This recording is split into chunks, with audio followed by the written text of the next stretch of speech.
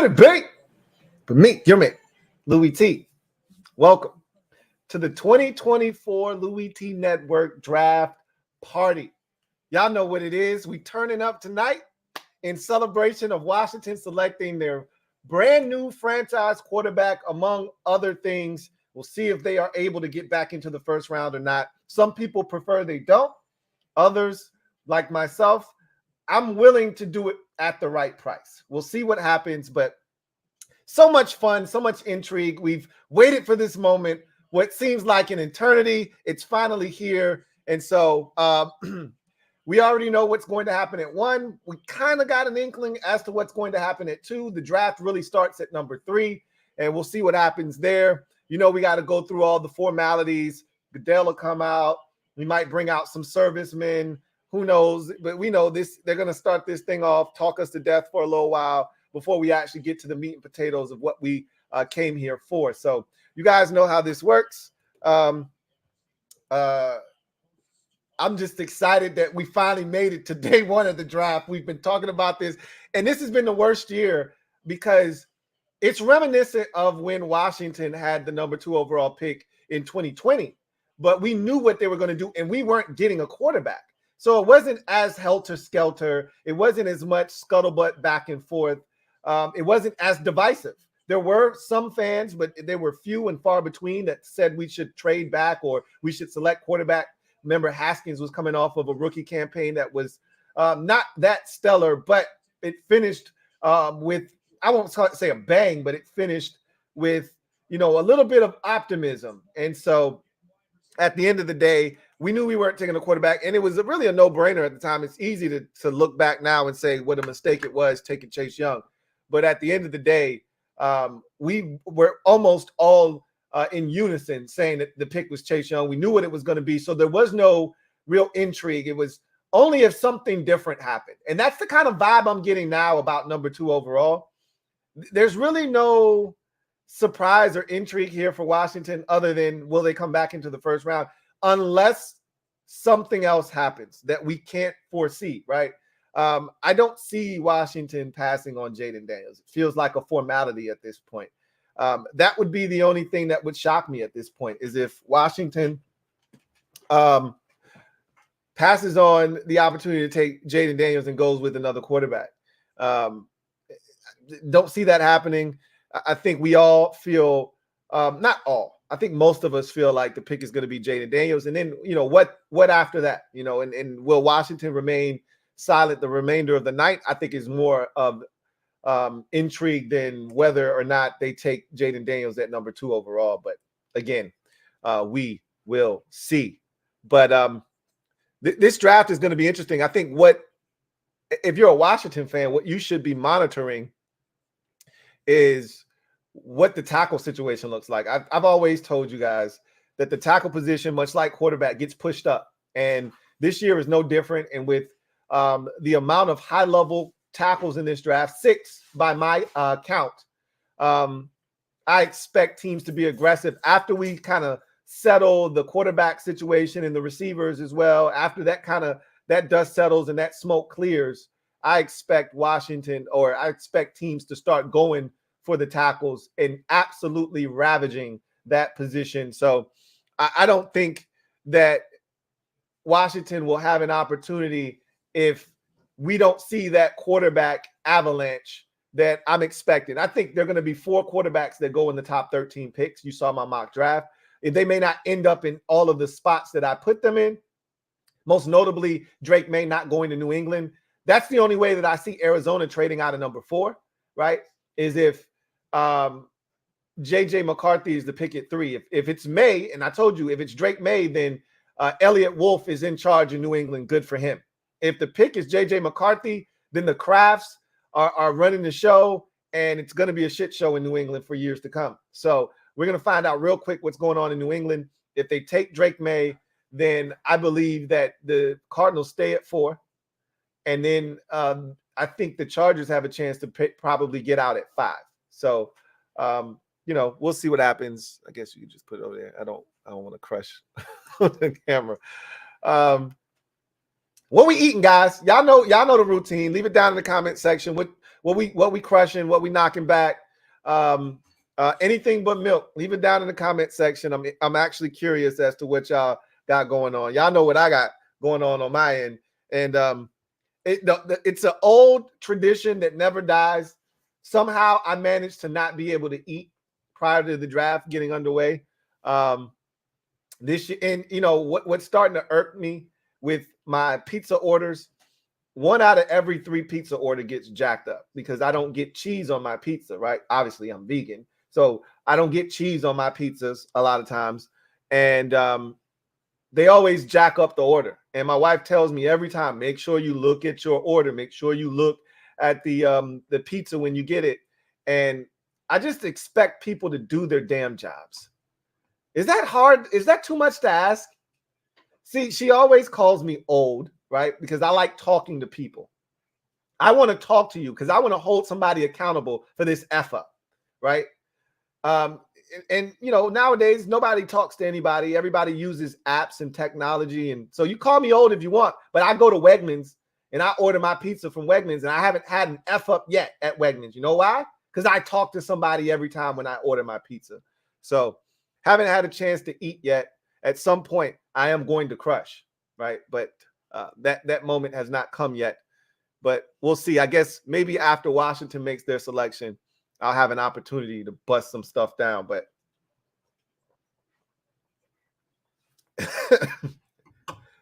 not Lou is a Karen. Wait a minute, time out.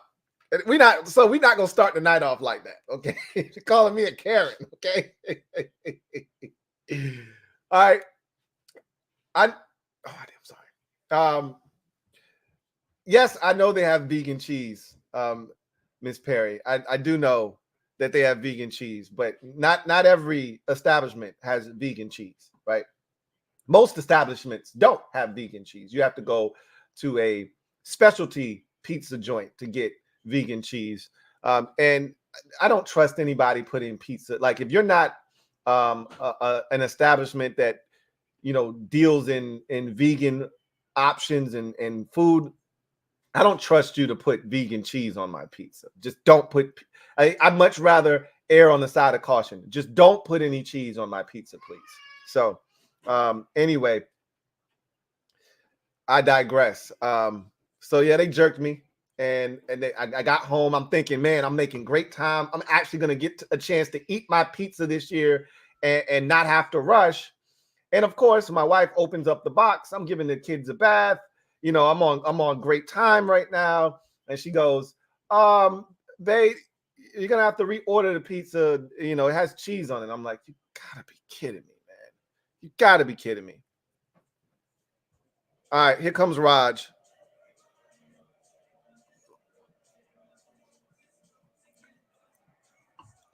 Oh, he made sure he brought Eminem with him so that he don't get booed. That's a good way to do it. All of a sudden, now that the Lions are nice, Eminem is the biggest Lions fan. Now, I'm not going to try to call him a front runner because I remember him being at Lions games when they were ass. But now that they're good, you're going to see Eminem everywhere. And especially with the draft being in Detroit this year, he's going to be front and center. So did he just say Big D? Good old Raj.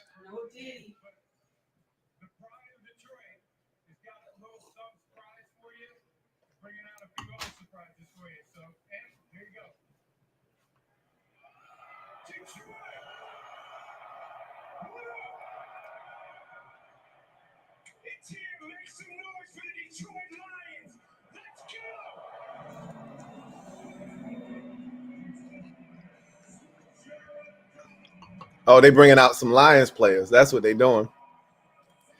Amon-Ra with that fresh contract, boy. Looking like new money. Smelling like new money. I bet. All right. Heavens to Megatron. Barry Sanders. You got to bring out Barry. Yes, sir. Got to bring out Barry if you in Detroit.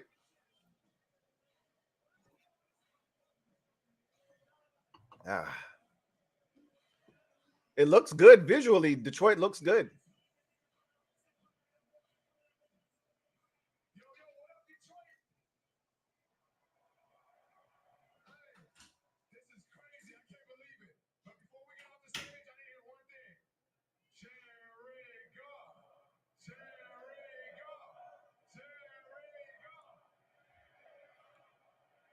Look at Jared getting some love. Look at Jared getting some love.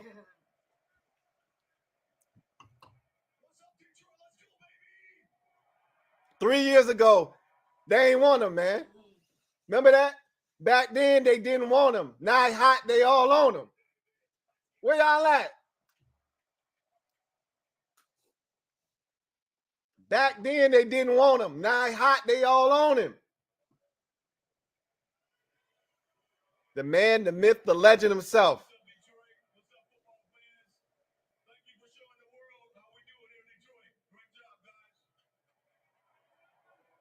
Bradley said, bro, I'm nervous like I'm going to prison. What you nervous for? You already know what the pick is going to be.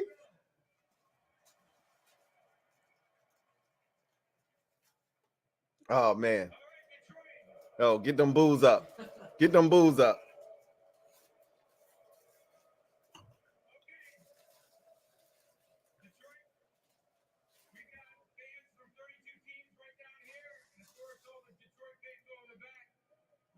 Big Money Sonny. Where your boy at? Where Luck at?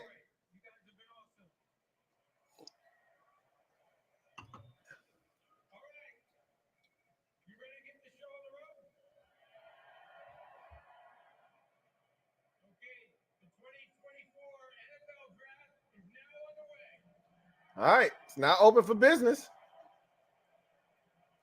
The Chicago Bears are on the clock.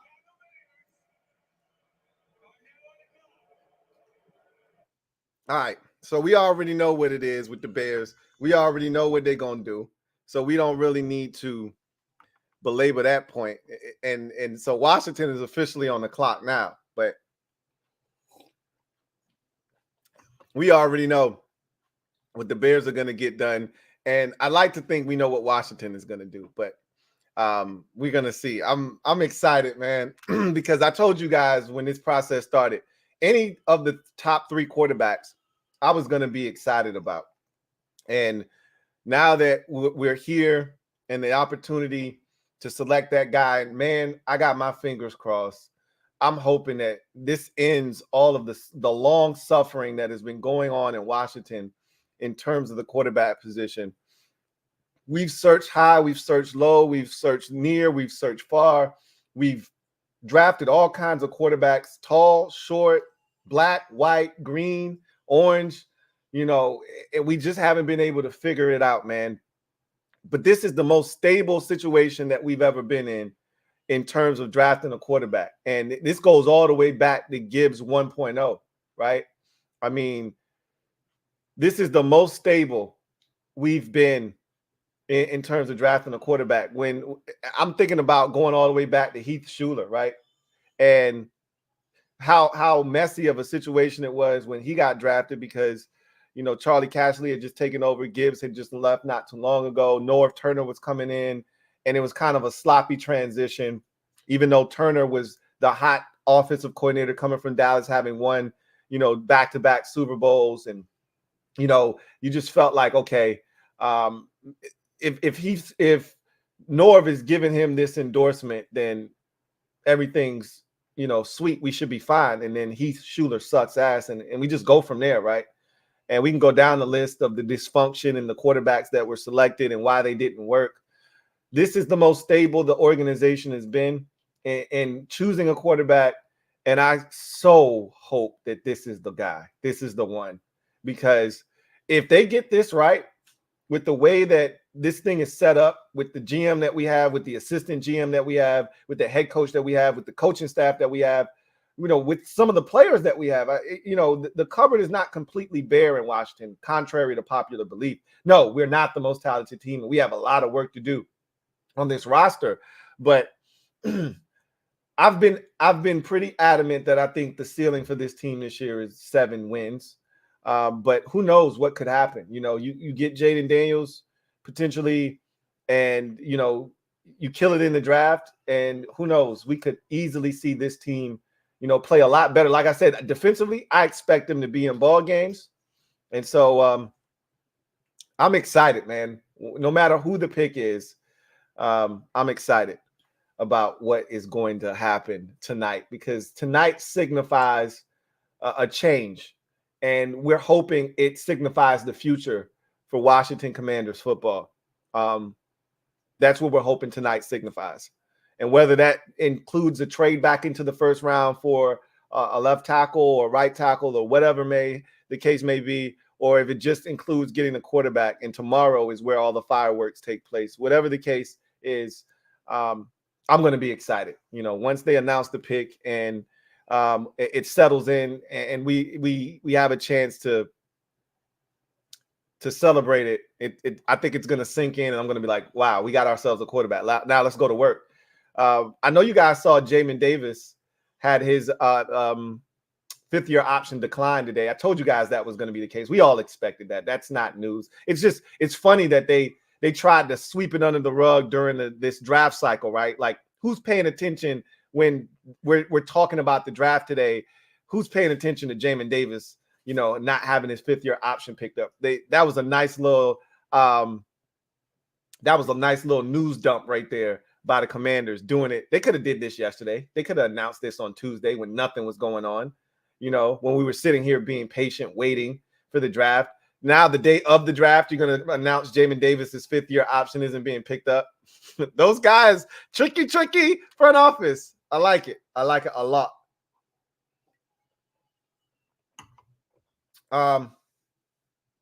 Let's get to the comment section, man. See what y'all talking about. Get to some of these. Jensen, hey, stand up. You are the newest member of the MOBB. Jensen, welcome to the squad mob. Y'all know what to do. Welcome Jensen with open arms. Jensen, hey, welcome to the squad. Glad to have you. Mike Lake, been a member for 23 months. You're on the eve of becoming a made man in the mob. That 2-year mark. You're almost there. Mike Lake writes, what up, Lou? What's up, Mike?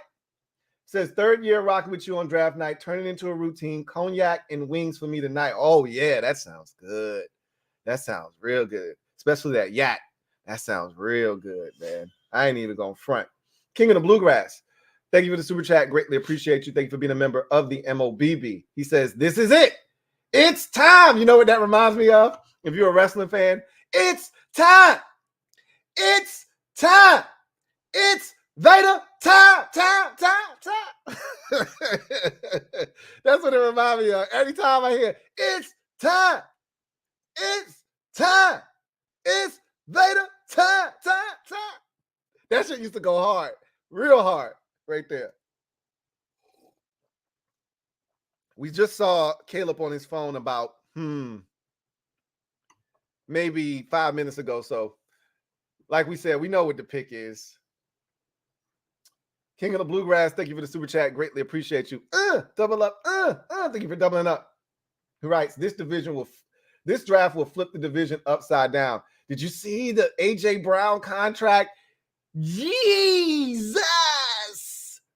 3 years, $96 million. What? $32 million a year? I mean, AJ's that dude and all, but damn. 84 guaranteed. The damn contract is almost fully guaranteed. I thought we were about to find out that he got traded, because I thought that was a realistic possibility. Thank you. But to hear he got this massive extension, wowzers. That's crazy to me.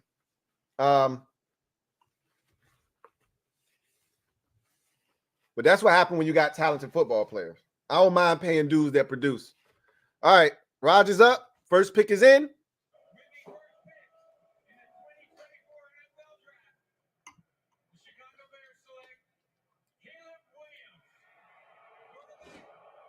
All right, so no surprises there, and I don't expect any surprises really for the first two picks, right? Caleb Williams 1, Jaden Daniels 2. And I don't think Jaden is at the draft. As a matter of fact, I know is that him right there? Was that him in the blue suit? I might be tripping. I thought I saw him take a picture with a bunch of B-dubs, like he was sitting down about to have a draft party. I could be wrong, and he could be right here at the draft. That looked like Caleb Williams that just dapped up. That looked like Jaden Daniels that dapped up Caleb. Is somebody let me know?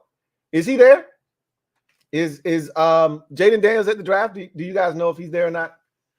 Kind of feel like he's back at home watching this thing rather than being in person, but that looked like him. Okay, yeah, I thought that was him in the blue suit that just dapped up Caleb. I said, damn, that looked like him, but I wasn't sure. I hope this is the draft that flips the division upside down, and we start to assert dominance. I'm tired of losing the teams in the division. I'm tired of being the doormat and the floor mat of the NFC East. I'm sick of this shit, and I'm ready for things to change. And I know it's not going to change overnight, and I'm not naive. I know how this process works, but I'm ready to start making some noise. And even if that doesn't mean we win 8, 9, 10 games this year, at least if we win 6 or 7 games, at least 2 of them be against, the division. And let's 3 of them, shit, to hell with it. But let's let 3 of them be against the division.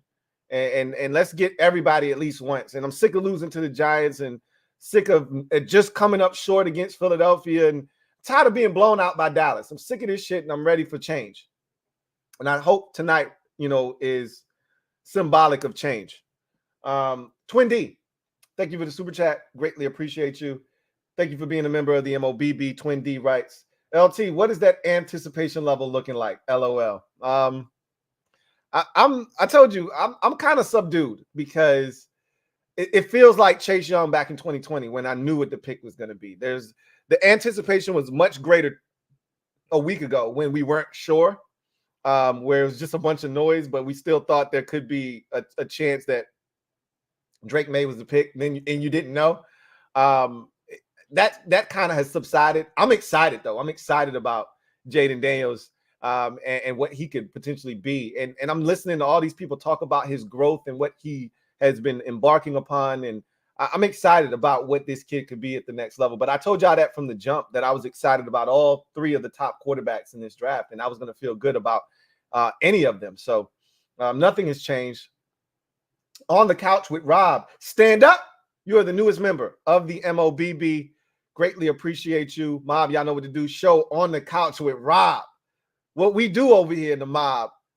Rob, welcome to the mob. Glad to have you on board. Jason Rogers, Uncle Jay. Salud. Thank you for the super chat. Greatly appreciate you.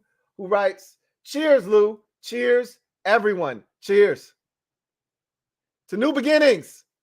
Cheers.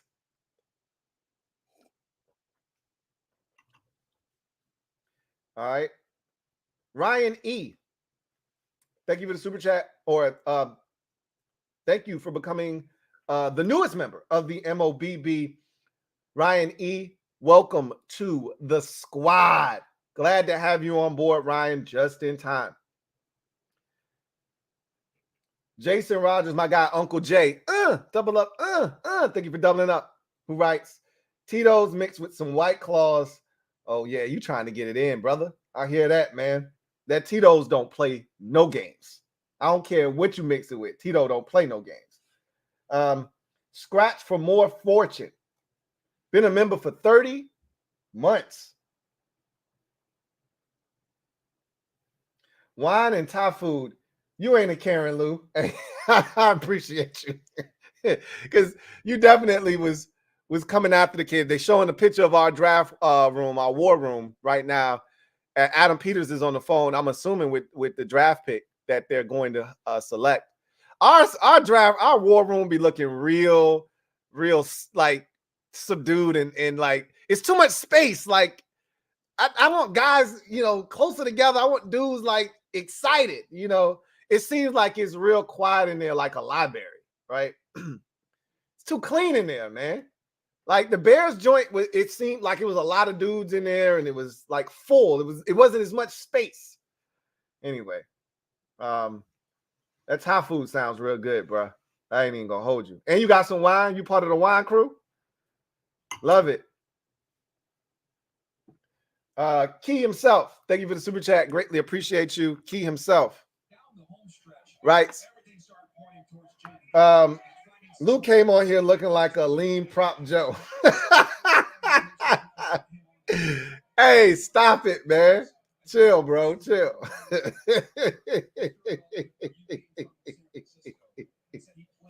Hey, go ahead. On the couch with Rob. Once again, welcome to the mob on the couch with Rob. Trevor Patch. Thank you for the pick is in, guys.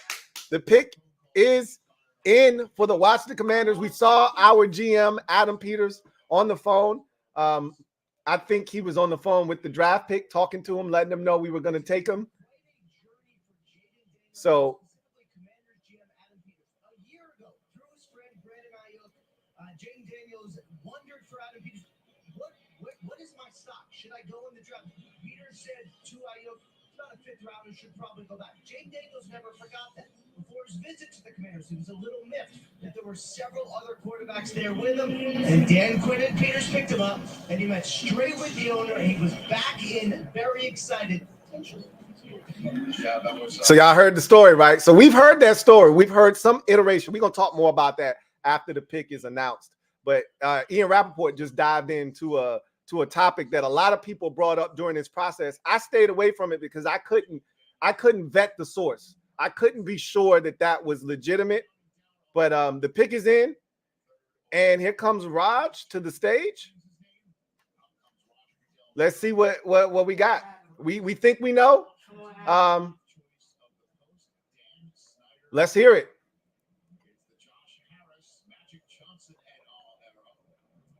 Let me turn this joint up.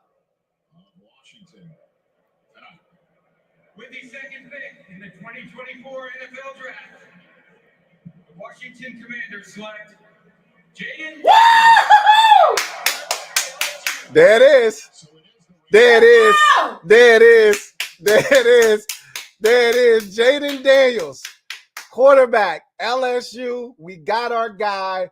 Jaden Daniels is going to be the savior of this franchise. It's a lot of weight, man. It's a heavy load that he's going to have to carry. But this guy's shoulders are broad, man. You know, they make a lot about his size and lack thereof, this, that, and the third. But, you know, one of the things that I've always admired about Jaden Daniels is you can talk all you want about his size. He never got hurt in college football. Knock on wood.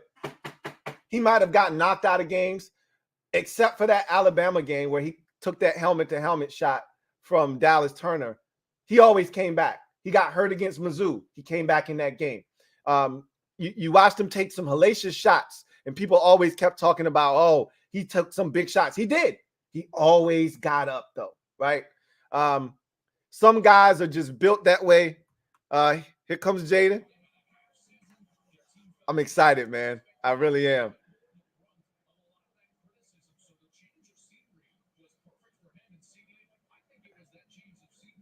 Is Tressway coming up off that 5?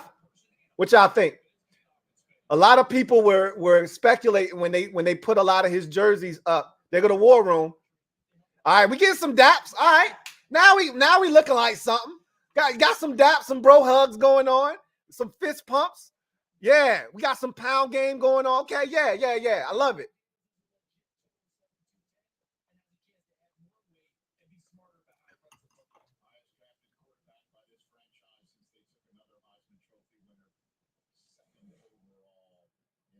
Let me ask y'all this. Hold on, let me hear from Jaden. Let me hear from Jaden. Jaden, just last week, the Commanders invited 4 quarterback prospects to Washington. When you left that meeting, how confident were you that you'd be their pick? I was pretty confident. I tried to play some games, but I was pretty confident for sure. On the red carpet just a little while ago, you described your journey to me as a roller coaster. From Arizona State to a Heisman-winning campaign at LSU, what do you want your future to look like? Because this ride's not over when you get to Washington. Man, not at all, man. I'm here to get to work.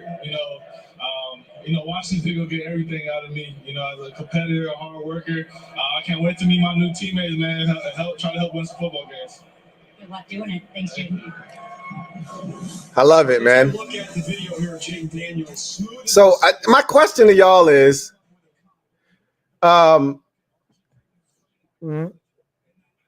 Robert Griffin III, when he was coming out, or Jaden Daniels, who's the better prospect in your eyes?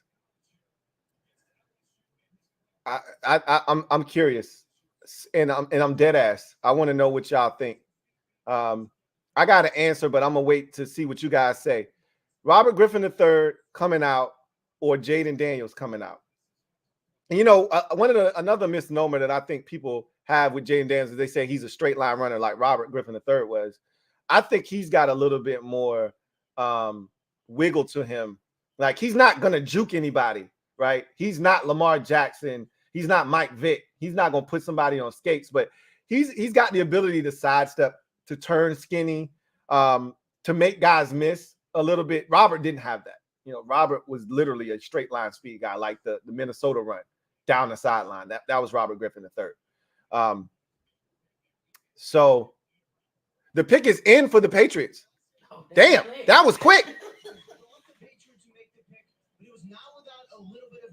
My understanding is the Vikings and Giants made one last-ditch effort to the Patriots to try to get them off the number 3 overall pick. In the end, the Patriots opt likely for their franchise quarterback rather than if. Damn, that was quick. This feel like Drake Maiden. It surprised you that 5 minutes in, they like, nah, we good. We already know who we taking. The Patriots, they're being smart, and the reason why Drake May makes a ton of sense for them, I already told you, I think he's got the highest upside of any quarterback. That includes Caleb Williams in the draft. But you got Jacoby Brissett. Jacoby can start for you if he's not ready. And that's the consensus, is he's not ready. Well, you got a guy that is capable of starting and giving you a chance to win ball games depending on how good your defense is. At the end of the day, that's a good spot for Drake May. And I didn't want him in the division. I didn't want the Giants to get their hands on him. If the Giants got JJ McCarthy, great. You just got Daniel Jones 2.0, Alex Smith 2.0. Knock yourself out. I'm not afraid. I'm not scaried. But I didn't want him to fall into the wrong hands in case he does develop and turn into what I think he could be. So I'm hoping that this pick is in fact Drake May. And with the quickness that they made it, here comes Raj to announce the pick. With the quickness that they made this pick, I'm assuming it is him, Drake May. We're about to hear who the latest New England Patriot is. With the 3rd pick in the 2024 NFL Draft, the New England Patriots select Drake May. There it is. There it is. Love it. Love it for the Patriots, man. I'm not a Patriots fan. I'm glad that they playing like shit right now and they down in the dumps. I love it. But this is a good spot for Drake, man. It really is, because he doesn't have to rush. If he would have gone to Minnesota, if he would have gone to New York with the Giants, he would have been able to sit with the Giants too. So it would have been a good spot for him. But Minnesota, he would have had to play right away. And even though they had Sam Darnold, so I take that back. He probably wouldn't have had to play right away there either.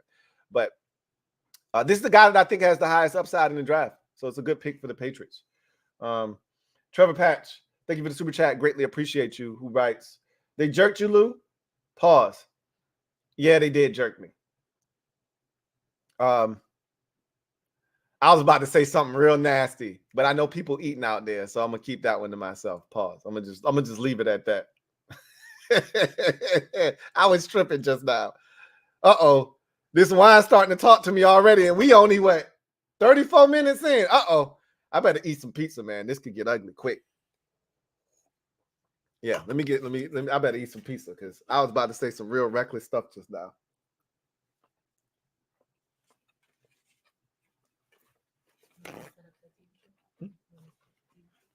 Mm-hmm. You don't have to. Thank you.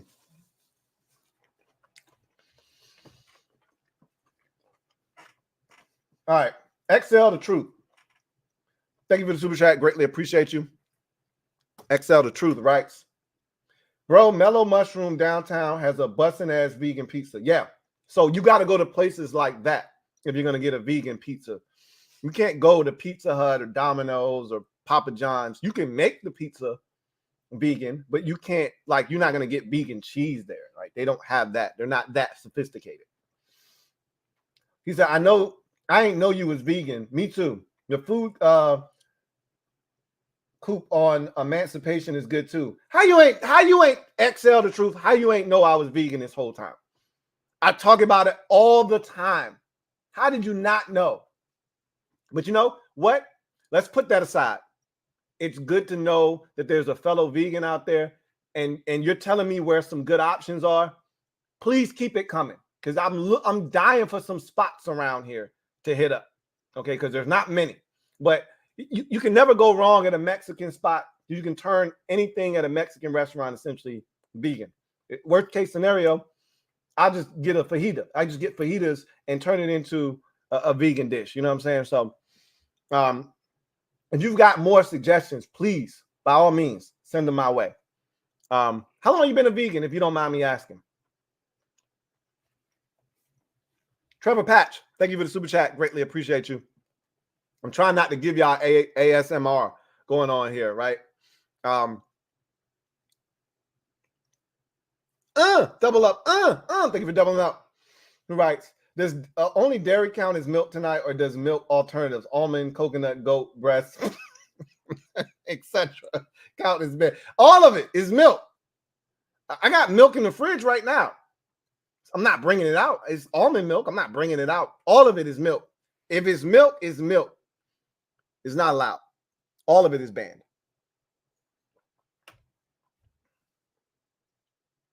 Barrett Downing, thank you for the super chat. Greatly appreciate you. Thank you for being a member of the MOBB. Barrett Downing, my guy BD writes, this will be like Xmas compared to the past and getting socks from Uncle Ron every year. You ain't never lie, man. I'm so excited about this pick of Jaden Daniels, man. It feels like the beginning of something young, fresh, and new. Forever, Terry's been begging for a quarterback that he could grow and build with, right? I wanted this so badly for him because I wanted it before he was no longer in his prime. There's still prime years of Terry McLaurin left. And now he can get to work right away on building a chemistry with this kid. Jahan Dotson, same thing. Get to work building a chemistry with him. And now you don't have to worry about Terry, having to adjust to this quarterback or that quarterback or this backup or that backup. He's got a guy now, right? And this is the guy for the foreseeable future. And I'm so happy that we got a guy now that we can look at everybody else in the division, look them square in the eyes and say, hey, we about to do y'all, period. Like, it ain't nothing worse than having to defend a mobile quarterback.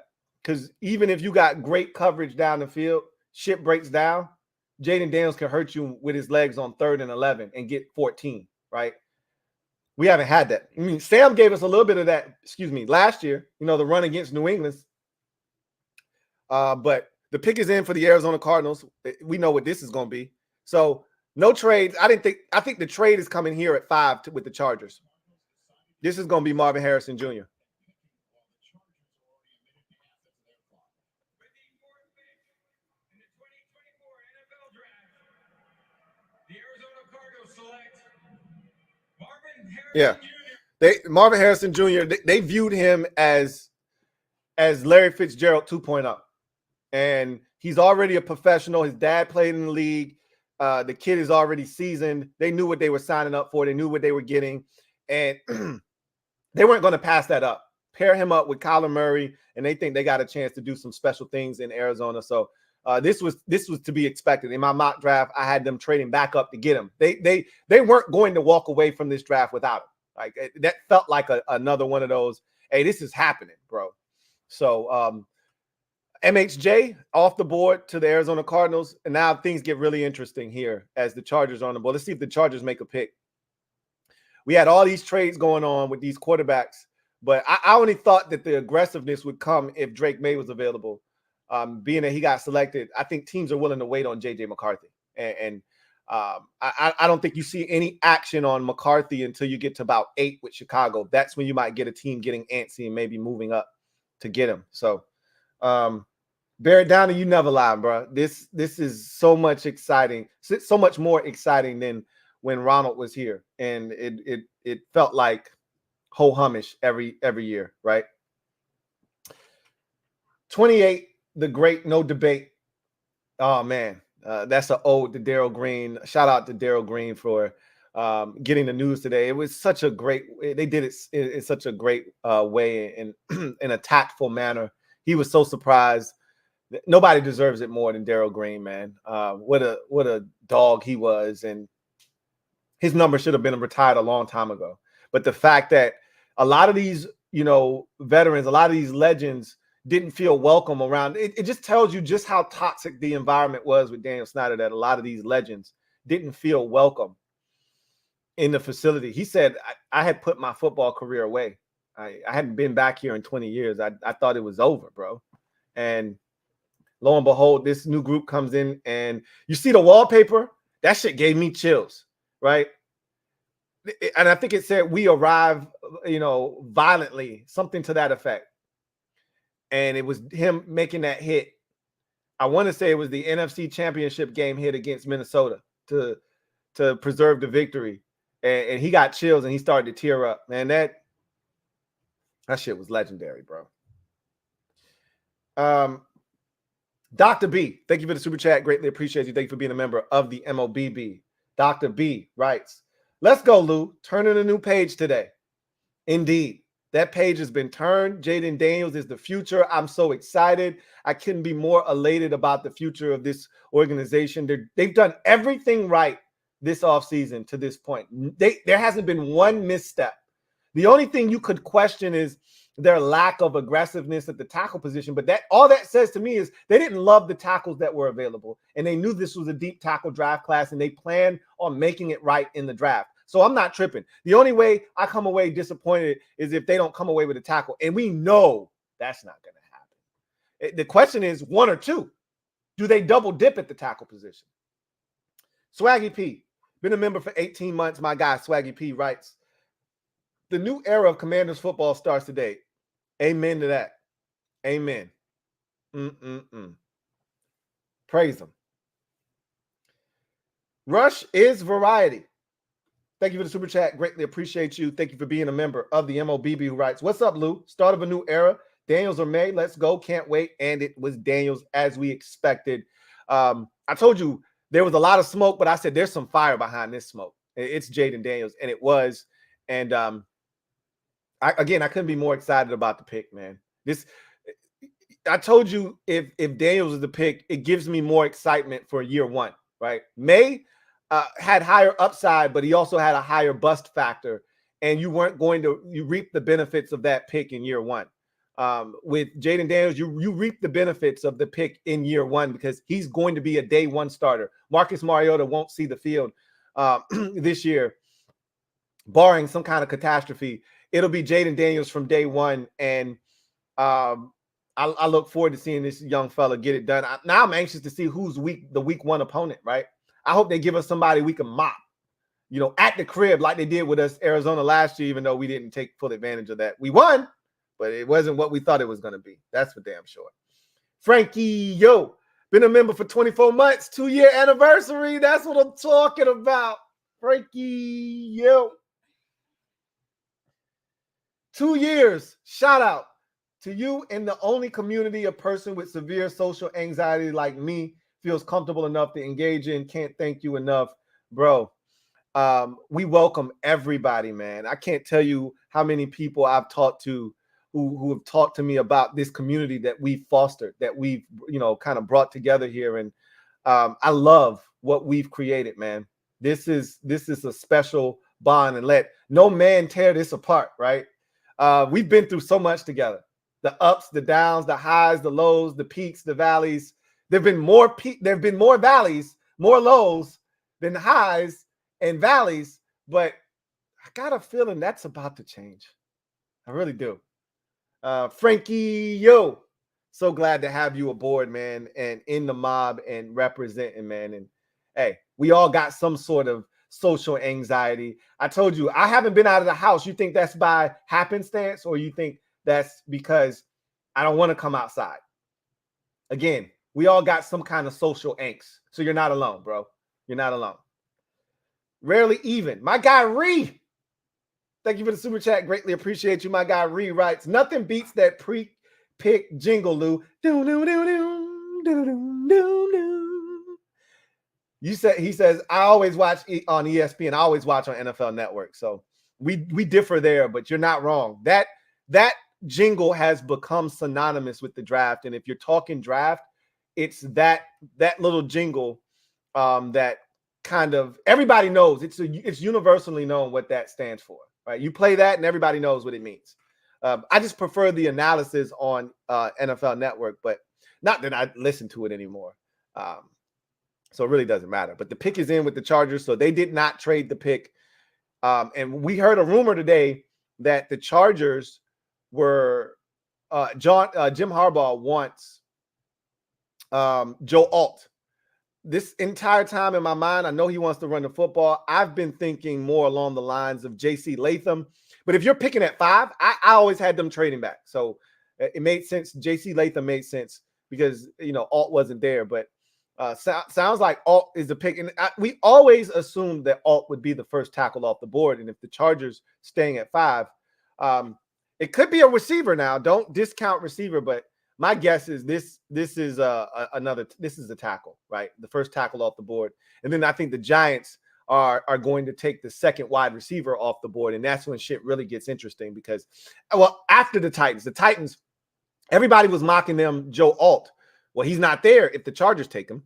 So then what the Titans do? I assume they go to the next best tackle in their mind's eye and make that the selection. That's my guess.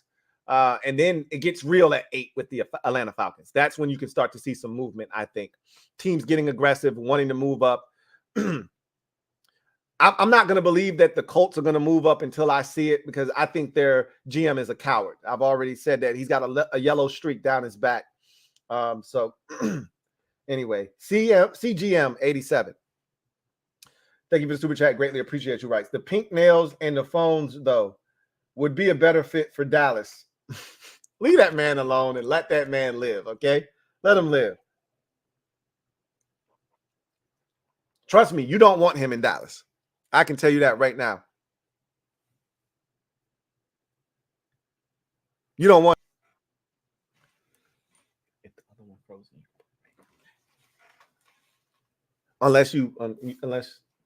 Until you about to. All right, Chargers pick. I'm gonna go with Joe Alt. With the fifth pick in the 2024 NFL Draft, the Los Angeles Chargers select Joe Alt. There it is. Tackle, Notre Dame. Joe Alt is the pick. We heard the rumors today that that's who they wanted, and if they didn't trade out, that's what they were going to do, and they stuck true to their word. And so Joe Alt is the selection for the Los Angeles Chargers. We're now at pick number 6 in the draft. Thank you, ma'am. Duncan Wright, thank you for the super chat. Greatly appreciate you. Thank you for being a member of the MOBB. Duncan writes, I'm watching you and Philly 500 simultaneously. Be cool.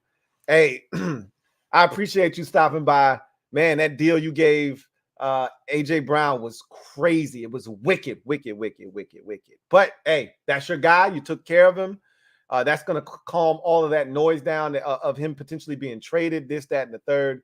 So good for y'all. And I heard that the Eagles, and I had them trading up in my mock draft, they're desperate to get up in the draft. A lot of people assume it's for corner, but some people think it could be for a receiver. I don't think so now. Some people thought receiver. Some people think it could be for a tackle. I still think it's for a corner, and I still think it's with Denver when it's all said and done. But we'll see what happens. That's one of the ones where I'm banking on I'm going to be right, because if Denver wants Bo Nix, they don't want to take him at 12. Eagles are desperately trying to move up. If their guy is still there at 12, I think that's going to make a lot of sense for both teams involved. J-Mart, been a member for 29 months. J-Mart, holding the kid down. He said, it's time to make that change. Cheers, LT. Cheers. Cheers, everyone. The Black Al B. Thank you for the super chat. Greatly appreciate you. The Black Al B writes, Lou, you threw that pizza on the roof like Walter White, LOL. Hey, look, man. Let me live. Let me live. Let me live. Black Eye me. Stall him out, Devo. Stall him out. Dre Hill. Been a member for 5 months. Appreciate you, Rights. New era, my dog. Let's roll. You almost got me to say it. I'm not going to say it. Giants have made their pick. They're in there high-fiving and shaking hands. So that pick is already in. They're on the phone now talking to him. The GM in New York, Joe Shane, is on the phone right now with what I presume is going to be Malik Nabers. So I think the Giants are going to take the receiver, and then I think they're going to try to get the quarterback later on in the draft, and I think that quarterback is going to ultimately be Spencer Rattler. The Giants did try to trade up to number 3 to take Drake May. The phones have been quiet, though, at 4 and 5. So did the Giants bluff, and then go with the receiver, potentially Malik Nabers? Or did they just stick and take JJ McCarthy, potentially their franchise quarterback? If they go receiver, then you wonder, do the Vikings just stick at 11? Or does another team who did the homework, maybe the Broncos, slide up just a little bit to come get JJ McCarthy? We know the Broncos are interested. Peyton Manning already came out and said that the Broncos are interested in JJ McCarthy, and he would fit in Sean Payton's offense. So similar to Bo Nix, I think he's a much better version of Bo Nix. So I know the Broncos would be interested in coming up if something doesn't happen. And Ian Rappaport just made a great point. Did the Giants bluff like they wanted to come up just in order to ensure that JJ McCarthy was there at 6 so they could take him? We'll see. We'll see. CMG 87. Double up. Thank you for doubling up. CMG 87 writes, I think Jaden has the most upside and highest ceiling of the quarterbacks. I'm concerned about O-line, but I think we will address it and don't have a clown car coaching staff. Exactly. I disagree with you on the upside. That's we're arguing and debating over apples and oranges, potato, bologna. It's all the same. You know, it's a minute difference. At the end of the day, he's here in Washington, so, you know, I'm going to ride for him at this point. Giants pick is in. I still think it's a receiver. See if we get a curveball. In the 2024 NFL Draft, the New York Giants select Malik Nabers. Yeah, that's it. That's it. Malik Nabers is the pick. I mean, they would have had to been foolish to not take him. We really got to get a real corner now. With A.J. Brown, Malik Nabers, and CeeDee Lamb in the division, Emmanuel Forbes has to pan out or we are in some serious trouble. Or as a wise man once said, or a woman, excuse me, we're in some deep doo-doo. Because now the division just got real. I know they don't have necessarily have a quarterback to give them the ball. Man, we were getting cooked by Jalen Hyatt last year. So it don't matter. Malik Nabers is that dude. And now he's in the division. So we got to step up our cornerback game because shit just got real. We're going to address O-line. Don't you worry, CGM. We're going to address the O-line. Barrett Downing, been a member for 31 months. My guy, BD. Says, let's go. I'm hyped, Lou. I am too, man. We got our guy. We ready to rock and roll. Now let's move, man. Let's move. Rush is variety. There we go. Double up. There we go. Jaden Daniels was the pick. We on the board. We moving. We moving and we grooving, and y'all know what it is. Giants are all high-fiving and hugging and all kinds of good vibes in that war room. They're excited. You see how tight-knit their war room is and how they look like they're close together? They don't look like they practicing social distancing and it's COVID. Like they're close together, right? That's what a war room I feel like is supposed to look like. But hear me over here nitpicking about the war room distance. Damn, Malik Nabers, whoever that was, his edge up was tight. On some Steve Harvey should make me wonder if that's a unit, right? That man unit right there. Yeah, after Cat Williams exposed Steve Harvey, every time I see somebody edge up that tight, is that shit legit? I mean, everybody don't have a receding hairline like me, so you'll never find a hairline like mine. Darnell Kelly, thank you for being a member for 31 months. JD5, we effing lit. Every day we lit, baby. Every day we lit. We got him. We got him.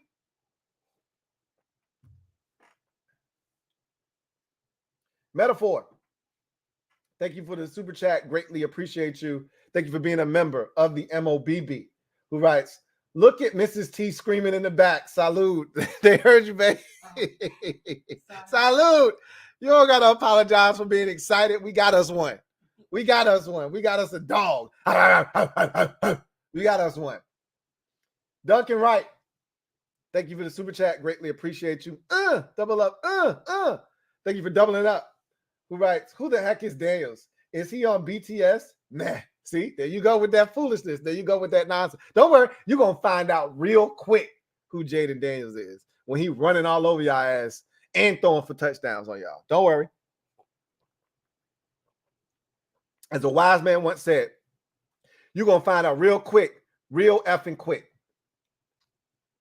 Video channel. Thank you for the super chat. Greatly appreciate you.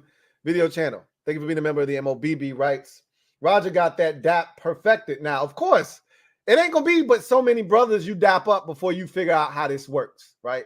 They said he had back surgery, so they can't pick him up this year. So, hey, come with that hard dap. Bow. Get that double bow. Two-hand fist to the back. Keep it pushing, right? He might have told him in the war room, like, hey, look, y'all take it easy on the kid's back now. Had back surgery. So just give me the dap, come in for the bro hug, and we good, right? Trevor Patch, thank you for the super chat. Greatly appreciate you. My guy, Trev. Double up. Thank you for doubling up. Tennessee Titans pick is in at number 7. I'm assuming it's the next best tackle on the board for them. For me, it's Talisa Fuaga. But it could be JC Latham. They need a left tackle. They don't need a right tackle. So it could be Troy Fautanu. Could be Olu Fashanu. It could be anybody. We'll see what they decide to do. JD is better than RG3 from just the play experience and passing. Only thing that concerns me is TH like pop gun arm. RG3 had a cannon like Milton. I think you hit it right on the head. I think if we're looking at the body of work, Robert Griffin III was exciting, but he also had an ACL tear in college. I don't think he was I hate Baylor's offense and offenses like that. Jaden Daniels played in a more, offense that can transition to the NFL a lot better in Brian Kelly's scheme. And I also feel like he can do a little bit more as a runner. And I think he processes better than Robert Griffin III did coming out of college.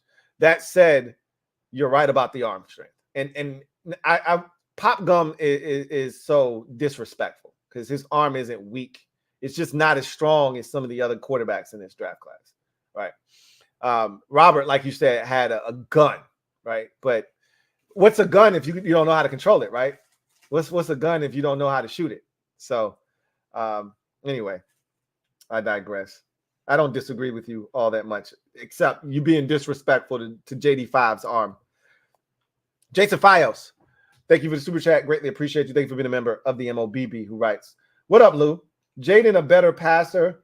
Jader a better passer draft day. I think he's a better passer of the football too. I think he can read the field a little bit better. I think he is the better quarterback coming out. I think I was probably more excited for Robert coming out because I had never seen anything like that in Washington before. So I was excited about the prospects of what he could be. But now that I've seen Robert, he kind of set the bar kind of high in that rookie season that he had.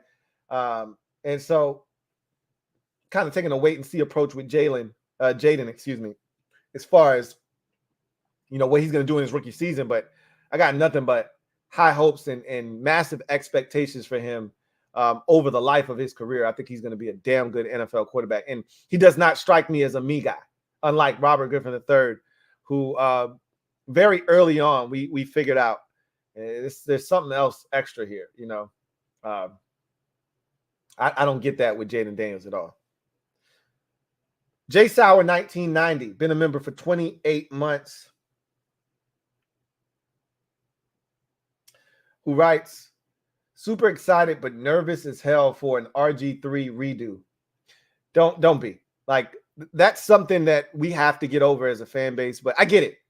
It's the PTSD that we suffer from, and we've had so many traumatic experiences that every situation, we've dealt with it in some way, shape, or form before, and it never has gone well for us. So it doesn't matter what you say or what you do. We can relate to that and say, hey, man, I got PTSD from that. It doesn't matter what it is. We've dealt with so much shit that every experience that an NFL fan can go through from a negative standpoint on the spectrum from it ain't that serious to, damn, it's a dumpster fire, we've gone through it. So I get it. I understand. Titans pick is in. Goodell's walking to the stage. I'm going to say that this is Troy Fautanu. With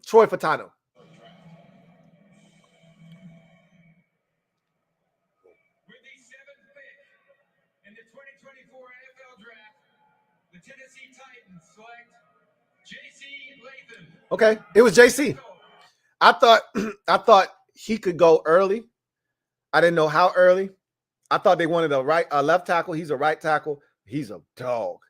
I should have known, because if they want to run the ball, you're not going to find a guy more ready to come in and maul NFL defenders.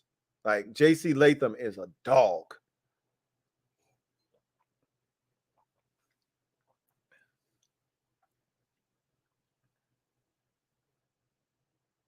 He's a man's man. He's a man, a real man's man. Johnny Boy, CT2. Been a member for 30 months. Johnny. Go, Johnny. Johnny, be good tonight. Lou, can't wait to see the #1 pick versus the #2 pick when we play the Bears. Did the Bears finish in last place in the NFC South? Or NFC North, excuse me. Let's see. I thought the Vikings finished in last. No, the Bears did finish in last. Yeah, because the Vikings almost made the playoffs. Yeah, I guess we will be playing those bastards this year. Well, I hate to do it to them, but we're going to have to overdo it to them, right? Got to do those boys. Is JC Latham, do he got grills in his mouth? I can't with him. He came in here ready. He knew the assignment and he came ready. Tops and bottoms. All right. He went and visited, and he told him no bear hugs, and he still picked his ass up and gave him a nice bear hug. I love it. See, I could tell that man had braces, because he don't know how to act now that his teeth straight. As a fellow, metalhead, I know what it's like to have braces and what it feels like to get them shits off. And as soon as he got them off, he probably went and got grills. He couldn't wait. He didn't know how to conduct himself. The Big Bad Wolf Beatty, thank you for the super chat. Greatly appreciate you. The Big Bad Wolf Beatty writes, we got our guy. Good. I didn't want to have John Wick and the whole front office. After John Wick, though, you was going to take him out? Not John Wick, the whole front office. God damn. Shit. They ain't kill your dog, did they? He said, I think RG3 just based off we didn't have to question his size and arm. But RG3 wasn't a big dude, though. Like, people lose sight. RG3 was like 212. Jaden Daniels is 210. We questioned his size. We didn't question his arm, though. Go look at Robert Griffin III's size coming out of Baylor. He was a twig, too. That's why his ass got broken up when he came to the NFL.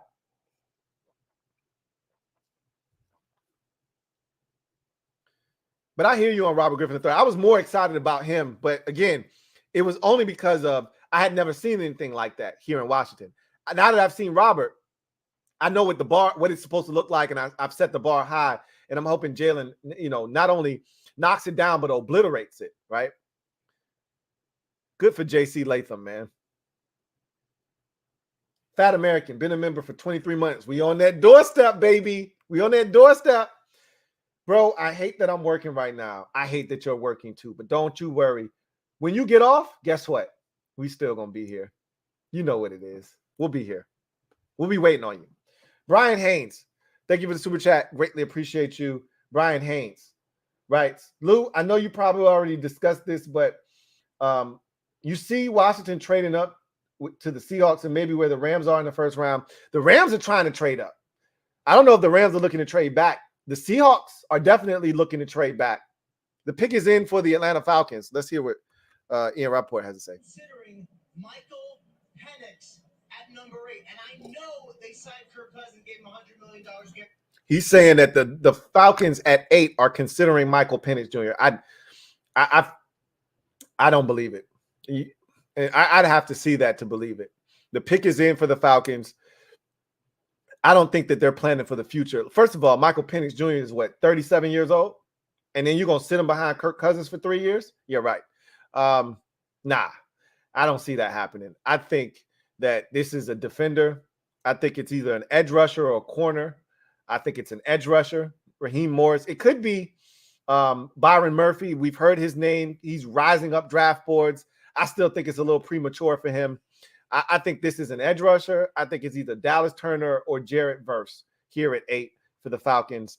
Wouldn't shock me if they went Quinyon Mitchell, but I'm going to go edge rusher.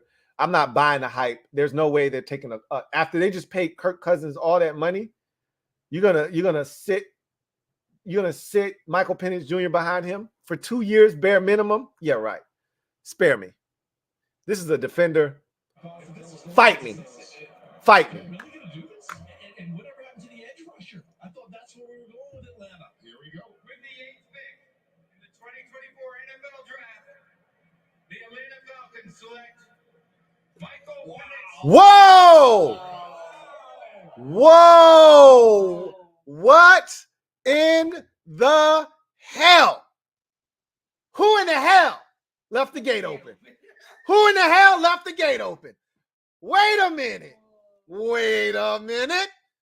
Wait a minute. So, all right. So let's try to make sense of this. You take the quarterback, right? What if Kirk Cousins blows up, tears it up in Atlanta? They go to the NFC Championship game this year. You could flip Michael Penix for a future first-round pick. You could flip him for, something down the road. But if Kirk Cousins comes back and he's not that guy, you could trade his ass. Now, it's a pretty lofty contract, but you could trade his ass and you could start Michael Penix. I'm just shocked. We all took them out of the quarterback market. This is the first curveball we've gotten in the draft. I said, fight me. Well, y'all just two-piece me. Bow, bow. Right? Wow. I am shocked. I am shocked. What in the hell just happened? Wow. Michael Penix Jr. to the Falcons. Wow. I like him too. I like him in that environment with those receivers and those skill guys, but it just seems odd because, we're talking about a guy that's probably like 23, 24 years old, who you would expect to play right away. He's not playing right away in Atlanta. And we don't know how long he's going to sit for, right? If Kirk Cousins comes back healthy from the Achilles tear and he plays really well, which is what they're expecting in Atlanta, I'm just at a loss. This draft, but it's more than just a throw. It's pass. The ability to pass the ball with leverage down the field. When you watch him, everything is always away from the defender. I'm at a loss. This is the first curveball of the draft. So what that tells me is that unless somebody trades in front of the Vikings at 11, they're going to sit there at 11. if you want JJ McCarthy, you're going to have to trade in front of them at 10 with the Jets, or else the Vikings are going to just sit at 11. Isn't that amazing? The Vikings traded up, picked up an extra first-round pick, and they're ultimately not going to have to. You know what? I'm still eyeballing that pick and saying that if one of those top 6 tackles are there, Minnesota is the team and the partner I'm looking to dance with. Pick is in for the Bears. Pick is in for the Bears at number 9. Wow. I'm still kind of like catching my breath from that Falcons selection at 8. Didn't see that coming at all. Brian, I could see Washington trading up. If anything, Seattle would be willing to move out, but that's too early for me. 16 is too early. You got to give up too much. You got to give up both your second-round picks to get to 16, and I'm not willing to do that. I already told you. I'm looking to the low to mid 20s, 22, 23. If Denver, if Philadelphia, 22 is not on the board, because if Philadelphia is there, they're going to make a selection and they're not going to trade with us. And I mean, they would if the deal was right, but they're looking to go up. And I think it's going to ultimately, I still think Denver's going to move back and let Philadelphia come up. And if Philadelphia moves up, Denver moves back. They're moving back so they can take Bo Nix. But, you know, what's crazy is what Minnesota's sitting there, JJ McCarthy. Again, what if Denver jumps in front of Minnesota? All they got to do is go up 2 picks. They got to just leapfrog. Like, this shit is crazy. This shit is really, like, the drama and suspense is building, because at 10, all Denver has to do is get to 10 to get in front of Minnesota to get JJ McCarthy. Pick is in. Here's the Bears pick, second pick. Rome Odunze. Rome Odunze. Yeah. That one was a no-brainer. Remember, you had Caleb Williams on the flight talking about he was such a Rome Odunze fan. Don't think that Caleb Williams doesn't have a little bit of pull in Chicago. You'd be fooling yourself. He talked about, and they took a picture together and he posted it and talked about how he was one of his biggest fans. And I told you guys, and I had the Bears getting Rome Odunze, because a lot of people had the Colts trading up to this pick. The Colts, I already told you their GM, he's a baby back bitch. Get him a couple of cheeseburgers from Cheeseburger Eddie in jail, right, in prison, because he's a bitch. He ain't trading up. He don't have the stones. He don't have the gall, right? This is a man that ran from drafting a quarterback for 5 years because he feared of picking the wrong guy and getting fired. So I knew Chris Ballard wasn't coming up. He could prove me wrong and trade up to 10 right here, but he's not, because the only team that I think has a chance to trade up here is Denver. But in any event, I got to pay some bills. So we're going to cut to this quick little promo, and we'll be back after we pay some bills, man. Wow, I'm still tripping off of the Falcons taking Michael Penix Jr. As I've gotten older, you know what doesn't hit the same? Baths. And some of you are out there saying, Louie Tee, speak for yourself. My baths hit exactly the same. And maybe that's true for you. But for me, it's been nothing here of late to be playing with the kids. And then I make a sudden move and I get a whiff. And I'm like, wait a minute, I know that ain't me. Yeah, it is you, buddy. And I'm like, wait a minute, I just took a bath not too long ago. And so it all makes sense now because of this right here, an ultimate game changer, MANDO. And what MANDO does, it's a full body deodorant that you can put anywhere on your body. And what it does is it balances your pH. Let me give you a quick analogy and a quick story. So in my past life, I was a grass seed vendor. And in that industry, people are always looking to grow grass. One of the things they never kind of take into consideration is, how's your soil? If you're growing moss in your yard, you're probably not going to be able to grow grass. Why? Because moss is a sign of low pH level. You need to raise it with lime. Same thing with your body. You want to smell good? You need to balance your pH. A lot of times when you take baths, you use soap and body wash, and those raise your pH level. MANDO is designed specifically to lower your pH, to balance it out so that you smell good longer after a bath. So what makes MANDO unique from any other deodorant? First of all, it's a whole body deodorant that's safe to use anywhere on your body. Pits, package, grundle, balls, feet, belly buttons, cracks, stomach folds, you name it, you can use Mando anywhere. Created by a doctor, the same doctor that created Lumi for women, which is a full body deodorant, also created a formula to control man funk. Enter in Mando into the equation. Whole body deodorant that's tough on odors, yet gentle enough to put everywhere because it's aluminum free, baking soda free, dye and cruelty free, and of course, my favorite, vegan. When you've been a vegan as long as I have, naturally, you're skeptical of everything. And Mando did a tremendous job of breaking down that barrier when they sent me their starter kit. And I call it the starting 5. They sent me a starter kit with 5 products in it. Let me introduce you to the lineup. Starting with this body wash, which I exclusively use now in the shower. This is my go-to. Fresh out of the shower after that body wash, I use this invisible cream. And when I tell you this is my jam, I put this stuff everywhere. When I say everywhere, I mean everywhere. Whole body deodorant. Primarily, I use this on my feet. Maybe a little weird. Don't judge me. Cleansing bar, not my thing. I'm not a bar soap guy, but to each its own. Don't knock it until you try it. Lastly, this one here, I think should be in every bathroom across America. If you don't have wipes in your bathroom, shame on you. Okay? These Mando wipes are the best wipes I've ever used. And I use a lot of wipes. So, take it from me, your man Louie Tee. This starter kit is what you need to stay smelling fresh on a daily basis.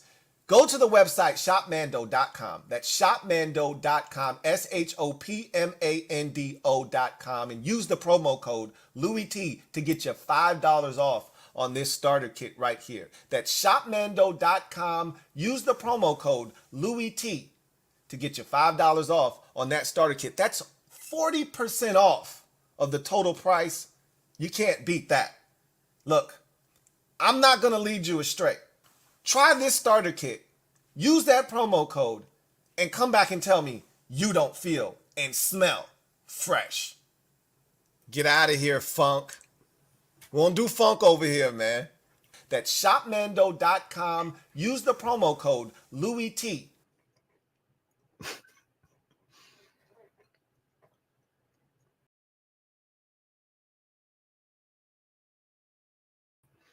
All right, so we back. We got a trade. Minnesota Vikings have come up. You know what happened, right? The Jets told them, either you come up or I'm selling the pick to Denver. Which is it going to be, right?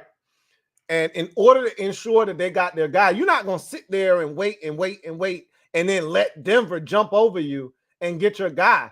So the Jets said, either you come up and get him or I'm going to give it to Denver. Which is it going to be? Because the Jets don't want to move back that far because they're taking Brock Bowers. So they don't want to move back too far and let somebody jump in front of them and get their guy. So they're like, I'll move back. I'll swap picks with you. So they moved back. They picked up a 4th and a 5th. The Vikings got a 6th, and they're going to get their guy, JJ McCarthy, here at number 10. So I thought that was an interesting dynamic. I knew somebody was trading up, right?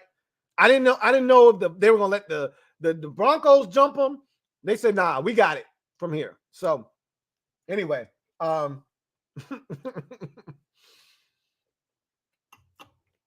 apologize. I had to bust down some pizza during that break right there. I needed that break in the worst way. I needed that bad. Get y'all some Mando. I'm telling y'all, some of y'all funky out there. Straight up. I ain't even met you yet. And I know you be stinking. Get you some Mando and stop playing. All right. So I'm going to tell y'all what the next 3 picks are going to be. Vikings taking JJ McCarthy. Jets taking Brock Bowers. And the Denver Broncos are trading back with the Philadelphia Eagles. That's the next 3 picks right there.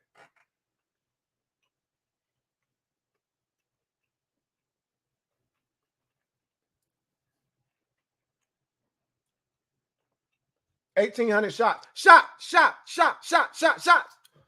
Right? Just if we're paid, first of all, been a member for 16 months, truly appreciate you. 1,800 shots, right? if we're just patient, JD will work out. Let's go. And you know, the thing is, that was more so if you were drafting Drake May, you needed to exhibit patience. There's no such thing as patience with quarterbacks anymore, which is unfortunate.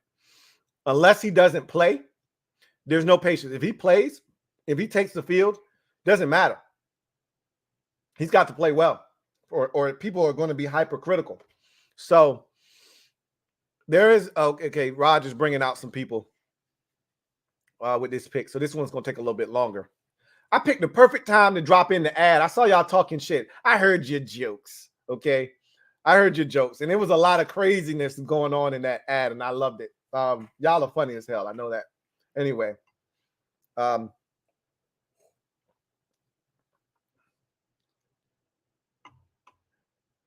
this is JJ McCarthy.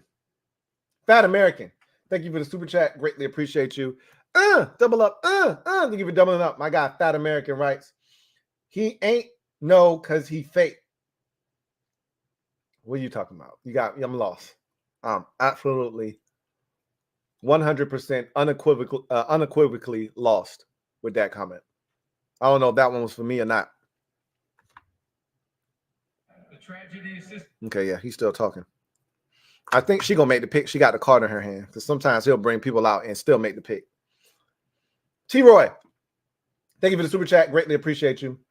T-Roy writes, I hope the Giants don't get JJ. And I know you were one of the ones that were high on JJ and thought that we were underestimating him. So she's about to make this pick. So let's see what she says. Oh, she's going to let her son make the pick. Or is that her daughter? In the 2024 NFL Draft, the Minnesota Vikings select JJ McCarthy. Oh, that was dope. All right, so we already knew what it was. JJ McCarthy is the pick. That's why you trade up. You're not moving up to get a receiver, a tight end, or a tackle. You're moving up to get a quarterback. And so they had to ensure they got their guy. And you know what? They replaced Kirk Cousins with Kirk Cousins.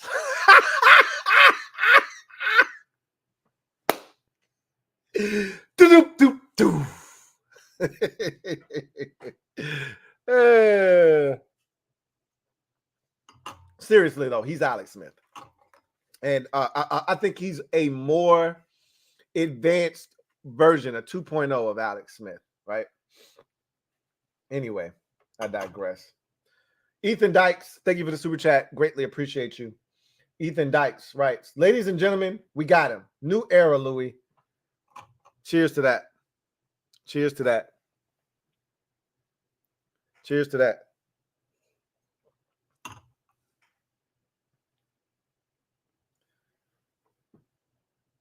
Duncan Wright. You're such a troll. I swear. Thank you for the super chat. Greatly appreciate you. Duncan Wright writes, Lou, you talk too much. At least play some music, man. You're such a troll. I swear. I love you, though, man. Julio Iglesias. Bailamos. Let the rhythm take you over. Bailamos. Te quiero, ama mío. Julio writes, what up, Lou? What's up, Julio?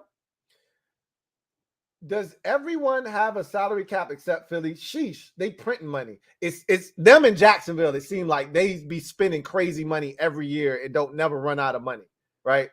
It's crazy how they do it. But if you got a good cap guy and you know how to finagle the cap, you can figure it out. You can make it work. And it seems like they make it work. But you know what they also do, and people don't give them credit. They let dudes walk, right? They let TJ Edwards walk. They let CJ Gardner-Johnson, who really they didn't let him walk. He just turned down the offer that they made to him. But they let Javon Hargrave walk. Like, they let dudes walk. You know, they pick their spots, but it just always seemed like, damn, where they get all this money from? But they're also smart about getting out in front of deals, right? It may seem like a lot of money now. 6 months from now, that A.J. Brown did, he might be the fourth highest paid receiver in the league. Like, they get out in front of shit too. Remember, they got out in front of the Carson Wentz deal. It backfired, but they were being smart. They didn't know he was going to absolutely collapse as a football player, but they got out in front of that thing and gave him new money early. That's what the Eagles do. That's why they are always in a position to strike. But I get what you're saying. Hell yeah. John Perez, my guy JP, thank you for the super chat. Greatly appreciate you. Thank you for being a member of the MOBB, who writes, we got Daniels. Hell yeah. The QB search is finally over. Celebrate! You damn right.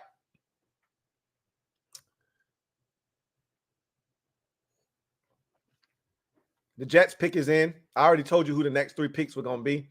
I told you McCarthy. Then I told you it's going to be Brock Bowers with the Jets. And then I think the Broncos are trading out of 12 to the Philadelphia Eagles, who will come up and select a corner. So that's where we at right now.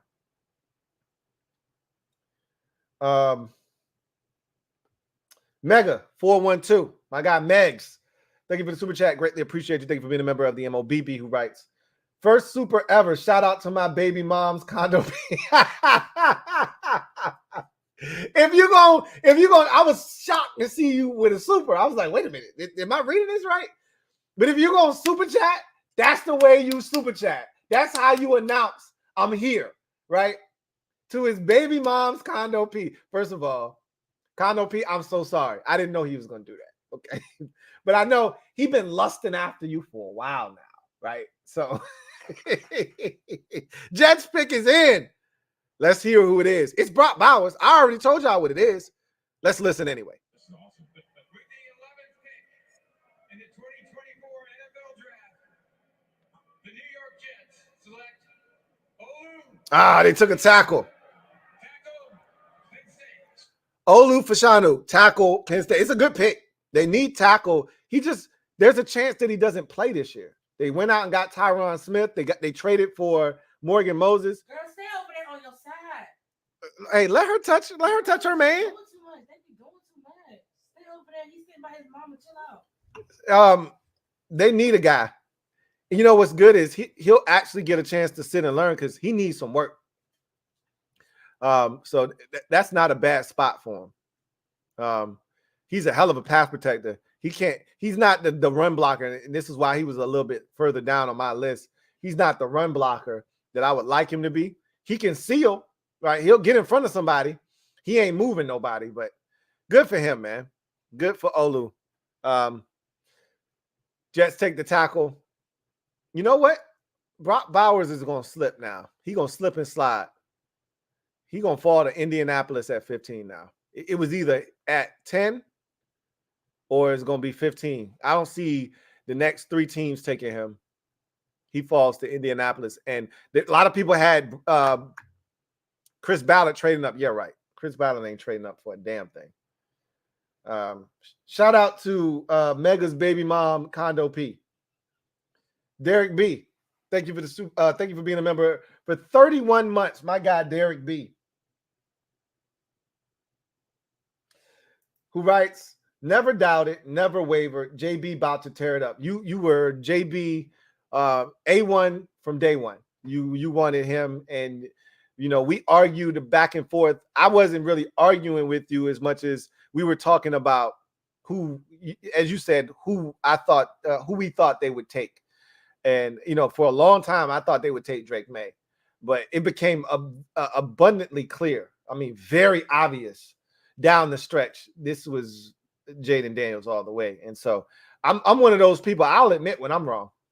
I'm not gonna stick with being wrong for the sake of being wrong and trying to prove a point.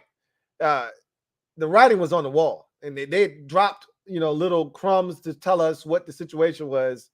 And I'm looking forward to it, man. Looking forward to it.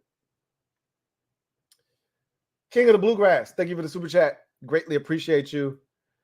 King of the Bluegrass. Double up. Thank you for doubling up. Who writes, no one is hearing me, but we just got QB1 in this draft. Watch what happens. That's an interesting take. A lot of people ain't hearing you, including me. I don't know if we got QB1. Let's hope that, much like last year, the second overall pick and the second quarterback taken turns out to be the best quarterback taken in that year's draft class. Let's hope that history repeats itself from last year. Can't be certain of that. The Broncos pick is in, so they did not trade out of the pick. So your boy has been striking out left and right tonight. So the Broncos are going to make a selection. So this feels like a corner, right? This feels like a spot where the first corner could come off the board. You know what it also feels like? A spot where the first edge rusher could come off the board. It's going to be one of those two positions. I'm going to stick with corner because I feel like they got some young guys that have played well at edge rusher that they may continue to look to develop. They need help at cornerback. So I could see them going corner here, and I think that's going to be the pick. Or do they get spooked? Do they get scared and take Bo Nix here? I doubt it. They got to be smarter than that, right? King of the Bluegrass says, watch what happens. We watching. Trust me. We locked in. CGM87. Thank you for the super chat. Greatly appreciate you. Who writes? It was Daniels since Quinn told the junkies JD was a game changer. I talked about that on the show. I said, when does a head coach say that? And I told you, the coaching staff, and I told y'all this 2 months ago, the coaching staff wanted Jaden Daniels. I just didn't know if they were going to win out. But they wanted Jaden Daniels.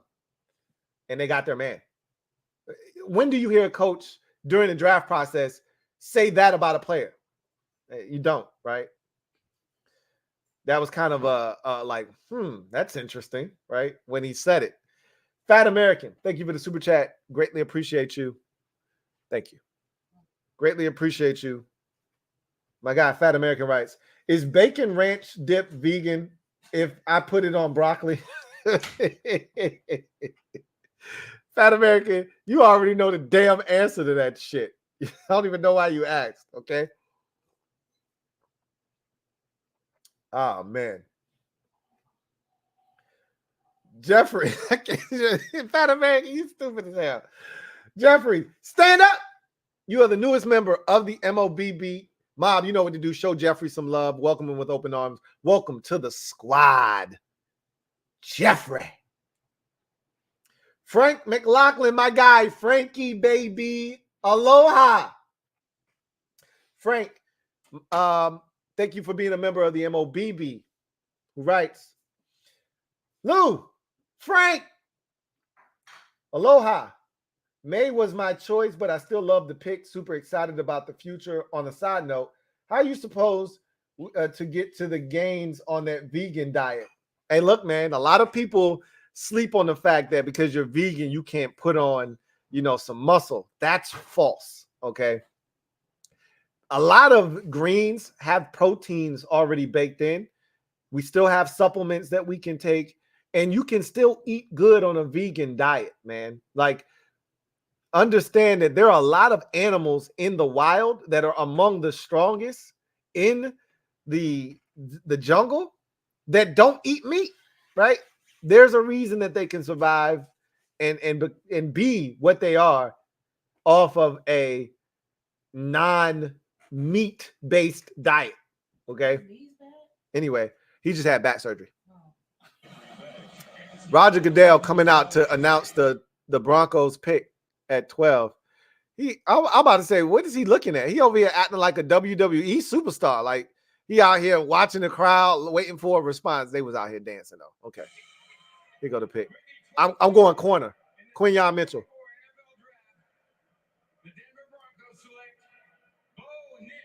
They did it early. They got spooked. They got scared. They said, F it. We don't want to wait. We're taking our guy. I told you on the podcast that Bo Nix was the perfect fit. To me, the best fit of all the quarterbacks in this year's draft class. He's Drew Brees all over again. And Sean Payton probably was like, yo, I'm good. This is my guy. I've always said this. This has been one of my mantras for years. Get your guy when you feel the need to get your guy. Don't worry about what people, say or, tell you, oh, that's bad value. To hell with that shit. If you wait on Bo Nix, who's to say you get Bo Nix? Get your guy. I don't want to give up. They don't have a second-round pick, do the Broncos. So you don't draft him here. What are you going to do? Give up more picks to come back up and get him? Hell no. You take your guy right here because you don't have a choice. Broncos take Bo Nix, and 5 quarterbacks in the first 12 picks. Let that sink in. Wowzers. And the 4th quarterback taken went to the Falcons. What? I know. Crazy. Don't worry about it. I'm over here. I got games, bro. Don't worry about it. I got the games over here, despite being vegan. All right, I got the games, bro. Don't worry about it. I'm over here getting it in, Frank. Reedy Davis, thank you for the super chat. Greatly appreciate you. Thank you for being a member of the MOBB. Reedy Davis writes, huh? Was that 6? Already? No. No, it wasn't. Yeah, JJ McCarthy was 4.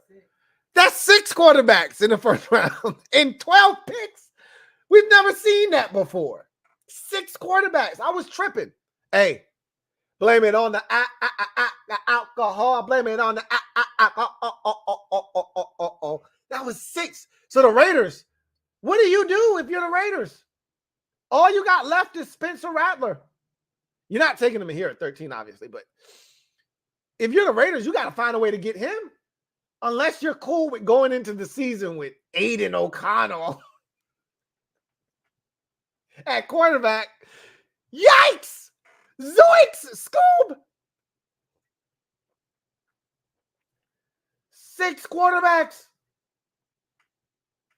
Total mind blow. Whoa.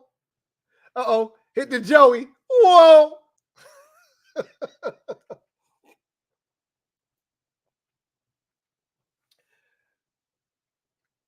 Reedy Davis writes, Lou, let's get to work. JD, let's roll. All you left off one important word. Boys. I had to do it because y'all gave me too many opportunities to do it. Let's roll these boys, man. 2 words, actually. Roll and these and the boys. Stick it in there, man. You know you want to do it. Let's roll these boys. Let's roll these boys. Y'all know y'all want to do it. Rod's coming out for the Raiders. I don't know what the hell the Raiders going to do now. Corner. They were the worst secondary team other than Jack Jones last year. Got to be corner. Quinyon Mitchell. In the 2024 NFL Draft, the Las Vegas Raiders select Brock Bowers. They just took Michael Mayer last year in the 2nd round, and now they take Brock. You know what that is? Best player available. I'm going to just keep picking Quinyon Mitchell until somebody take him. Somebody going to take him. I'm going to be right eventually. This, boy, the Raiders literally just said, F what you heard. We going best player available. They just took Michael Mayer last year in the 2nd round, bro. And they turn around. So they about to go on some New England Patriots shit and go 2 tight ends on your ass. See what you're going to do. With 2 really good receivers, right? And Devontae Adams and Jacoby Myers. They got the speedster Trey Hawkins from Cincinnati last year.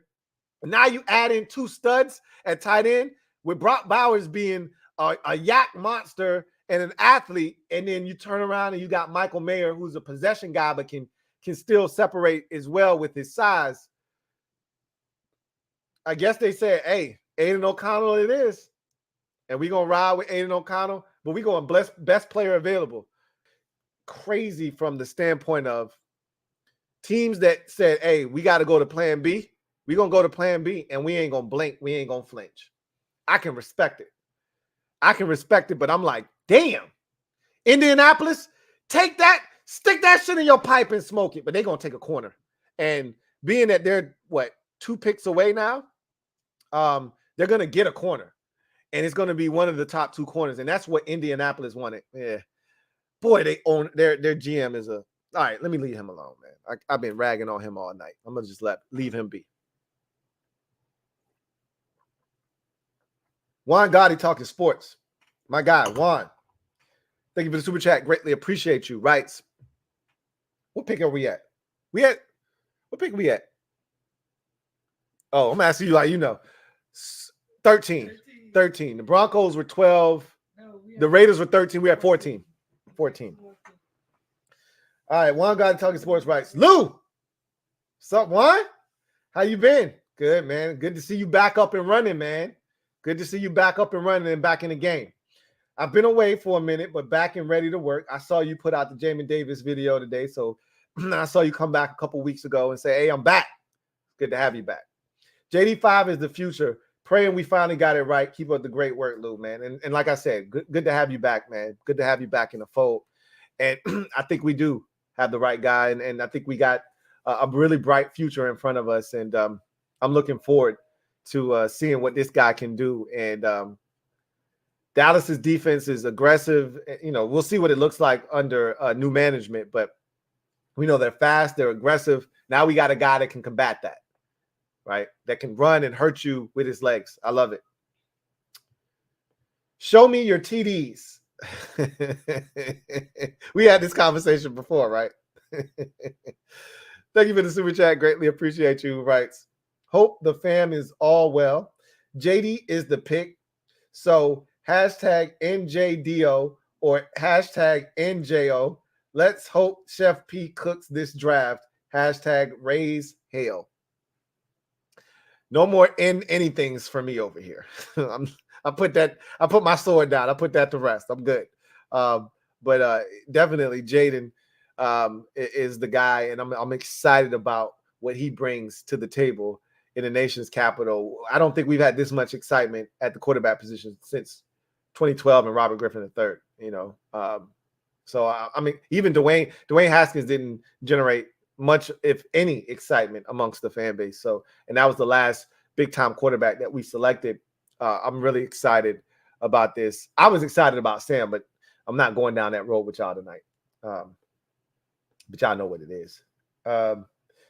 Jesus saves J3 16. First of all, timeout. I just took a quick gander. I didn't even read the comment.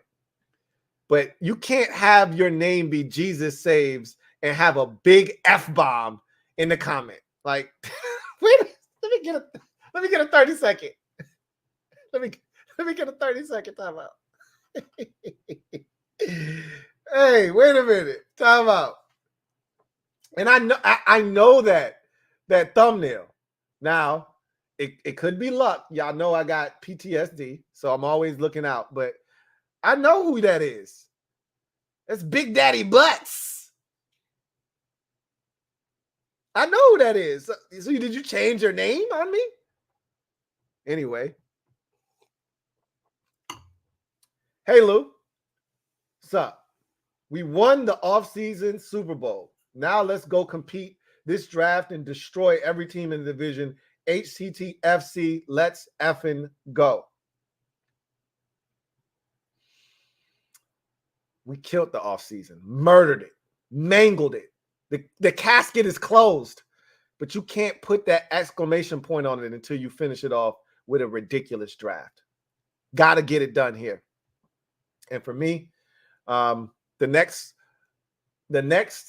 meal up on the menu, the next item on the menu is tackle. And I think they're going to get that done at 36 tomorrow. Nice and early. Wake up, get you some breakfast. Sit down at the table and get you some breakfast and get you some tackle with some eggs over easy. And should be nice and fun. Now, again, we say that now, but how many tackles have gone? We said we were going to keep tackle watch. So we had 6 quarterbacks. I mean, I couldn't have imagined 6 going this early. So that means spillage. Anybody keeping count? That's spillage. But we also had Olu Fashanu go earlier than I thought he was going to go. So, and JC Latham and Joe Alt. So we got 3 tackles. New Orleans is going to take a tackle, right? Now, this one I know I'm going to get right. Okay. They're taking a tackle. I don't know which tackle. I'm going to guess that they're going to take Troy Fautanu at tackle.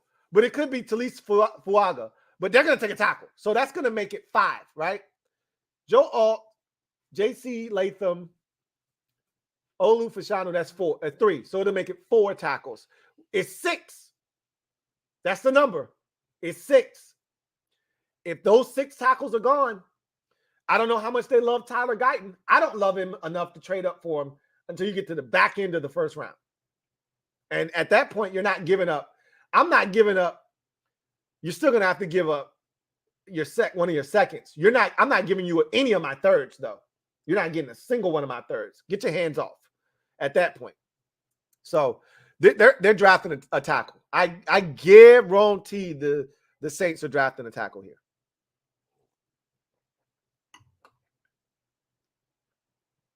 He says, now let's go compete and destroy every team in it. Hashtag H, or he says HTTFC, let's effing go. You can't have Jesus saves as your name and then say let's effing go. You can't. You can't. No, that's not allowed. That's like wearing white after Labor Day. You can't do that, right? Is that a thing anymore? That's not a thing anymore. Remember Serial Mom?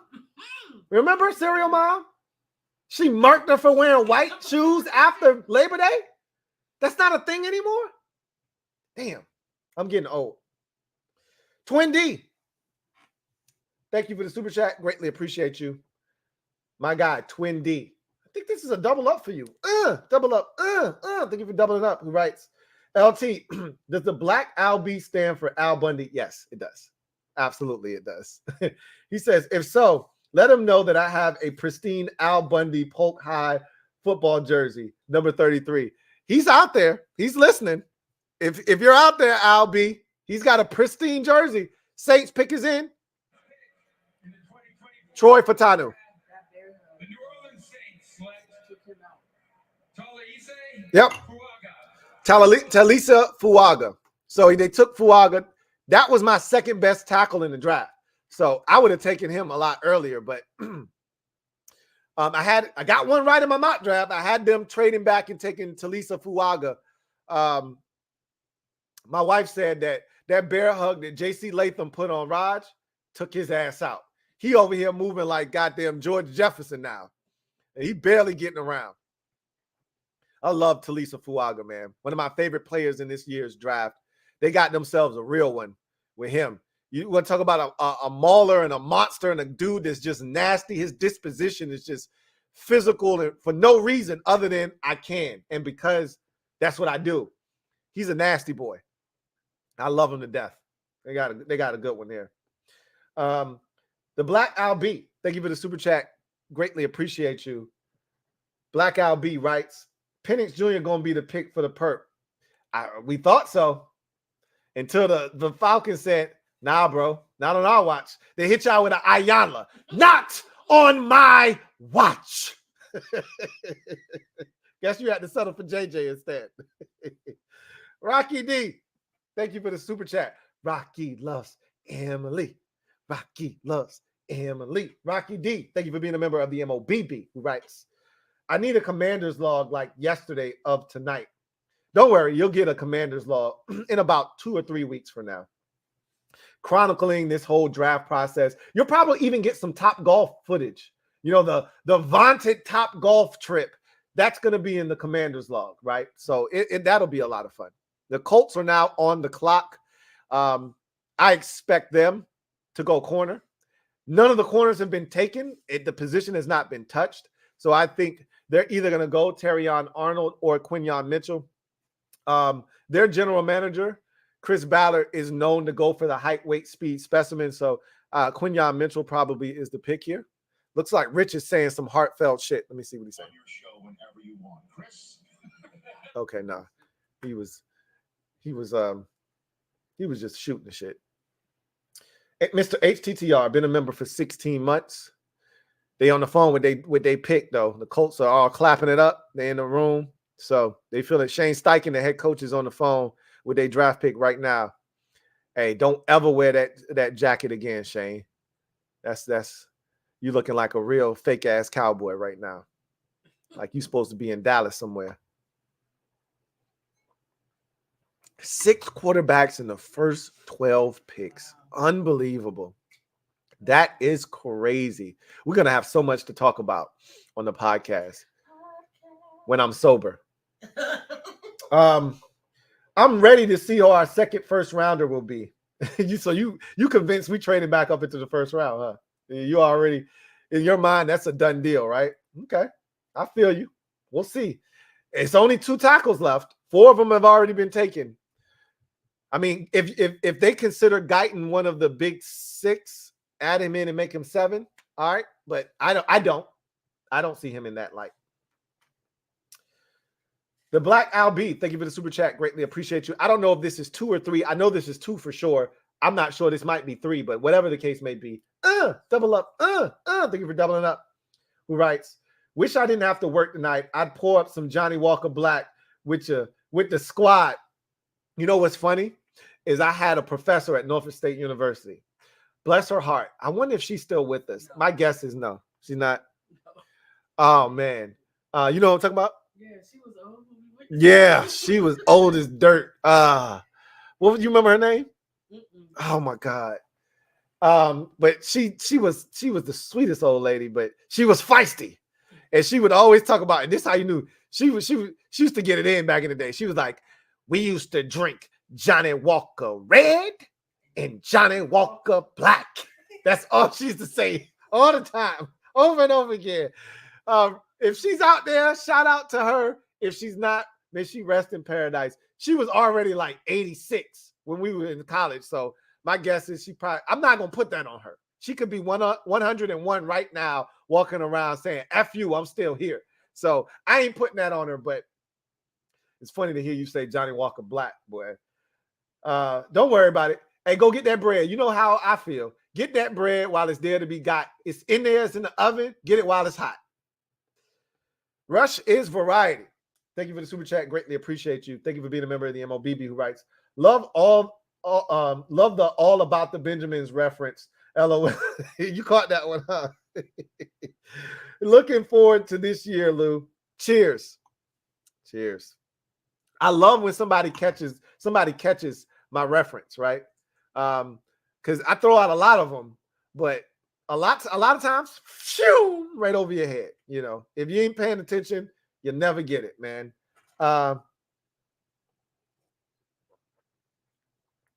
Pick is in for the Indianapolis Colts.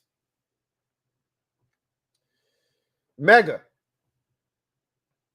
Mega, somebody trying to move in on your territory. Watch out now.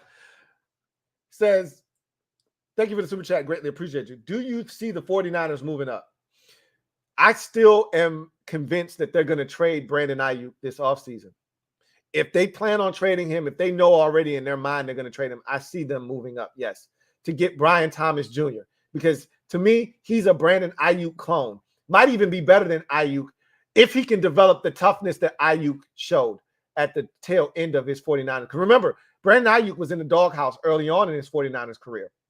But over time, he developed. He ended up being one of Shanahan's favorite guys, and he turned out to be a stud receiver. Brian Thomas is faster than Ayuk, and he got the same size as Ayuk, same kind of build. If he can develop that toughness, that's the thing that I think he lacks. But I could see Kyle going up, as Kyle likes to say, for a dude at receiver. Kyle loves having a dude at receiver. He's got one, obviously, with Deebo Samuel, but he'd love to add another if they're going to lose Ayuk. I could see that happening if and only if you're going to lose Ayuk via trade. I still think he's going to end up being a Pittsburgh Steeler when it's all said and done. Yeah, Rod is moving real gingerly. Yeah, that back flared up on him after that bear hug. You ain't never lie. You hit that one on the head, babe. Colts pick is in, and shit. Quinyon Mitchell is what I'm going with. I'm going to keep picking him until somebody take him. Ooh, edge. Edge. My favorite edge rusher in this year's draft class. Latu is the pick for the Colts. You want me to tell you what? It's interesting. When I was doing my mock draft, I thought about going edge rusher for the Colts at this pick because they went after Vikings free agent. They went after Vikings free agent Danielle Hunter aggressively. And they offered more money than the Texans did. But Danielle Hunter is from Houston. He wanted to go home. And so he chose the Texans over the Colts. So that was one of the things that I considered when I was making my pick for the mock draft. And I decided to go corner anyway, even though the two top corners were gone in my mock draft. And so this doesn't shock me as much, but I'm still surprised that they went edge rusher over the top corners. Because And you know what's crazy though? You got to listen when GMs speak. Their GM said, "Nah, we got some young boys at corner that need to develop, and we think they're ready. Like they're not young no more. We expecting some things from them." And so he told us, "I'm comfortable with our cornerback room. I'm not drafting one in the first round." But I wasn't listening. I was like, "Nah, I ain't trying to hear that shit because I don't believe in none of those dudes." Boy, I love this pick. They actually finally got a dude that can get to the quarterback. They've been drafting dudes for years. They can't get to the quarterback, even though Dio Odengbo, he balled out last year. So I might have to apologize because I did not like Dio Odengbo when he came out a couple years ago. He had 8.5 sacks last year. So he's starting to percolate. And now you add Latu. Shit. Love it. Mega, I can't see them moving up if it's for a receiver. I don't see them moving up for anything else. Viscount. Thank you for being a stand up. You're the newest member. I'm a couple y'all next to you. And Christopher McLaughlin, stand up. Chris? Yeah, Chris. Stand up. Viscount and Chris, welcome to the squad. So glad to have you, Mob. Y'all know what to do. Show Viscount and Chris some love. Welcome them with open arms. Viscount, Chris. Viscount, Chris. Viscount, Chris. Warm it up, Chris. I'm about to. Warm it up, Chris. That's what I was going to do. Welcome them to the squad. Welcome, guys. So glad to have you on board. All right. Wait. I just seen somebody say first defensive player drafted. That's not true, is it? Was Latu the first defensive player? No way. Stop. Time out. 30 seconds. We had no corners go. He was the first edge rusher. We had no defensive linemen. We had no DNs. Obviously, no safeties, linebacker.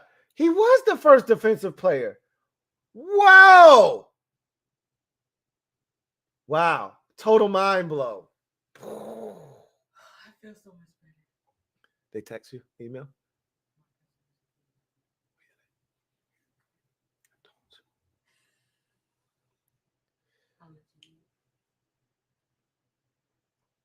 Total mind blow. Can I just say that I like not his jacket, the other dude, him over there. Oh, Joel Klatt? Yeah. He got a nice bracelet on. Who dressed him? The what? You talking about the guy next to, in between the black dude and all the way at the end. All the way at the end. The one that's talking right now. No, other end. Oh, you talking about Rich? Yeah. With the ball head. Yeah. Oh. That's you got on the pinstripe joint. Yeah. He got on the bracelet. Rich got a little sauce to him. Yeah, Rich got a little sauce. Not like that though. You went like Saucy Santana. We're not going that saucy. You're right. You went a little too saucy right there. But T-Roy, thank you for the super chat. Greatly appreciate you. First of all, this ain't no damn Arbor Miss. Watch your mouth. All right. Watch your damn mouth now. I done told y'all about trying to come for my life like I'm a lightweight or something. Y'all, first of all, hey, bad back. You don't know me like that. Like, stop coming for me. Stop trying me like I ain't that dude, right? Don't do me like that. This ain't no damn Arbor Miss, okay? And number two, I'm not drunk. We turning up. It's the draft party. Y'all know how we do it. All right. So most consecutive offensive players selected in the draft, 14. The pick is in for the the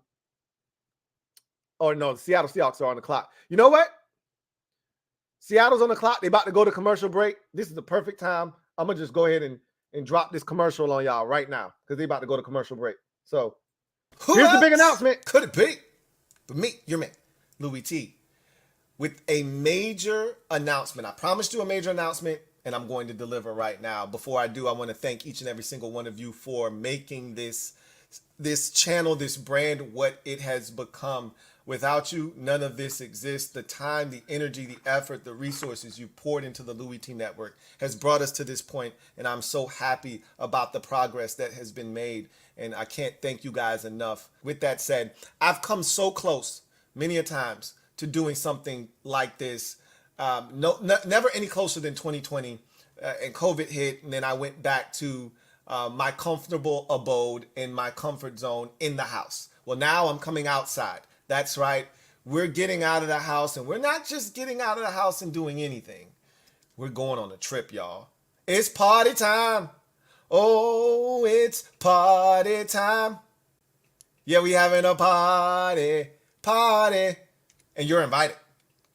As we go to the Dominican Republic, Louie Tee Network Lifestyle presents the Dominican Republic edition. That's right. We're going to the DR, and you're invited. And so, yes, it's an extravagant trip.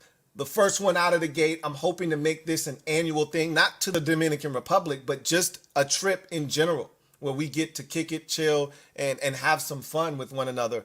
But we're going to start this thing off with the DR. And so what this is all about and what this entails, here's all of the details. The location, obviously Dominican Republic. We're specifically going to Punta Cana. It's a resort, Hard Rock Cafe in Punta Cana, all inclusive. So that means all your food, your drinks, everything on the resort, all paid for. Once you get there, put your wallet away. Let's have some fun, right? Dates, June 26th through the 30th. In 2025, so a year from now, right? Roughly 14 months or so.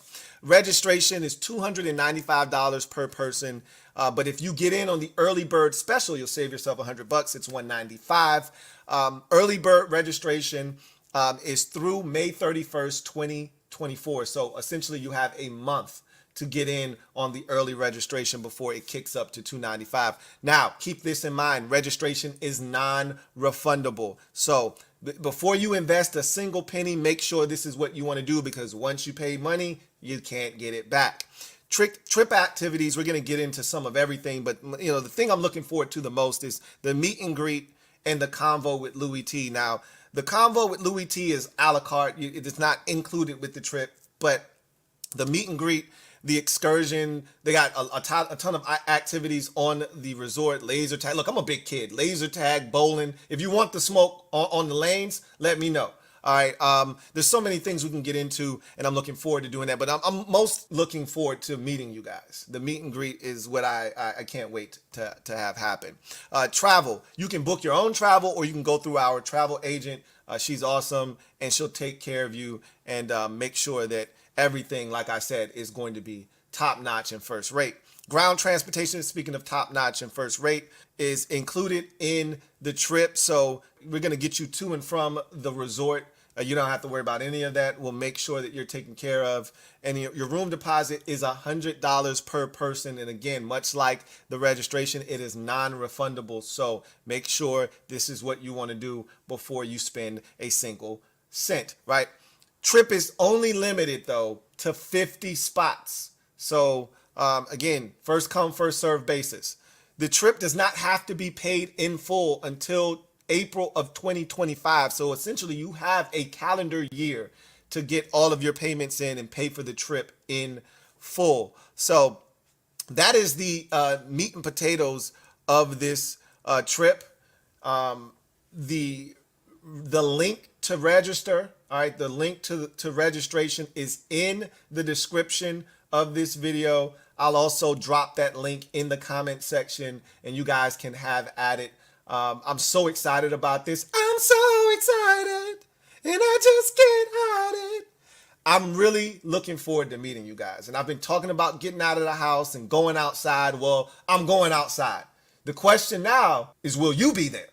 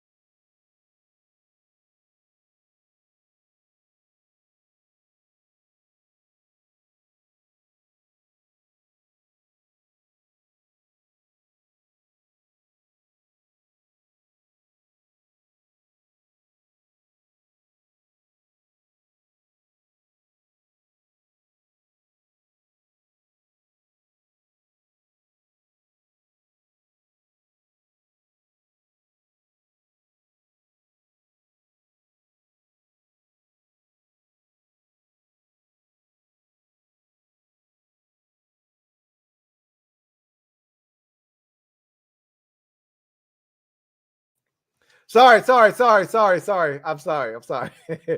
So Byron Murphy, the second, is the pick for the Seattle Seahawks. Minnesota's back up. Trade.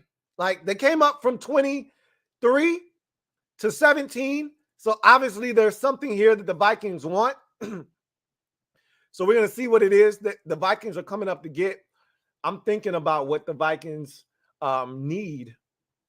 Wow. I'm assuming that this is corner. None of the corners have been taken yet. I'm assuming that's what this is. We'll see what happens. Let me see what they have to say about this. Vikings come up on Saturday on a 3. So the Jaguars get 23rd overall, a 5th rounder, a 3rd, and a 4th next year. So Jags rack up, move back 6 spots, and they're going to allow the Vikings to come up and get whatever it is they deem to be that important to come up and get. Anyway, Byron Murphy, the second, is a stud. He's the most explosive defensive tackle in this year's draft class. It's not close. And you pair him with Leonard Williams, and you have a problem on your hands. And then you couple in what Boye Mafe did in his rookie season out of Minnesota for the Seattle Seahawks. You see that defensive head coach mentality kind of setting in and what they're trying to build out there. They're trying to build a bully defensively to give them a little something there for Mike McDonald to work with. Here's the Vikings pick. To the Minnesota Vikings. With the 17th pick in the 2024 NFL Draft, the Minnesota Vikings select Dallas Turner. Edge. Oh, you know what? Duh. I wasn't even thinking. They lost Danielle Hunter in free agency, and Dallas Turner is sitting there, and they see an explosive edge rusher, and they go up and get their guy.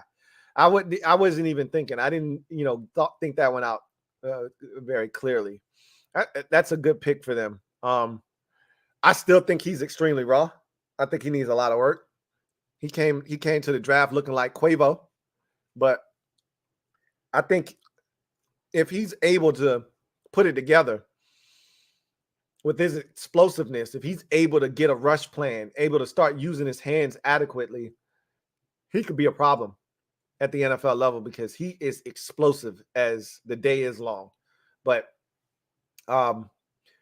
he probably, he pissed off too. I can see the way he walking, his mannerism. He mad because he wanted the first edge rusher off the board. He thought, you know what? Atlanta probably gave him some vibes. He probably thought he was coming off the board to Atlanta at 8. He probably thought there was a couple more opportunities. And then the Colts bypassed him for Latu, and he's feeling some type of way. You could tell he hot.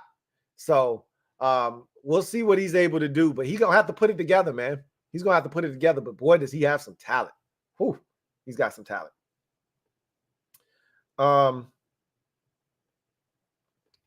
T-Roy, thank you for the super chat. Greatly appreciate you. Thank you for being a member of the MOBB, who writes, is this the first draft they didn't go to commercial before the announcement? It feels like we're always the choice pick, but Daniel Snyder's no longer the owner. There's perks that come with having a new ownership group and no longer having Daniel Snyder as your owner. It was easy to use us as the scapegoat in the team that you go to draft to commercial on when Daniel Snyder's like, I'm telling y'all, a lot of that shit, we weren't ever in any promos. Last year, we were in all kinds of promos for the NFL during the season. We were never in any of the graphics that they would put together. They would have 31 of the 32 teams. We would never be in that shit. Now we're in the graphics. And now they're not going to commercial break on our ass no more. A lot of perks come when Daniel Snyder's no longer your owner. A lot of shit changes.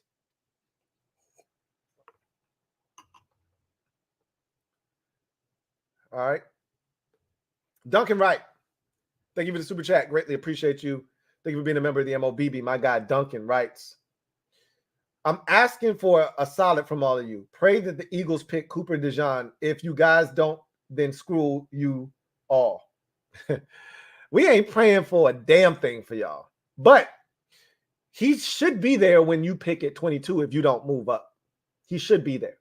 I mean, you're only 5 selections away from your pick. No corners have been taken yet. You think Cooper DeJean is going to be the first corner taken? Hell no. He'll be there.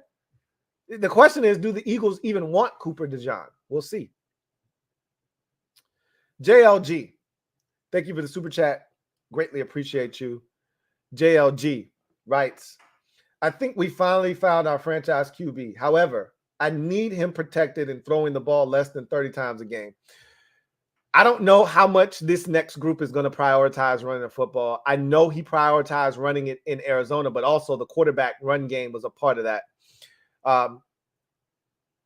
I surmise that they're going to run it. Then look, I'll tell you this much. He won't be throwing the bitch 44 times a game like Eric Bieniemy had Sam Howell doing. I'll tell you that much. That's not going to happen.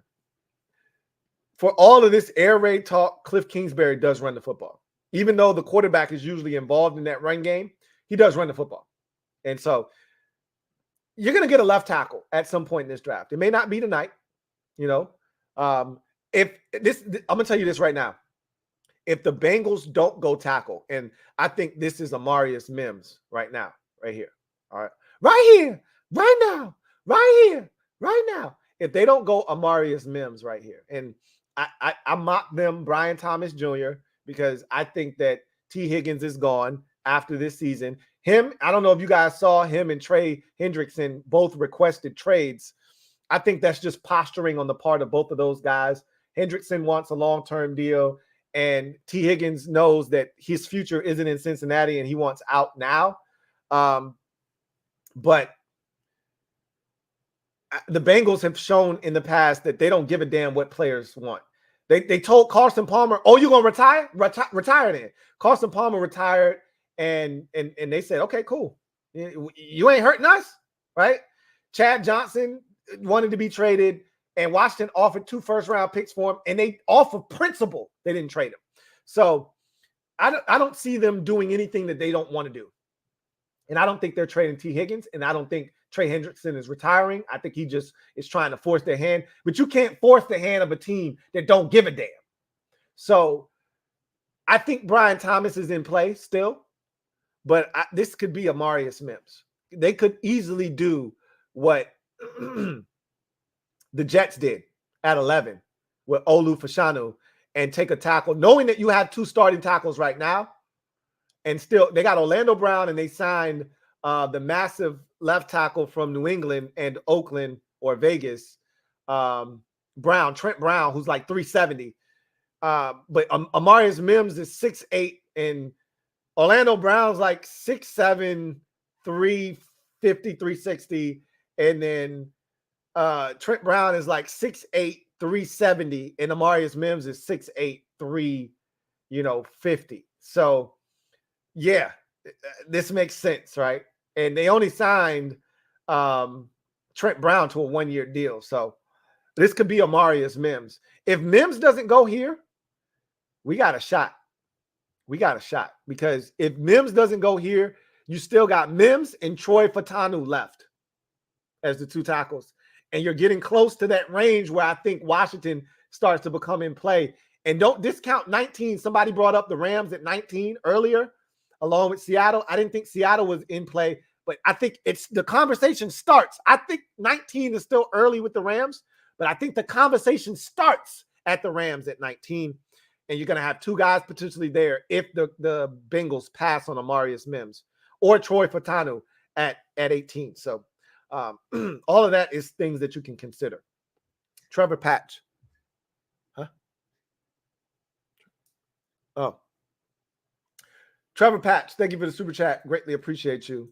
Thank you for being a member of the MOBB, who writes, I don't get RG3 PTSD with the JD pick because we didn't mortgage the future with the King's ransom to take the chance.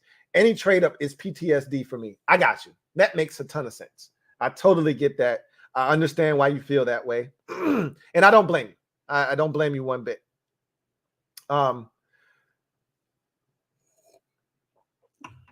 The pick is in for the Cincinnati Bengals. We'll see what they decide to do. I got you guys with that trip, didn't I? You didn't see that one coming, did you? Told you I had a surprise for you, and you guys thought it was something personal. You thought it had something to do with me. What you'll ultimately realize is I'm not a selfish guy, and I'm a team player. And this ain't about me; it's about us. And I've been talking to y'all about wanting to get out of the house, wanting to meet y'all. Y'all been trying to get me to come to games. That shit's whack. Till we get a new stadium, I ain't on that come to game shit. You know, I'll be out there in them streets when we get a new stadium and I got a reason to come out of my house. But, or we start winning some games and them games become meaningful. Yeah, maybe I'll leave the house then. But hey, we about to do it up big, right? And hopefully y'all will come along with me for this trip and turn up. Y'all trying to call me a lightweight? Come find out in person. Try me in person. All right. The pick is in for Cincinnati. Let's see what they did. I'm going with Amarius Mims. The Cincinnati Bengals select Amarius Mims, tackle, Georgia. Amarius Mims is a pick. Come on, that makes too much sense, right? I talked about how big he is in relation to the two guys that are already there. They love massive tackles. They know that protecting Joe Burrow is paramount, and they're going to continue to try and do that. And this is a guy that doesn't have a lot of starts, right? Only 8 starts in his career at Georgia. So he's raw, right? He doesn't have to play this year. So this is the perfect first-round pick for them.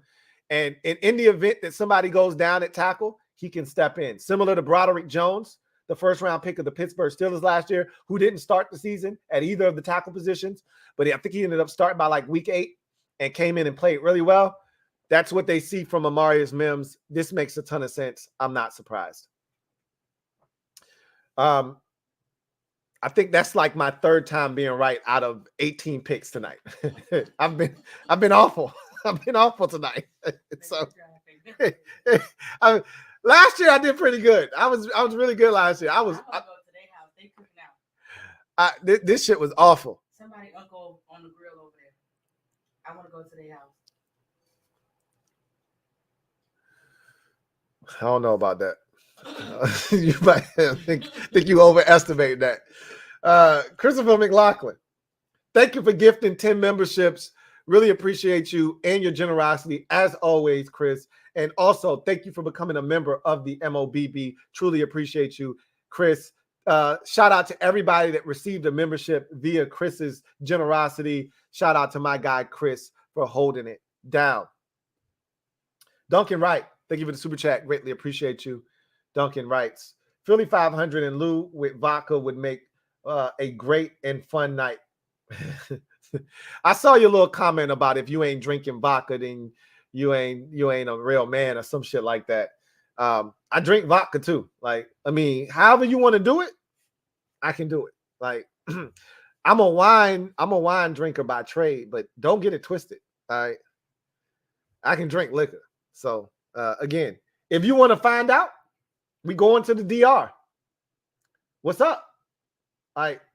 Talk to me. Okay. Y'all been talking all this trash. Now we got an opportunity to see who about that life. All right. The Rams are on the clock. And this is their first round pick in 7 years. They haven't had a first round pick since they drafted Jared Goff, #1 overall in 2016. So it's been a while. A lot of people thought they would trade up. A lot of people thought they would trade back. I think they're going to make a selection. I gave them Byron Murphy II. He's already gone. So clearly that's not going to be the pick. Looks like they've already made their selection because they're not on the phone with anybody unless they're trying to trade. They're not on the phone with nobody unless they already talked to their draft pick. So be interesting to see what the Rams ultimately do. Metaphor, thank you for the super chat. Greatly appreciate you. Thank you for being a member of the MOBB. Metaphor writes, see, Lou, ATL War Room is a cafeteria table. We good. You know what? I didn't even peep game on their War Room. I was so like Bassity because there was this conversation about Michael Penix Jr. and I was like, no way. And so I didn't even catch what their War Room looked like. But hey, if they were in a cafeteria, if they had a cafeteria table, I don't want it to be that small, right? I don't want it to be that small, but They might have had the long cafeteria tables. You know them joints that it's like two and they fold up. Them long ass shits. Yeah, that's even worse than ours. We look like we might have had cafeteria tables set up, and then we put the cloth over it to make it look nice, but they really cafeteria tables. That's what our shit look like. Them long ones. Anyway, Trevor Patch, thank you for the super chat. Greatly appreciate you. Who writes, Atlanta helps us out again by staying bad. They helped us out last year, 2 years in a row. Last year we didn't want the Eagles to get Bijan Robinson, so they took care of that for us. The year before, we didn't want Drake London, and they took care of that for us. So they continue to take care. But this year, we weren't tripping. Like, them taking Michael Penix Jr. has nothing to do with us. Nothing at all. Niners fan, thank you for the super chat. Greatly appreciate you. Niners fan writes, I've been a Penix fan for a long time. Great for Atlanta. A lot of people like Michael Penix Jr. And I understand why. I'm a little skeptical because he doesn't create off schedule. But if you can protect him, I think he's got a chance to be special at the next level. What we saw in the championship game was there was pressure on him. He couldn't move because he doesn't move. And throughout his career at Washington, he didn't move. And he wasn't very mobile. He didn't create off schedule. And so you got to protect him. And if you can't do that, then you're not going to get the best out of Michael Penix Jr. I don't give a damn that he ran a 4.5 whatever at his pro day. The tape speaks to what he is as a quarterback. And he wants to stand back there and throw the football. And there's nothing wrong with that. You just better be prepared to protect him. That's all. Pick is in for the Rams. I'm going to say that this is... I don't know. Let's just listen to it. I'm confused. Tackle. Edge. Man, you gotta stop. You gotta stop. So Jared Verse is the pick. I knew they needed to get after the quarterback. I was taking a defensive tackle because losing Aaron Donald was such a big loss, but Kobe Turner played so well for them at defensive tackle last year. They don't have anybody at edge. So Jared Verse makes a ton of sense. I had him going 21 overall to Miami, so not too far away from where he ultimately went. I think he's got a chance to be Khalil Mack, man. This dude is so physical. He doesn't have a ton of rush moves. Doesn't matter. This guy is a bully. And that's what Khalil Mack was coming into the NFL, and that's what Jared Verse is. And those type of dudes usually end up being really good pros. He can figure out the rest on the fly, but his ability to be physical, you can't teach that. Either you have it or you don't, and he has it in spades.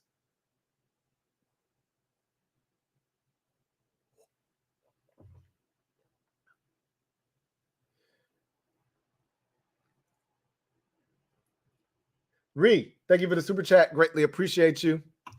Double up. Thank you for doubling up.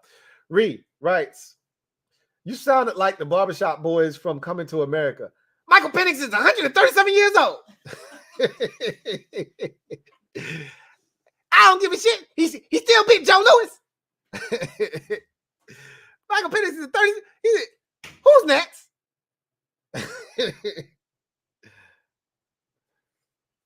NHZ name. Thank you for the super chat. Greatly appreciate you. Thank you for being a member of the MOBB, who writes, with Alt at 5, what about Slater? Is he available? You want me to say Slater who? Oh, you talking about Rashawn Slater. No, he's not available. Now they got bookend tackles. So either Alt is moving to left and Slater is moving to right, or Alt's moving to right and Slater's staying at left. Either way, they got bookend tackles. They're not trading one because they got another one. Are you crazy? That's what you do. You build your line with bookend tackles. So thank you. You build your line with bookend tackles. So now they got 2 of them. No, they're not trading. He's not available. Relevant Jesse. Thank you for the super chat. Greatly appreciate you. Thank you for being a member of the MOBB. Relevant Jesse writes, Kareem Wilson says, he still beat Joe Louis. Yeah. He beat Joe Lewis's ass. That's what he said. He said, you ain't cut no Dr. Martin Luther King. Yes, I did. No, you did not. He said, no, you did not. Who's next? He says, hey, Lou, I'm confused. Why didn't we reach for a great guy, a great second rounder with a military background? Because it's a new day and age, relevant, Jesse. That's why. You don't reach for a military guy. You do that at 16 or 17. You don't do that at 2, right? So I wasn't too worried about that. But to your point, it's a new day and age in Washington. Thank you. So you don't have to worry about that anymore. Those days are behind us. So I wasn't worried about that. But doesn't it feel good to pay less? Doesn't it? Doesn't it? Come on, you can't tell me it doesn't. You can't tell me it doesn't. All right. I'm just trying to find out who won the 76ers game. Just give me a second. Just give me a minute. Just give me a minute. I'm going to hit it and quit it. Just give me a minute. Sixers won the game. I thought they would at home. And so they're back in the series. And if they win the next game, they're going to win that series. Because they're going to go back to New York and they're going to win a game there. They should have won one already. Steelers pick is in at 20. There's still a tackle here that they could take. I don't know if they expected a tackle to be here. The prevailing thought has been they're going to draft a center, right? But I think that was dependent upon there were no tackles left. There's a tackle left. Troy Fautanu is still available. If I'm the Steelers, I'm taking Troy Fautanu, and I'll figure out the center position later in the draft. I don't have to do that at 20. But we'll see what they decide. They might say, to hell with Troy Fautanu. We got some in-house options we like. We drafted Broderick Jones in the first round last year. We're going to move him to left tackle. We'll let a couple of dudes compete for right tackle, and we're going to draft this center and stop playing. They could do that too, and I wouldn't be mad at either one of those. Metaphor, thank you for the super chat. Greatly appreciate you. Double up. Thank you for doubling up. Who writes, put some Mando on your pizza, Lou. Shout out to Mando. Y'all know what it is. Y'all use that promo code Louie Tee. Get your $5 off of your Mando starter kit. And telling you, you won't be sorry. Go ahead, get you some Mando, and stop stinking. Stop stinking. I don't need no Mando on my pizza, though. I'm good.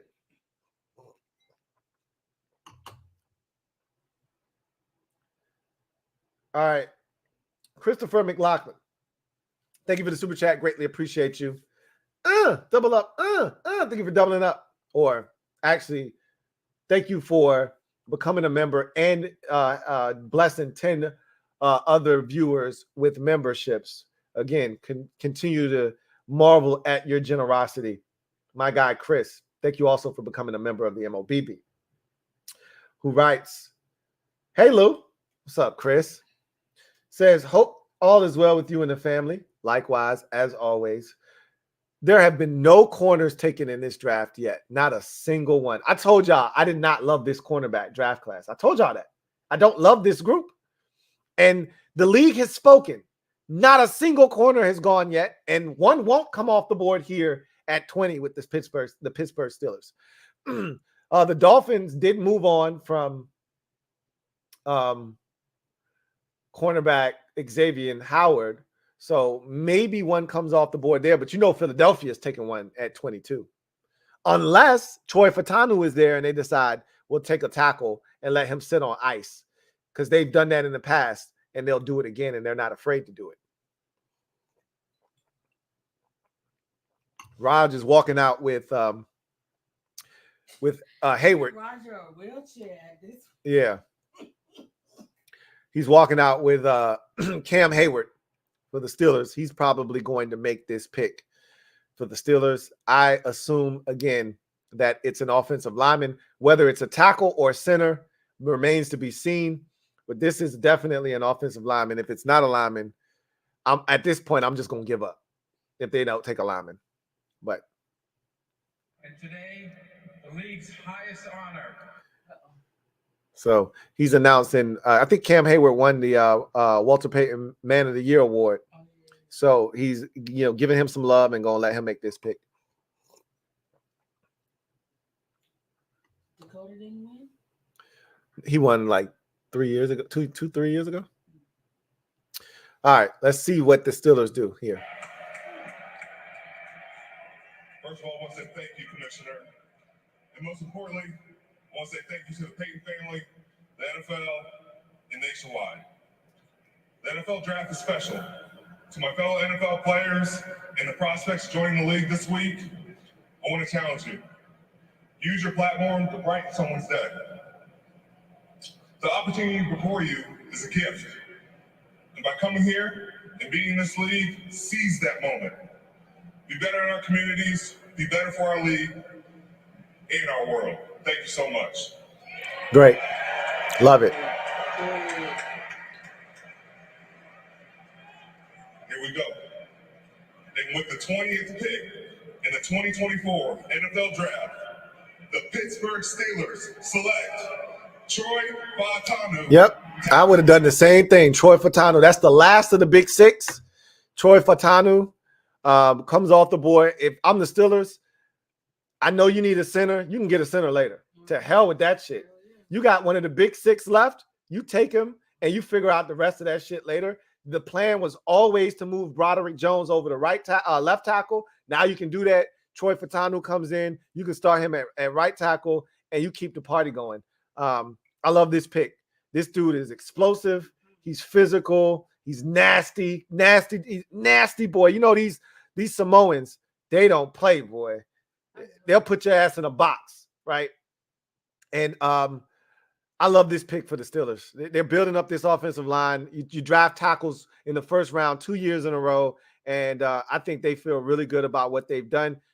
And now if you're Washington, I'm not trading up into the first round unless you get to 29, 30, 31, 32, and you don't have to give up as much to get back into the first round for Tyler Guyton. But that was the last guy I would have been willing to trade up for. So if I'm Washington, I know – and Jacksonville, remember, where I had us trading up into the first round was at 23. Minnesota already gave that pick away to Jacksonville. Jacksonville's not trading back again.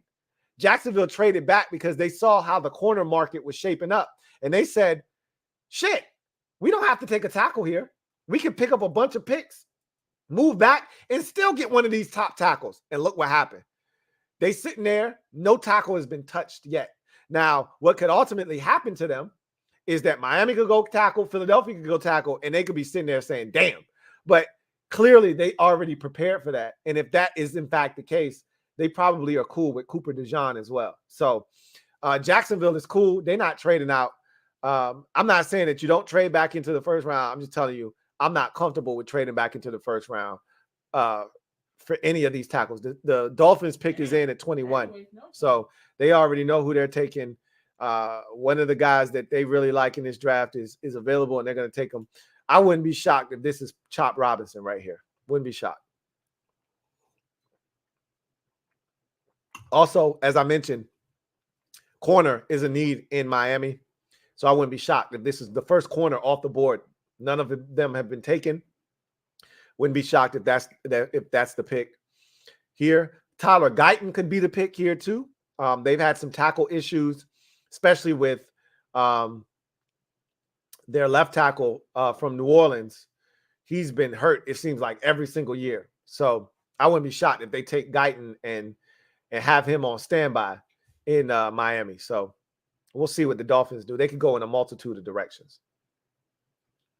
Christopher McLaughlin. Right. So with Daniels now, let's get to work. 2 questions. Who do you think will be their number? Will have their number retired next for the team? Art Monk or who else? 2, do you think Terry can be the greatest wide receiver for the Commanders? Why or why not? I can answer the second question. No, I don't think he can be, because Arthur Monk played for this team. Who right now looks at Terry McLaurin's career and says he has a chance to be a Hall of Famer? Not me. He's had a really good start to his career. He's had Terry's going into his 5th season? Let's see. He was drafted in 19, 20, 21, 22, 23. So he's going into his 6th season, like I said. And 4 out of those 5 seasons have been 1,000-yard receiving seasons. And if not for the injury in week 15 of his rookie season, he would have eclipsed the 1,000 yards in his first season. And he would have been, going towards that Mike Evans territory of, most seasons to start your career with 1,000-yard receiving seasons. But obviously that didn't happen. But Terry's numbers are not eye-popping. They don't jump out at you. Sure, if him and Jaden Daniels make great music together, sure, I could see a scenario in which Terry has 9 straight 1,000-yard seasons and ultimately ends up being a Hall of Famer. But I don't see that happening right now. He's not on that track right now. And so Arthur Monk, when he left the NFL, was the receptions leader in the NFL, right? There was like substance behind that.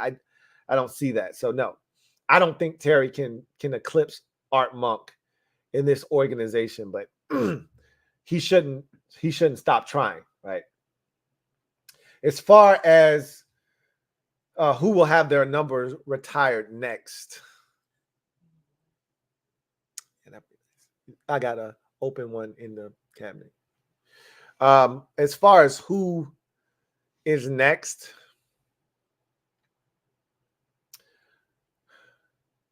I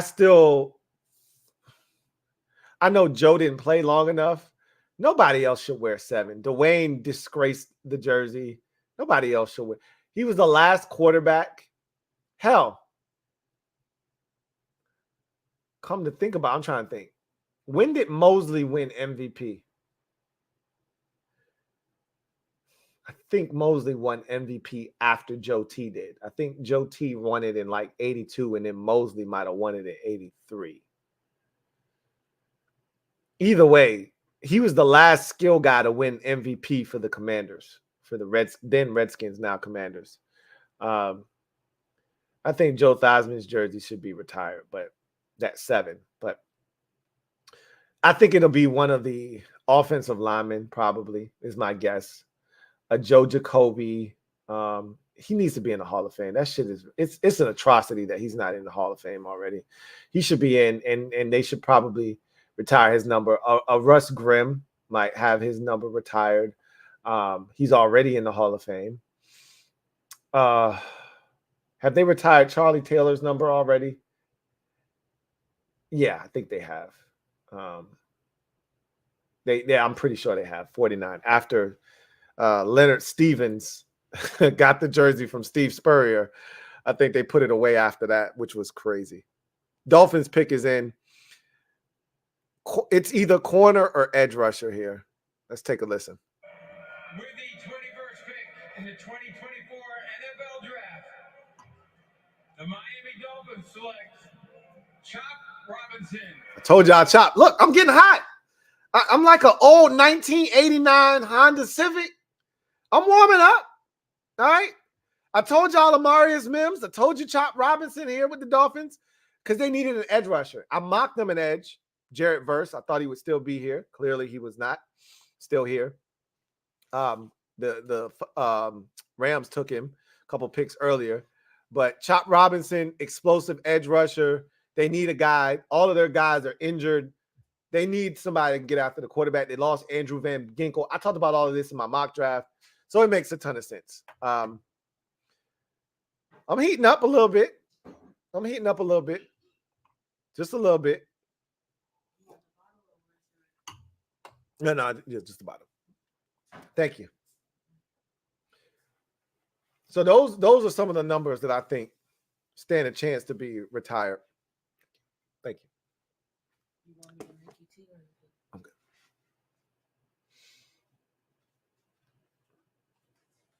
Duncan Wright, thank you for the super chat. Greatly appreciate you. My guy, Duncan, writes, what the F, Lou? I pay for premium. What the F? By the way, does NFL work? You got jokes. I hear your jokes. Okay. I hear your jokes. No, I'm good. We good. We good. You pay for premium, but I snuck one in on you. You didn't see that one coming, did you?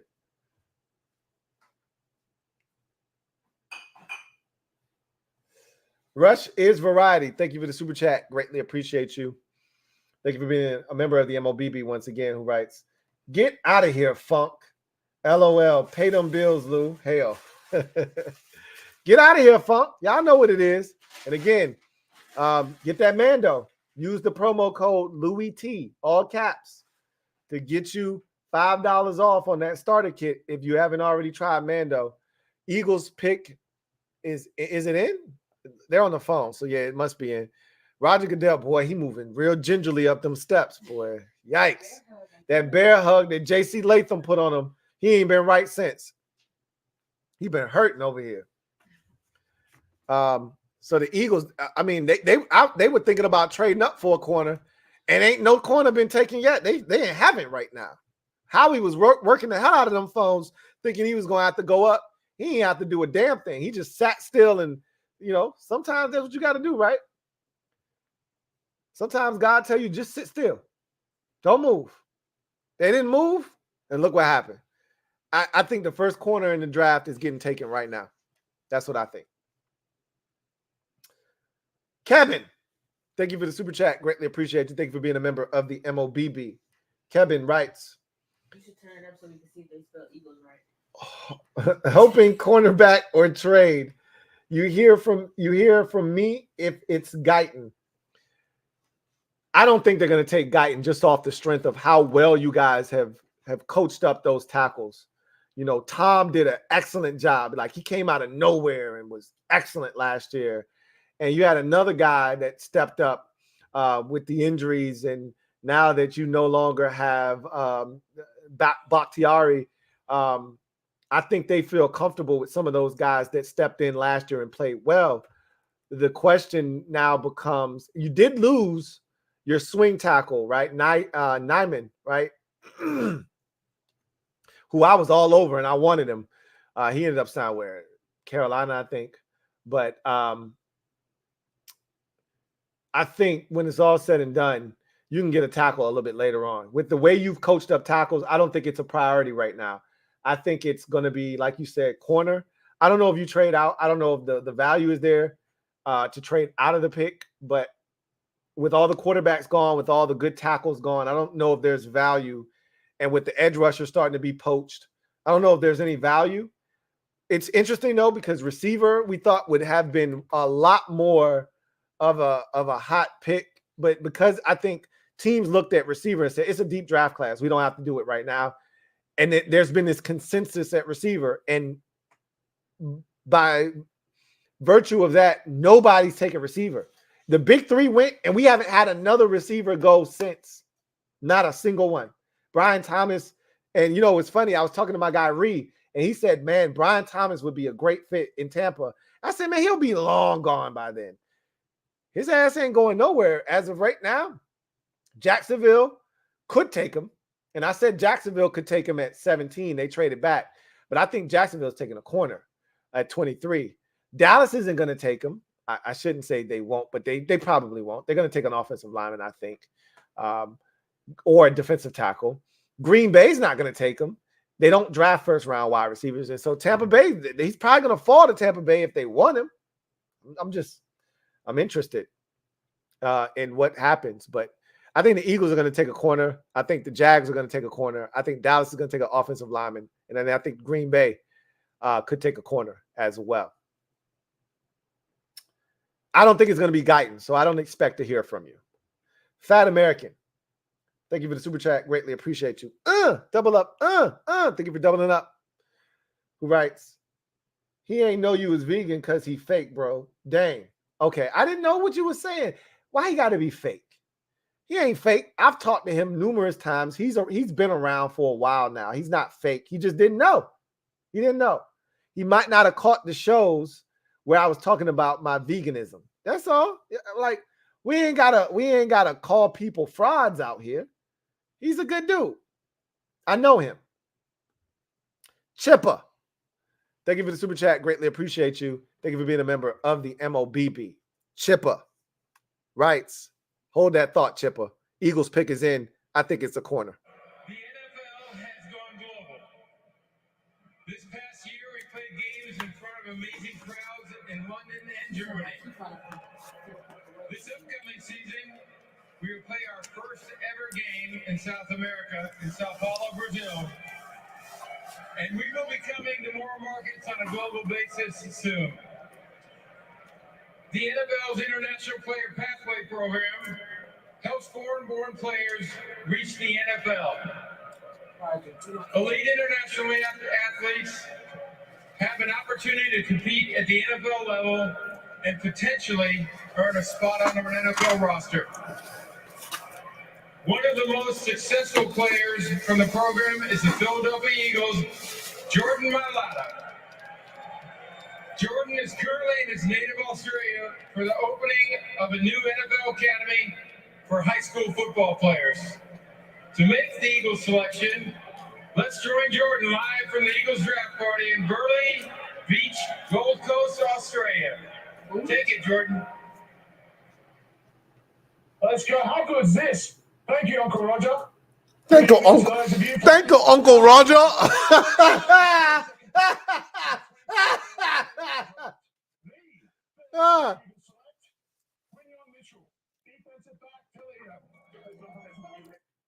Thank you, Uncle Roger. Thank you, Uncle Roger. Quinyon Mitchell. I had them trading up to 12 to get him in my mock draft, and they get him at 22. Ain't that about a bitch? And I just talked about how deep the receiver class is, or the receiver group is in its division, and they get the best corner in this year's draft to me. I hate the Eagles, man. They can kick rocks. This is some bullshit, man. Every time you want them to lose, they win. This is crazy. Like, this dude, he's a silent assassin. I'm interested to see what the uptick in level of competition looks like for him. Playing at Toledo in the MAC isn't the same as playing against NFL players, but this dude looks the part, man. He's a hell of an athlete. He's got the size. He's got the temperament. He's not afraid to hit. He's got ball skills. Yuck. It's a great pick for the Eagles. I ain't even going to front. And they didn't even have to give up anything. Like, I was trying to get them to give up some shit. They still got 2 second-round picks. They didn't have to give up nothing to get them. You got another pick? Damn. Chitlin circuit. Not shit. Chipper writes, thank you for being a member of the MOBB. Look, they look like they got graduation in their damn war room. You see how many people in there? God damn, they look like they in the auditorium. Jesus. Our shit look like a damn library. They shit look like the auditorium. They got 50 dudes in their war room. No, I was thinking about somebody else. You made me forget who I was thinking about. When you think we trade up, Chipper writes, I don't think we trade up. If it were up to me, I wouldn't. The big six are gone. That's what I would really be like. I don't want to give up the 2 seconds and the 3/3. Like, I like the value in the second round. There's spillage, guys. Understand that the first corner just came off the board. Understand that, right? Like, the first corner in the no receivers have been taken, essentially, other than the big three. There's spillage coming our way. I don't want to give up nothing. Just stay where you at. If it's Jordan Morgan, let it be Jordan Morgan. If Tyler Guyton falls, I don't think he will. But if he falls, let him fall. But I'm not tripping. Jordan Morgan will be there at 36. And if he's not, we got a fallback plan. There's plenty of tackles. If this is a deep tackle class like you say it is, then don't give up nothing. I was only willing to come up for one of the big six. I made it abundantly clear. They're gone. I'm ready to move, man. I'm ready to move. Ree, thank you for the super chat. Greatly appreciate you. My guy, Ree, writes, I was just thinking during this NFL draft party, what's a good thing to clean my balls with? Thanks, Lou. You're welcome, man. Hey, get you some Mando, man. I'm trying to help y'all out, man, because a lot of y'all got dirty balls out there, man. Real frowsy balls. Okay, pause. So go ahead and clean them up with some Mando, right? Get in your cracks and all your crevices, because a lot of y'all are two wipes and out of the bathroom dudes. You too old for that shit, first of all, right? But a lot of y'all don't wipe y'all ass good. You don't. You be out here stinking. Get you some Mando. I don't know if it's gonna cover up all of that funk, but it's gonna help, right? It's gonna fight. It's gonna fight the good fight. All right. Anyway, Ree, you a funny guy. Just Andre, been a member for 27 months.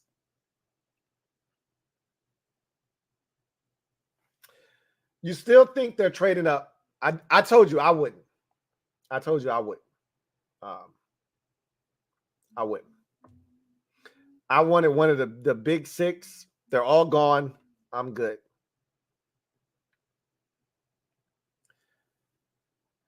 The Black Al B, thank you for the super chat. Greatly appreciate you.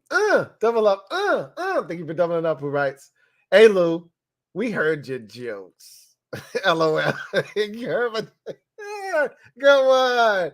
Good one. Yeah, I heard your jokes. You heard my jokes? You got it? Okay. I love it. I love it. I love when a good plan comes together, man. Hey, we can't have dudes with neck braces in the draft war room. Like, that's not allowed. He looked like he just came out of a car accident or he just got out of a tough scrap, right? What did he say? What the dude say from what's the FX show? Oh my God. What's the drug show on FX? Hey, teach your man how to scrap. You better teach your man how to scrap. No, how to squabble. That's what he said. You better teach your man how to squabble. That man had on a whole neck brace. Lord have mercy. Save us all. That shit look fake as hell. In the 2024 NFL Draft, the Jacksonville Jaguars select Brian Thomas Jr. There it is.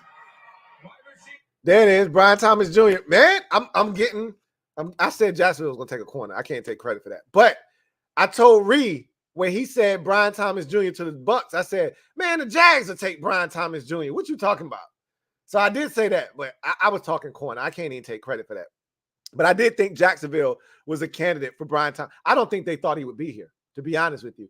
I think they traded back with the thought process of, hey, with the way the board is set up, we good at receiver and corner. We not tripping. We feel like we're going to get a good football player regardless. I don't think they expected Brian Thomas to be there, and he was. And I love that pick. They just drafted their new DJ Chark. That's what they just did. All right. Just drafted a new DJ Chark. Bless their hearts. If he gets stronger at the point of catch, with his speed and athleticism, he could be a real problem at the NFL level. But anyway, Snowfall. That's the show. Hey, you better teach your man how to squabble. man had on the fakest neck brace you ever seen. All the shits you see in all the shows when they faking an injury, that's the shit the man had on. Like, who even wears those anymore, man? I ain't seen one of them shits since like 96. He had on the neck brace looking around like this. That was crazy. Duncan Wright, thank you for the super chat. Greatly appreciate you. Duncan writes, you and Philly both cracked me up. I don't know what that stands for. Night of football. You done had a couple shots. You done had a few drinks. That vodka kicking in, boy. We always could tell when you having a good time over there because them chats start to not make no sense. That man put good bial. Good bial. We know it's supposed to be football. It ain't no telling what the rest of these super chats from him gonna say the rest of this night. Them shits ain't even gonna be coherent at this point. Hey, still all love, man. Still all love, Duncan. Nike. Been a member for 10 months. Really appreciate you. Who writes, Who else could it be but JS5 to the DMV? Let's go. Love it. Love it. Yes, indeed. Indeed. We got JD5. You said JS5. Did I say? Yeah. It's JD now. Get some water. No, I'm good. I'm good. Let me rock. You over here trying to correct me and stuff. Let me rock. Okay. If I said JS, then it's JD5. They know what I meant. You got me sounding like Duncan's super chats. You need to get some water. Danny 1023. Thank you for the super chat. Greatly appreciate you. Danny 1023 writes, Rip Tressway jerseys. And they've been trying to sell them shits like hotcakes. They dropped the price on them. Everybody assumed that Jaden was the pick because they were moving those Tressway jerseys like dudes was pushing packs on the side, on the corners, right? Hashtag HTTC. But they put a lot of dudes' jerseys on sale. So they kind of tried to hide it. But we won't fall in for the banana in the tailpipe. We knew y'all up to something over there.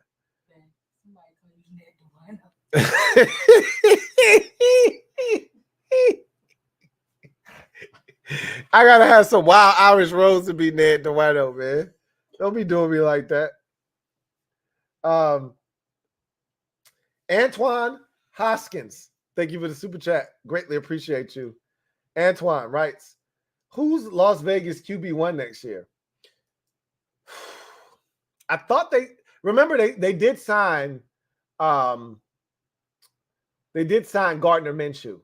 So while I joke and kid about Aiden O'Connell, it'll probably be Gardner Minshew, which that ain't much better, to be honest with you. But he did almost take the Indianapolis Colts, a much less talented team than the Vegas Raiders, to the playoffs. But guess what?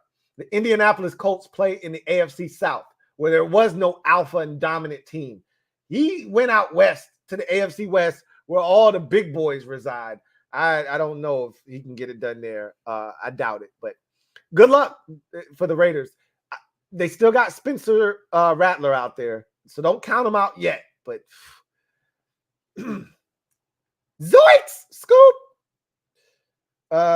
Metaphor. Thank you for the super chat. Greatly appreciate you. Double up. Thank you for doubling up. Who writes, is HDH vegan? You on that, Lou? Come on, man. Just because a brother got a little something going on over here, why I got to be on something extra? Why I can't? Again, y'all tried to question if you could get gains. My guy tried to question me, right, on whether I could get gains by being vegan. And I was like, come on now. Don't try to question me on that. You can get gains being vegan, right? Shout out to my guy, Frankie Baby, trying to question if I could get gains over here being vegan. Yes, I can.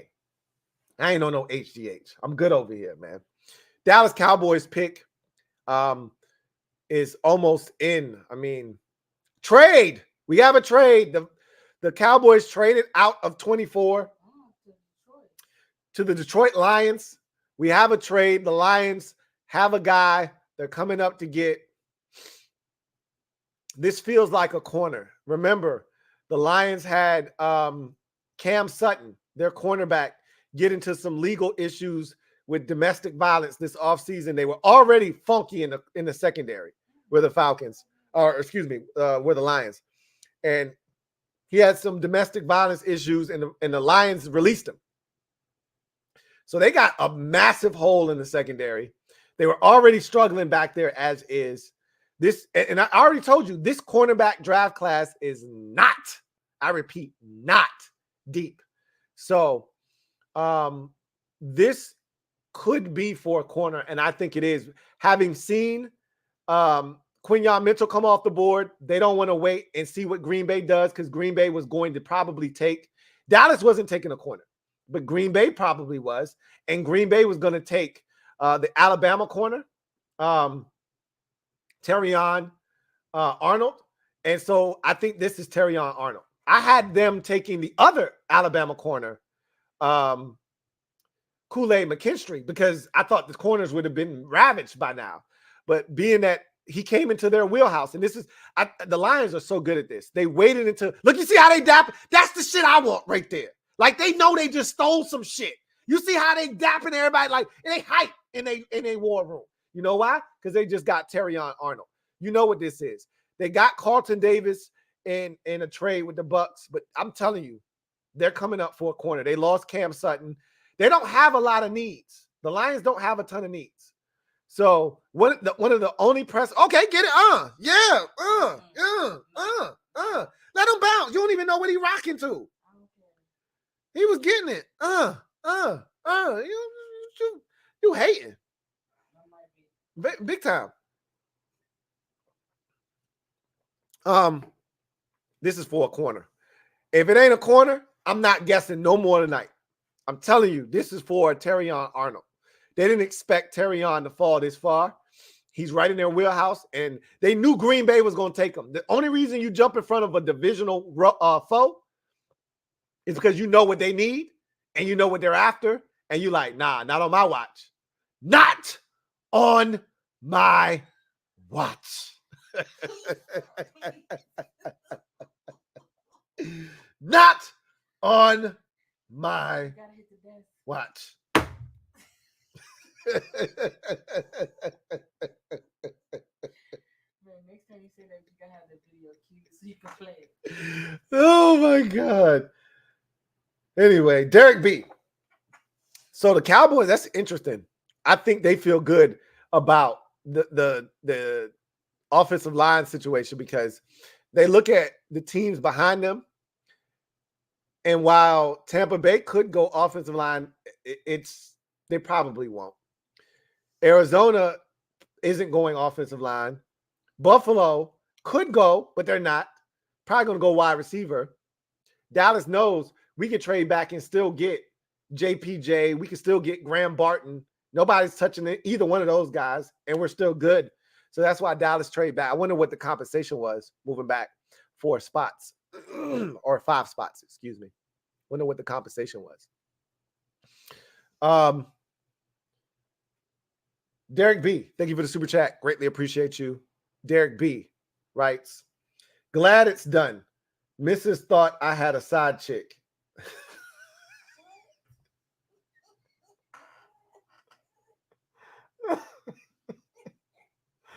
Had it taken over your life that much?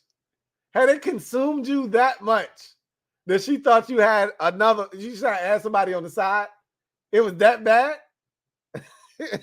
Hey, the draft got real serious, man.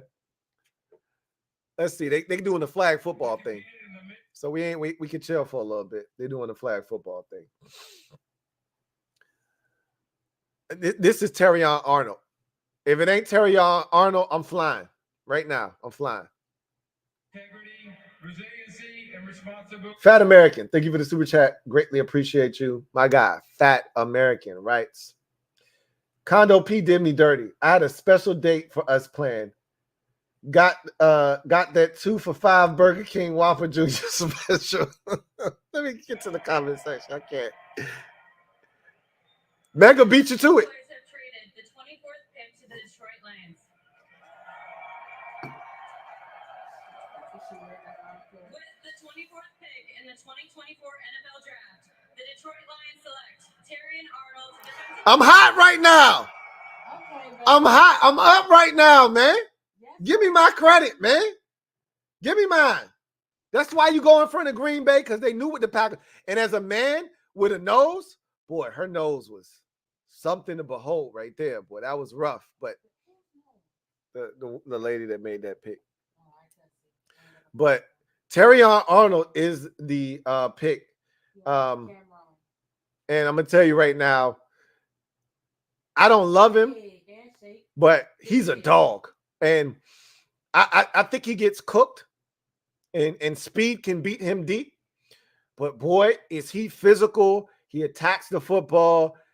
I like the brand of – and that's why they traded up. He's their kind of player. He's gritty. He's physical. He's tough. He's no nonsense. He's not afraid to come in and help in the run game. He's everything that Nate Wiggins isn't. And they saw an opportunity and they pounced, and I don't blame them. And I don't know what it cost them to move up 5 picks, but it was worth it because, like I said, the Lions don't need a bunch.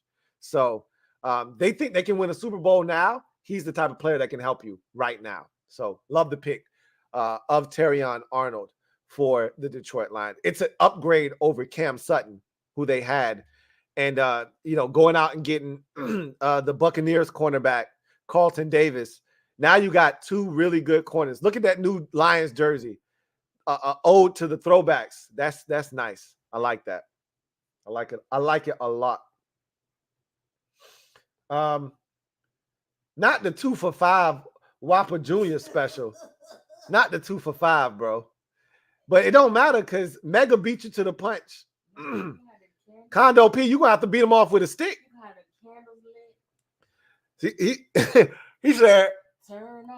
He said, "Let me have you with this Whopper Jr. with the candles lights lit it." Hey, man, for real. He says, "Give me another chance, and I promise you can order from the whole menu from now on. No more dollar menu." So he's trying to up his game, right? No 2 for $5 over here, man. You can get whatever you like. Yeah. He said the whole menu is available to you. Just give him one more chance. Give him one more chance.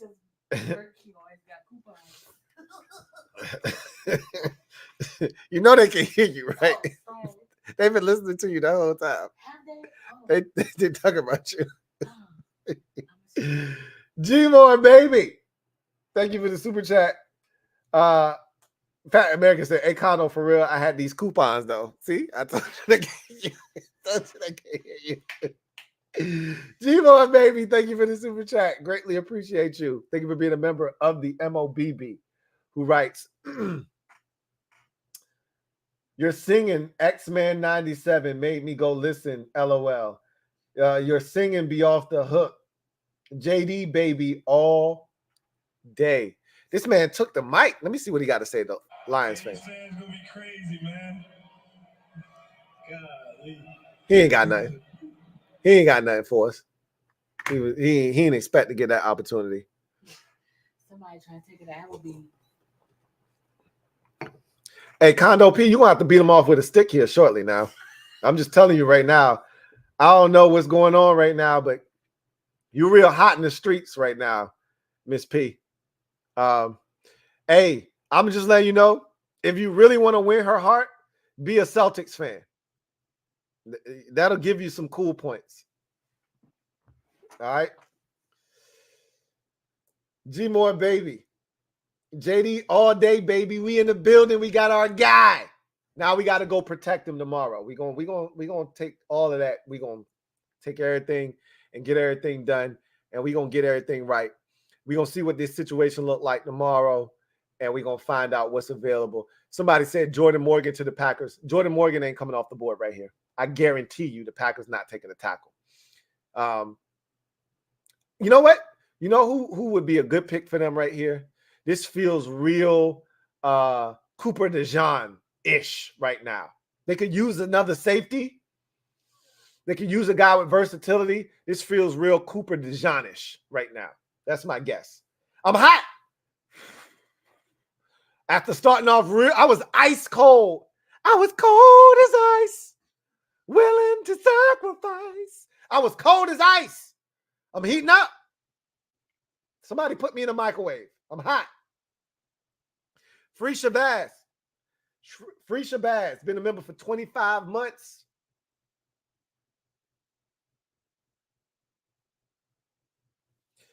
Yeah, Lou, we got our quarterback. Let's eat. Hashtag vegan vegan life or no life. You know what it is. It's vegan life out here in these streets, man. Trying to put people on. All right. We got our QB. Feel like it's like a change in the winds right now. So it's a different wind that's blowing right now. It feels good. Yeah. It feels good. Trevor Patch, thank you for the super chat. Greatly appreciate you. Trev writes, 6 QBs equals tackles fall into spillage striking range. Only if that were true. Only if that were true. 6 quarterbacks equaled 6 tackles still going before. Who took the last of the 6? The Pittsburgh Steelers at 20. 6 quarterbacks, 6 tackles winning the first 20 picks. How about that? I told you quarterbacks and tackles get pushed up. When it's value there, when it's quality there, you already know what it is. You already know what it is. Twin D, thank you for the super chat. Greatly appreciate you. Double up. Thank you for doubling up. My God, Twin D writes, LT, do you think there's any chance at signing Jay Simmons, or do you think they find him either too expensive or not needed? Packers pick is in. We'll tackle that after this pick. I think this pick is going to be, I don't know. It's not a tackle, though. Cooper DeJohn, I already said that.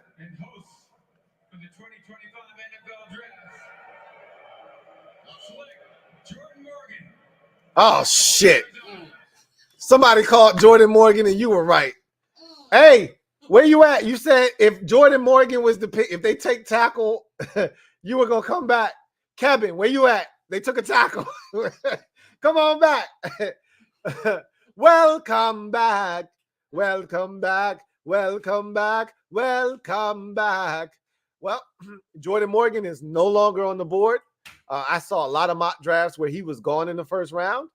He's gone in the first round. Tyler Guyton is still available. I think he's going to go in the first round, though, in these final, 5 or 6 picks or so. And so Washington may have to settle for that 3rd round tackle that y'all been talking about, that backup plan. I don't know how comfortable I am with that shit, but I didn't love Jordan Morgan. Y'all knew how I felt about Jordan Morgan. Short arms, ACL in 2022. There were a lot of things that I didn't love. Damn, the Buccaneers pick is in already. So they already know what they wanted. My guy Reed told me Johnny Newton has been in the crosshairs this entire time, and if he was there, he felt like the pick. As fast as they turned that pick in, that shit feels like they know what they want, and they already knew who they were drafting if he was on the board. This felt real Emmanuel Forbes Jr.-ish from last year, where we decided no matter who's on the board, we already taken Emmanuel Forbes Jr. That shit feels kind of like that.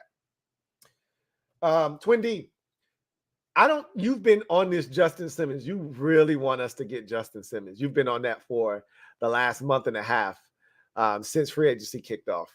He's not coming to Washington, and he doesn't make sense here. Justin Simmons is still available because teams wanted to see what happened in the draft, if they were able to get a cheaper option at safety before they had to go. To me, he's going to end up somewhere like San Francisco or the Detroit Lions. Saw Chauncey Gardner-Johnson go back to the Eagles. Like, it's going to be a Super Bowl contending team that says, hey, we got a little bit of a void at safety. This guy could put us over the top. I don't see a team like Washington spending the type of money, because Justin Simmons is not cheap, and he's still a top-notch player. He's going to cost you.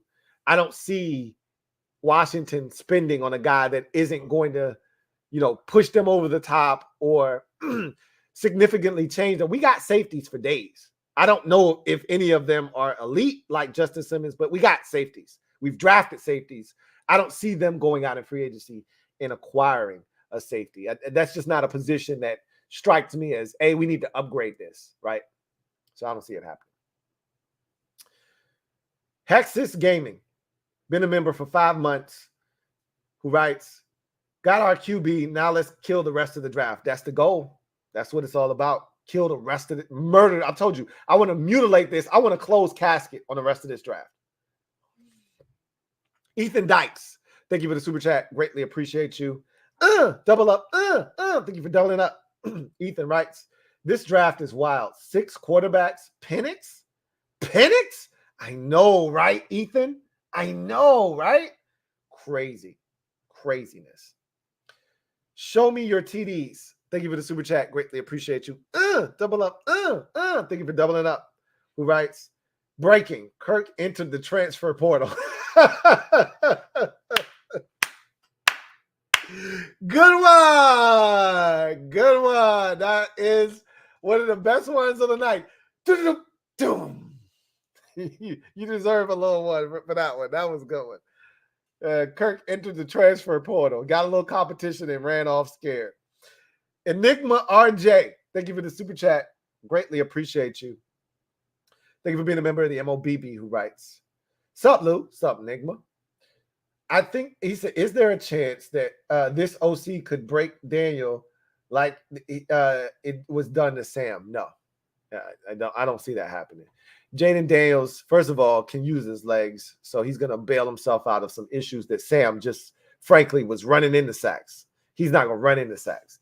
But that said, Cliff Kingsbury runs the football, and he uses the quarterback as a runner, which is why I thought all along Jaden Daniels fit his offense better than Drake May did.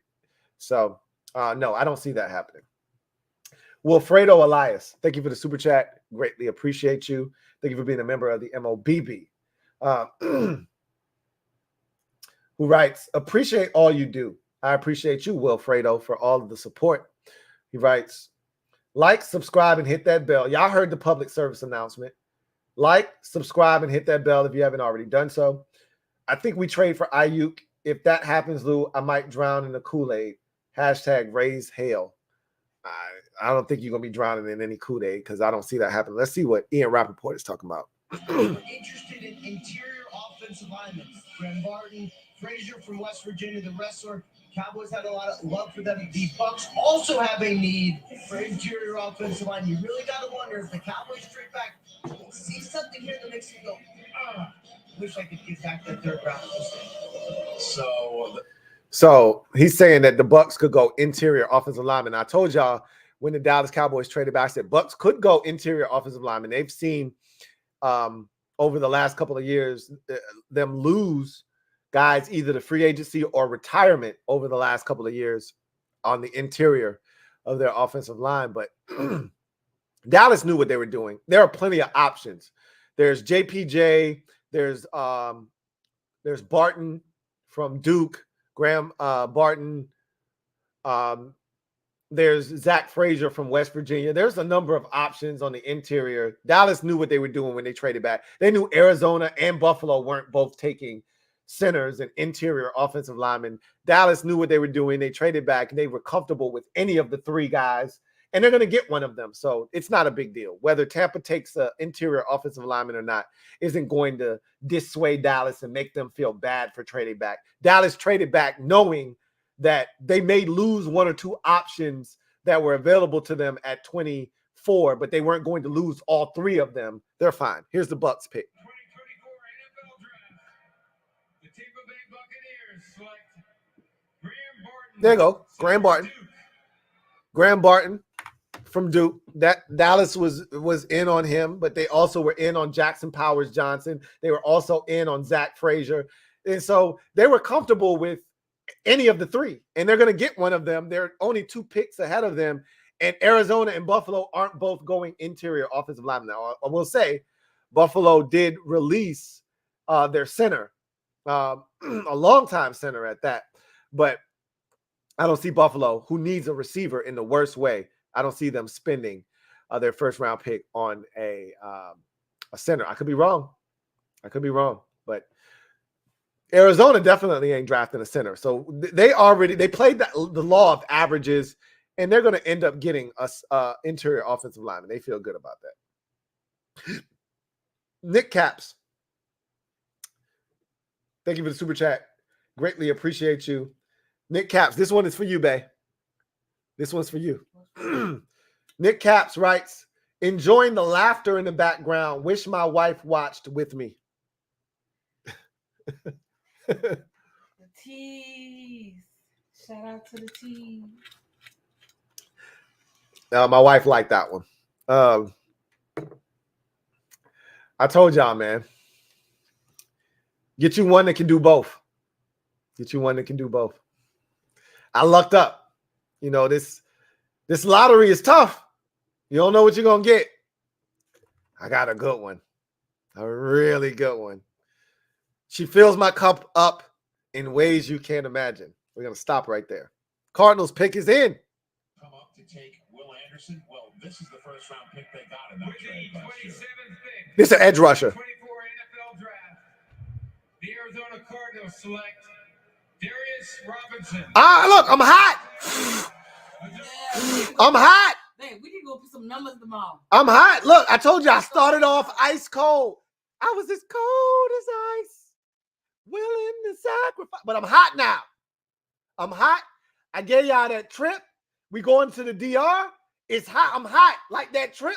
I'm hot right now. Right? Darius Robinson, edge rusher out of Mizzou. Cardinals desperately needed pass rush. In my mock draft, I gave them Chop Robinson. Obviously, he's not available. So Darius Robinson is the last of the edge rushers worthy of a first-round pick. And so he goes off the board. Not a surprise. I had him sneaking in the back end of the first round. Oh, a little bit. A little bit. A little bit. So Darius Robinson is a Arizona Cardinal, and he gives me more of Tank Lawrence vibes. But yeah, I can see where you're going with that. Black Al B, thank you for the super chat. Greatly appreciate you.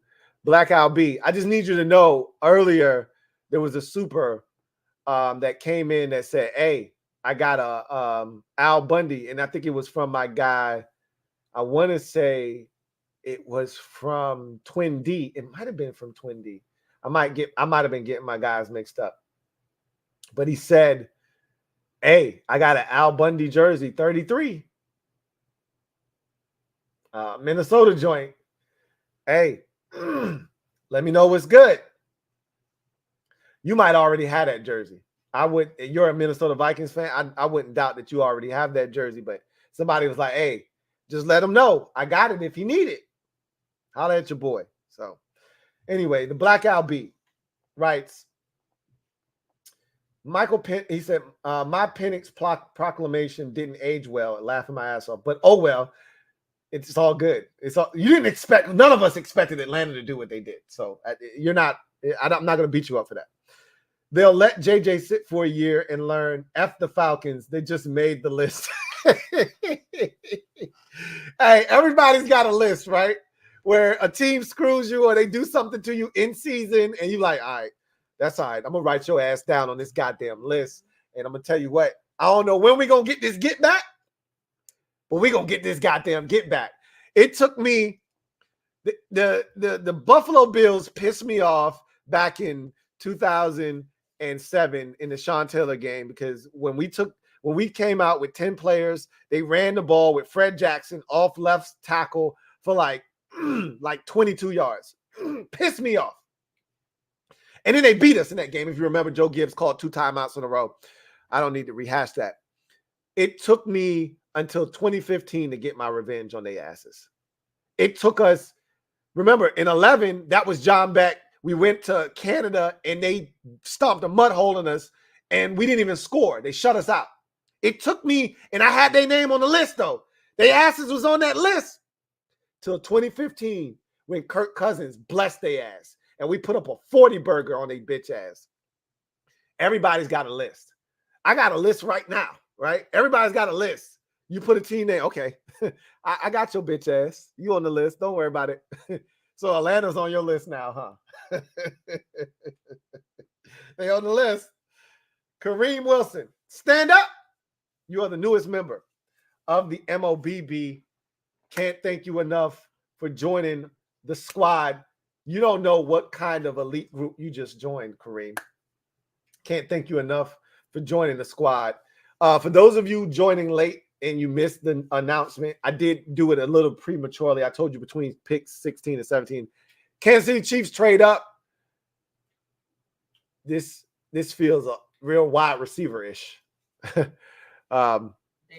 They trading up to 28 are the Chiefs. And they traded in front of Dallas, which makes you think they want something that they think Dallas might want. Dallas wants interior offensive linemen. I don't see Kansas City need an interior offensive lineman, or do they? We're going to find out. I think they're coming up for a receiver, though. I don't know why they felt the need to come up in front of Dallas. Maybe they knew that Dallas wasn't going to take the receiver, but the team after Dallas, the Baltimore Ravens, were going to take the receiver. And Baltimore is definitely in the market for a receiver. So that might have been the thought process behind that. Dallas wasn't willing to move out of the pick for fearing that they might lose out on one of these interior offensive linemen. So they had to go in front of Dallas with a team that was willing to deal. So we'll see what happens here. But Kareem, welcome to the squad. Glad to have you on board. Duncan Wright, thank you for the super chat. Greatly appreciate you. This was the super I was talking about earlier. He writes, unless you drink vodka, you weak, Lou. He says, true that. I drink vodka, tequila, cognac, Henny. What isn't Henny cognac? Isn't that a cognac? I think that's a cognac. Yeah. No, or is that a brandy? I think it's a cognac. I think it's a cognac. I drink anything under the sun. Only thing I really don't fool with is moonshine. My brother-in-law, my sister's husband, he comes from Carolina. They make that moonshine. He gave me some of that shit. I'm a chest hairs guy. I got chest hairs. Y'all, if I unbutton these right here, y'all gonna see some taco meat. That moonshine he had, that's burn the hairs off your chest shit. I don't mess with moonshine. I leave that shit alone. But for those of you who missed the announcement, we going on a trip. Your man Louie Tee is coming outside. We go into the Dominican Republic. 50 spots total available. I will play that promo a little bit later on after the draft has met its conclusion. But just want to let y'all know that we are doing that. And I'm going to take another commercial break with Mando too. So keep that in mind as well. But the pick is in for the Chiefs. I think they're coming up for a receiver because they wanted to get in front of Baltimore, who desperately needs receiver help. So I think this one might be for Xavier Worthy, the speedster out of Texas. You know, the Chiefs are always invested in speed. Tyreek Hill is no longer there, obviously, but Valdez-Scantling was supposed to be their speed guy. He couldn't catch claps in a whorehouse, as a wise man once said to me. So they released him. So I think this is for Xavier Worthy, the wide receiver out of Texas. King G. I wish I could pronounce that, but I can't. And I'm not even going to try. And under the circumstances that I'm under right now, not a good idea. Because you could easily become King Gonorrhea. I'm not going to do that to you. So it's just King G, right? Thank you for the super chat. Greatly appreciate you. King writes, I've been to that resort 5 times, Punta Cana 8 times. If you need any info, let me know. Hey, I might have to hit you up for some info. I was looking around at some of the stuff on the site, and I might have some questions. You might be able to answer them for me. So, hey, I'm open to you making it 9 times if you're available. If not, I might have some questions. I might have to hit you up. You can answer them for me. Raj is bringing some company with him to make this pick. So this one's going to take a little bit longer so we can get to another super chat. Twin D, thank you for the super chat. Greatly appreciate you. My guy, Twin D, writes, LT, I love the Hard Rock Punta Cana. Been there twice. Okay. That I was a little nervous. I'm not going to lie to you. I was a little nervous about Hard Rock Punta Cana. I was told that it was nice, but I didn't know. I've been to Tulum, Mexico before, and it was, oh my God, it was so great. But that felt more like an intimate family setting. I think Punta Cana might be great for this large group that we're hoping to have when we go, because there's more for you to do. There wasn't as much to do when we went to Tulum at the resort that we went to. But he says, I'll definitely be there. Hey, you owe me some wine. Now you don't have to pay for it, right? You owe me a glass of wine, right? Now you can give it to me. One question. I'm booking for 2, but do I have to give them the name of the second person? Haven't decided on that yet. Mom? No. No, you don't have to do that. You just what the pick's in for the Chiefs? Let's hear it. The Buffalo Bills have traded the 28th pick to the Kansas City Chiefs. With the 28th pick in the 2024 NFL Draft, the back-to-back Super Bowl champion. Get it. That's right. Xavier Worthy. I'm hot right now.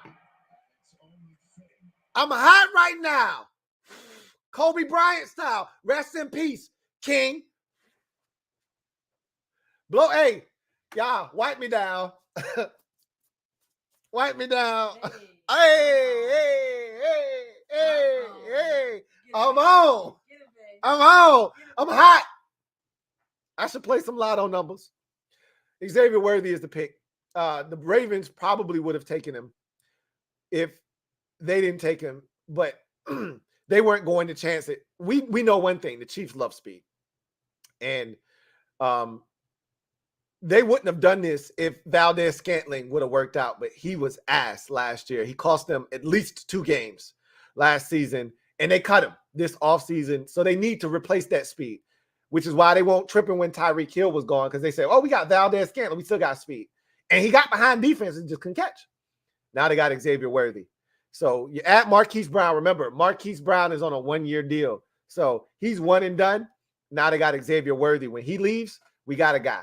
Don't worry about it. Or as a wise woman once said, "Don't worry about it. I know somebody who like it."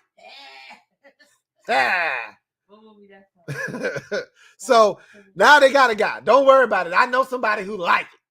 All right. So no, you don't have to put the other person's name in there. All you have to do is make sure that you register for 2 and that you, when you do the room, you do it for 2. That's it. That's all you have to worry about.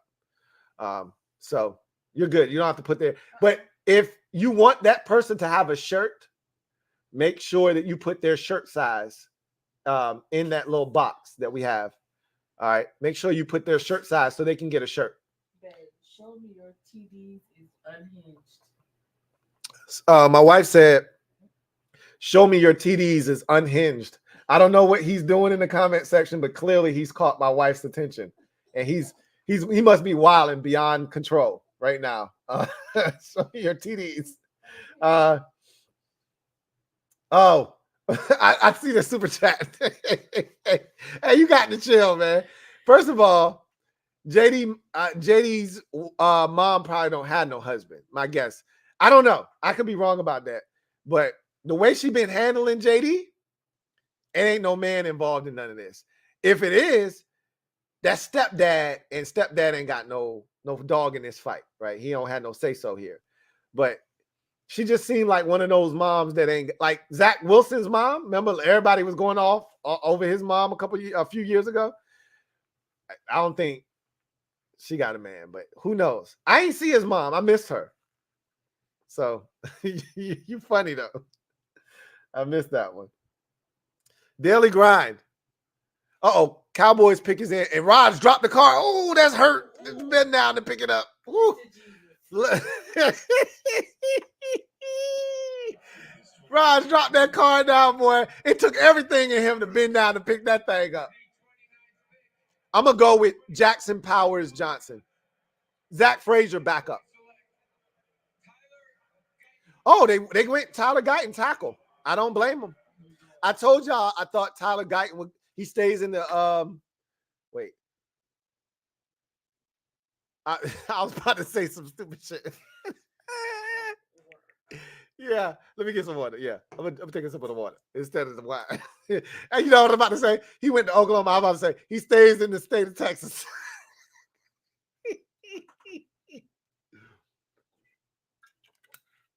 All right. So the Cowboys, remember, they lost Tyron Smith.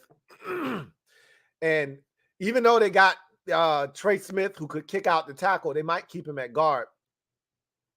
I love this pick for Dallas. I don't think they thought he would be there. They were prepared to take him or one of the interior guys. They knew they were going to get something in like, that's why they traded back. They wouldn't have traded back if they didn't love the options available to them, right? If they thought they were going to potentially miss out on something, they wouldn't have traded back. Guyton was the last guy that was worthy of trading up into the first round. Washington's not trading up, and I wouldn't trade up. I agree with Adam Peters. You just sit tight. All right. Because the big six were worth trading back into the first round for. Guyton wasn't worth trading back into the first round for. I don't love Tyler Guyton. He's solid and he'll be good for Dallas, but I'm good on him. Now the question is, what the hell do you do at 36? Because now that Jordan Morgan is no longer an option, we went from, oh, okay, no worries, Jordan Morgan will be there at 36 to 8 tackles. 8 tackles have gone off the board. And now what do you do? If you're Washington at 36, I think you bypass tackle. That's what I think you do. We'll talk more about that when the draft is over. But the Ravens pick is in at 30. Remember, they traded back with the no, they didn't trade back. He looked like Flacco. He does not. They traded back. The Buffalo Bills traded back with Kansas City, which I told you the draft makes strange bedfellows of sworn enemies, right? Baltimore, they're hugging. They feel good about what they just did. Gotta get you one of these right here. Yeah. I like that. I'm struggling with what they do here. I ain't even gonna hold you because in my mind, I was thinking edge rusher to replace Jadeveon Clowney. Well, that guy was Darius Robinson, by the way. He's gone. I was thinking wide receiver. How about Adonai Mitchell? How about that right now? I'm hot. Let's stay hot. Adonai Mitchell right here, right now for the Baltimore Ravens. There's no offensive lineman that makes sense for the Ravens. There's no edge rushers that make sense. They could go interior defensive linemen like Johnny Newton. That doesn't make sense to me for the Ravens right here. I love Adonai Mitchell. And you know what? If you're Buffalo, you rolled the dice. Maybe you love a ton of receivers here. A lot of them haven't been drafted yet. But I thought Adonai Mitchell was the pick all along. You traded back, so clearly Buffalo feels comfortable with whatever is available to them. Xavier Worthy's gone. Adonai Mitchell could potentially be gone. They must still like a receiver if Adonai is picked because they moved back and didn't have any issues moving back to the back end of the first round. So we'll see what the Ravens decide to do. Daily Grind, been a member for 31 months.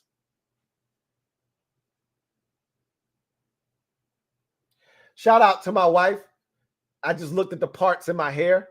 They're straight as an arrow. She did a great job twisting the kid up. Got me looking sharp for the draft. Who writes, Lou, I thought you had sold out on us.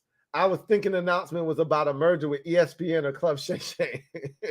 You wish. Not Club Shay Shay, though. You wish. Give me that kind of bread. Now, I couldn't work for the 4-letter. There's too much compromise involved. They be trying to turn me into a Stephen A. Smith. I can't do that. There was a brother on there today on Get Up asking Jaden Daniels, trying to get him to flip on us. I can't do that. In the 2024 NFL Draft, the Baltimore Ravens select Nate Wiggins. Corner. All right, so I cooled off a bit. Nate Wiggins, corner, Clemson. He didn't necessarily fit what I thought a Raven looked like. He's not tough enough. He doesn't tackle consistently. He makes business decisions. But if you're just talking, and he's light, 173, if you're just talking pure corner, I think he's got the ability to be dynamic in the NFL. But, you know, again, he's a guy that makes business decisions, but he's got some talent. That's for sure. They need help at corner, but I've said this a number of times. This is not a deep cornerback draft class. So if you like a guy, you better get him early because it ain't a lot of shit. As you get deeper into the draft, it ain't a lot of stuff left.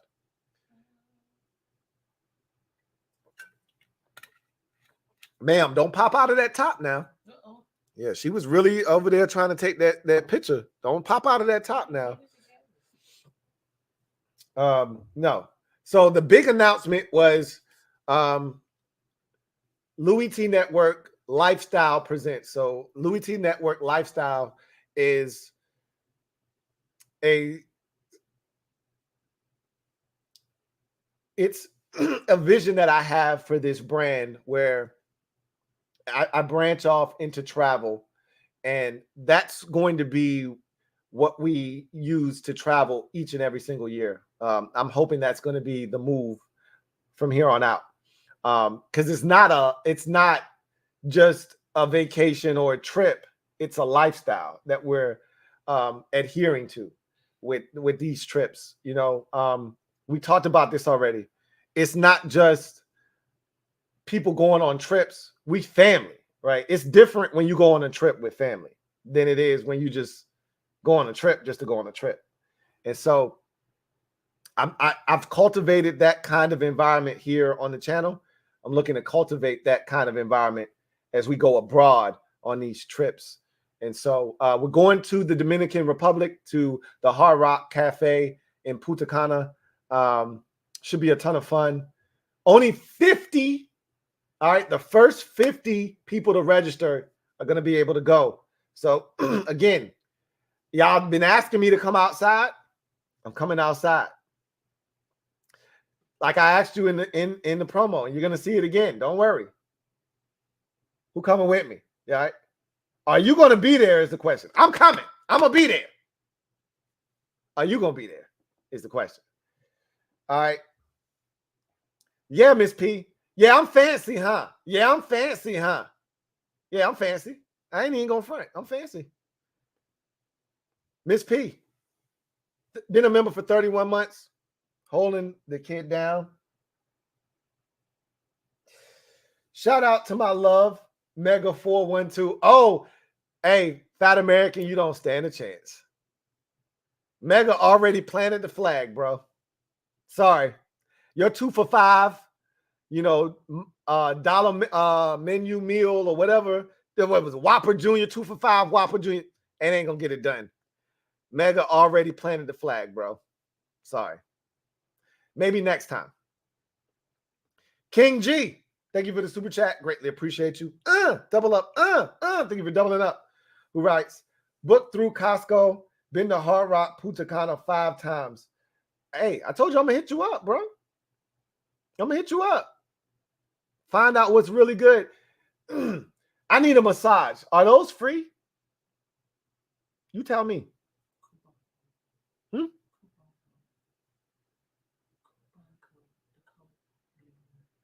Oh, you let me know, because I definitely could use a little massage, or as I like to call it, a massage. Could use one of those. Trying to do a little bowling while I'm there. A little laser attack. I'm going to tell y'all right now. So there's something on there called Convo with Louie Tee. I'm only doing that this first go round. I'm not doing this. Like, this is an intimate conversation. Y'all can ask me whatever y'all want. We can go as deep as y'all want to go. Nothing is out of bounds for the most part. And I'm only doing this once. And this isn't something I'm going to do every year, right? I feel like the first trip has to be special because it sets the tone for the rest of the trips that are to follow. And I wanted to make a statement with Convo with Louie Tee. So I'm going in depth. If you want to know how this all started, if you want to ask how to start, what's the best way to do this or do that, or if you got any other questions, anything you could think of, you want to ask me, you can shoot from the hip. I'm going to answer it. All right. So, and that's going to be exclusive to this trip and this trip only. I'm not doing this again. Right. So, it behooves you to be on this first one. This first one is going to be crazy because, again, we got to set the table, right, for the future trips to come. We got to set a bar, a standard, if you will, for what these trips are supposed to be like. And there'll be evidence. If some of y'all, all this shit y'all talking about, drinking me under the table, this, that, and the third, we're going to have video evidence. I'm going to have somebody recording this, taking pictures, recording shit. Hey, don't be out here drunk on your ass. You got proof. Okay? All this shit y'all been talking. Don't let it be you. That's all I'm going to say. That's all I'm going to say to you. Remember, early bird gets the worm. Okay? Don't forget, early bird gets the worm. Use the promo code earlybird, all caps, no space, to get in early and save yourself $100 on that registration fee. Okay. Try to give you some tidbits when I can. All right. Early bird gets the worm. Y'all know how it goes. Hidden soul. Stand up. 49ers pick is in. This feels like defensive tackle. I'm going Johnny Newton. That's who I went in my mock draft, and he's still here. With the 31st pick in the 2024 NFL Draft, the San Francisco 49ers select Ricky Pearsall. Receiver. Bye-bye. See you later. Hey, it was nice knowing you, Brandon Ayuk. Trails. Happy trails. They took Ricky Pearsall in the first round. That bids a farewell to Brandon Ayuk. Because you know what Ricky Pearsall is going to do? He's going to run that dig route over the middle of the field, which is what Kyle Shanahan loves. And he showed the ability to run. He's got the speed, but he's physical. He can run. He's got playmaker ability, can run after the catch. He showed you the ability to take a shot over the middle of the field and keep on ticking. He showed the crazy one-hand catch against Charlotte. Yeah. All right. Pittsburgh, you got an opportunity. Come get your boy.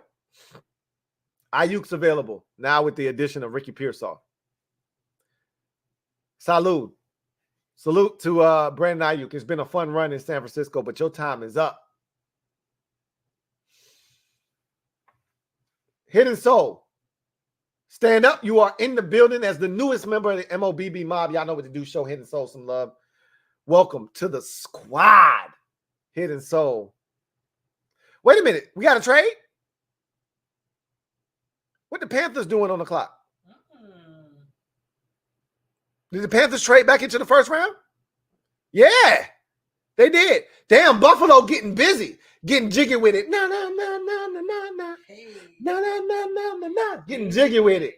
Damn, the Bills done traded back twice.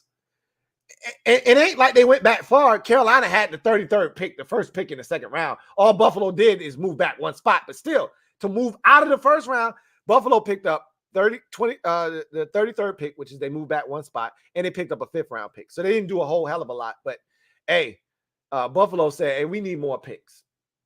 Cool. I ain't mad at it. Okay. Who could they possibly want at 32? I'm thinking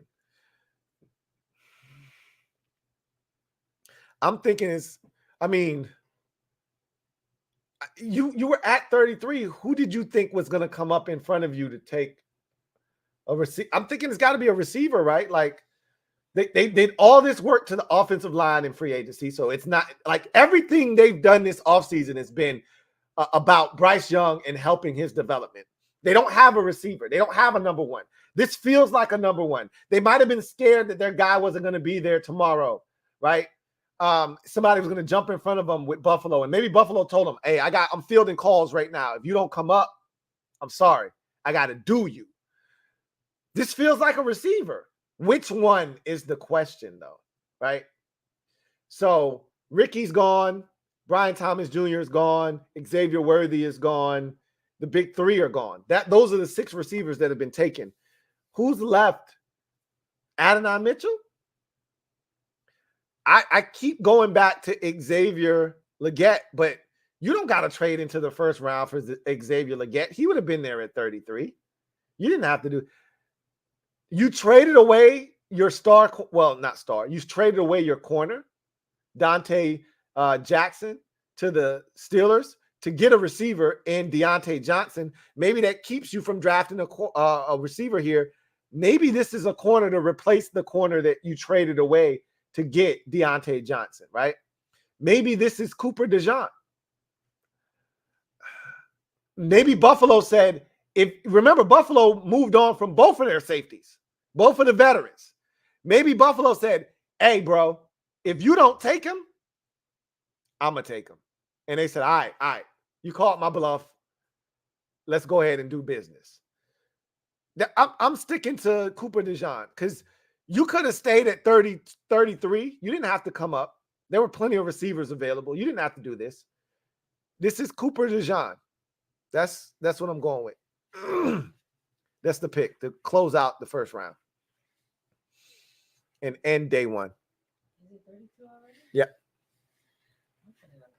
Yeah. You hung in longer than I thought. Yeah. Look at that.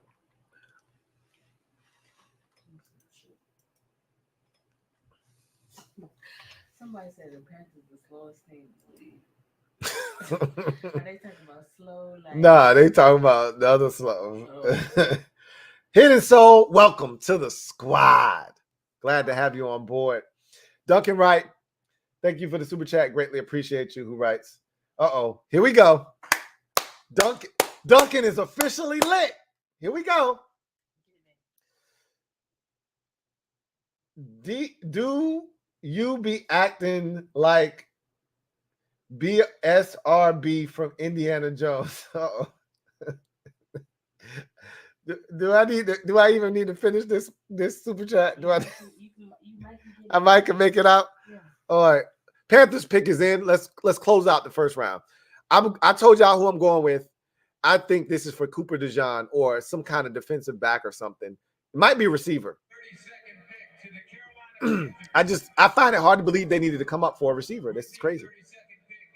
I mean, Buffalo was going to take a receiver, so that would make sense. I said Xavier Legette. I didn't think they needed to come up to do that. But he's a Carolina kid. I told y'all it made sense, right? He looks like a number one receiver. He's from Carolina. It just made too much sense. There was a lot of smoke to the Carolina Xavier Legette, connection, and it felt like it could happen. And I told y'all Legette, and I mentioned him. I just mentioned him 2 minutes ago.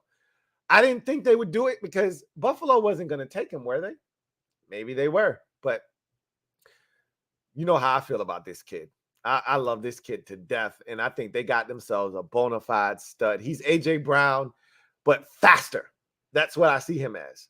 A.J. Brown, but faster, and now they got themselves a true number one wide receiver in Carolina. Good for them.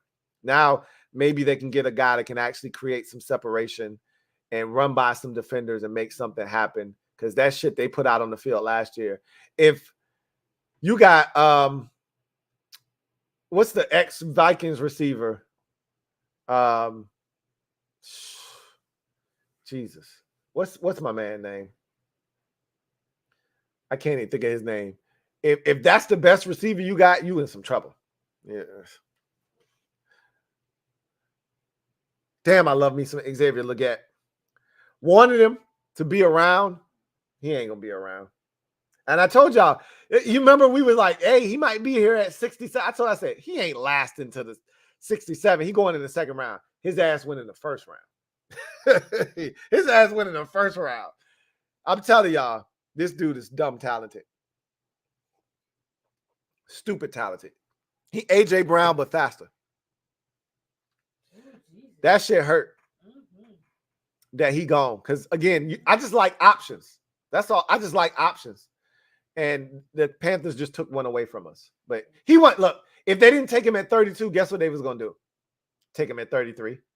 So if Buffalo didn't take him at 32, they were going to take him at 33. So, again, he wasn't going to be there. Like, they told you how they felt about him. They traded up one spot and swapped fifth and sixth with Buffalo to get him, to ensure that they got him. So day one of the draft is officially in the books. A couple of surprises. The Falcons taking Michael Penix Jr. I think we had a couple more surprises. We'd have to go back and kind of analyze them. But for the most part, nothing knocked our socks off other than the Michael Penix Jr. to the Falcons. That one was crazy. And I tell you what, man, that was a fun day one.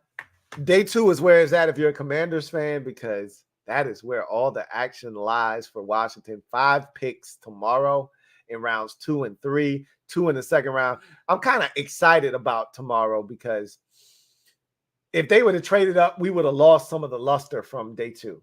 Now that they stand now, again, not trading up, boy, it's slim pickings at tackle in the second round. You're gonna have to wait. Like the value isn't at 36 or 40 for Washington. You could see a guy like Kingsley Suamataia come off the board at maybe 40 for Washington, but I still think that's a bit high for him. But I could see Washington potentially doing something like that. But my money is on them just sitting back and kind of waiting and seeing what's available in the third round. But we had visions of them doubling down on tackle. If you were doubling down on tackle, you needed to take one in the second and then one again in the third. You're not taking one in the third and then one in the fifth. That's trash, right? So we'll see. We got AP, we got Lance Newmark. I got confidence in their ability to figure this thing out. I want to check on the basketball game real quick. Denver is taking care of business. They're up 9 right now, but we'll see what happens. The Magic destroyed the Cavaliers. Wow. I don't think I saw that coming. So that series is now 2-1. Magic went home and took care of business. Lakers are trying to avoid going down 3-0. Again, we all said they didn't want the smoke with the Nuggets, and they decided to choose violence, and now they're getting their ass whooped because of it. Told them, hey, you better off going after OKC. Them boys don't know no better.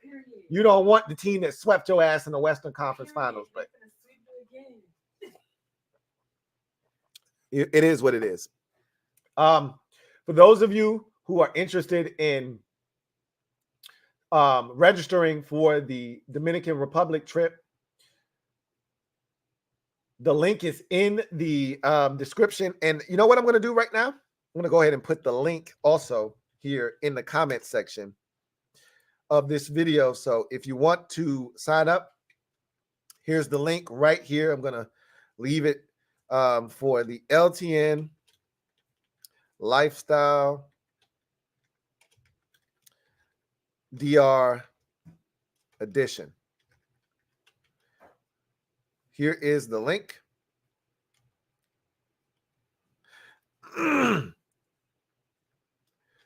Here's the registration. And there you go. If you need the link, there it is. Click that link and it'll take you. And the link is also in the description as well. So you need not fret if you don't get it. If there are a bunch of comments that push that link out of the mix, go to the comment, go to the description. The link is there as well.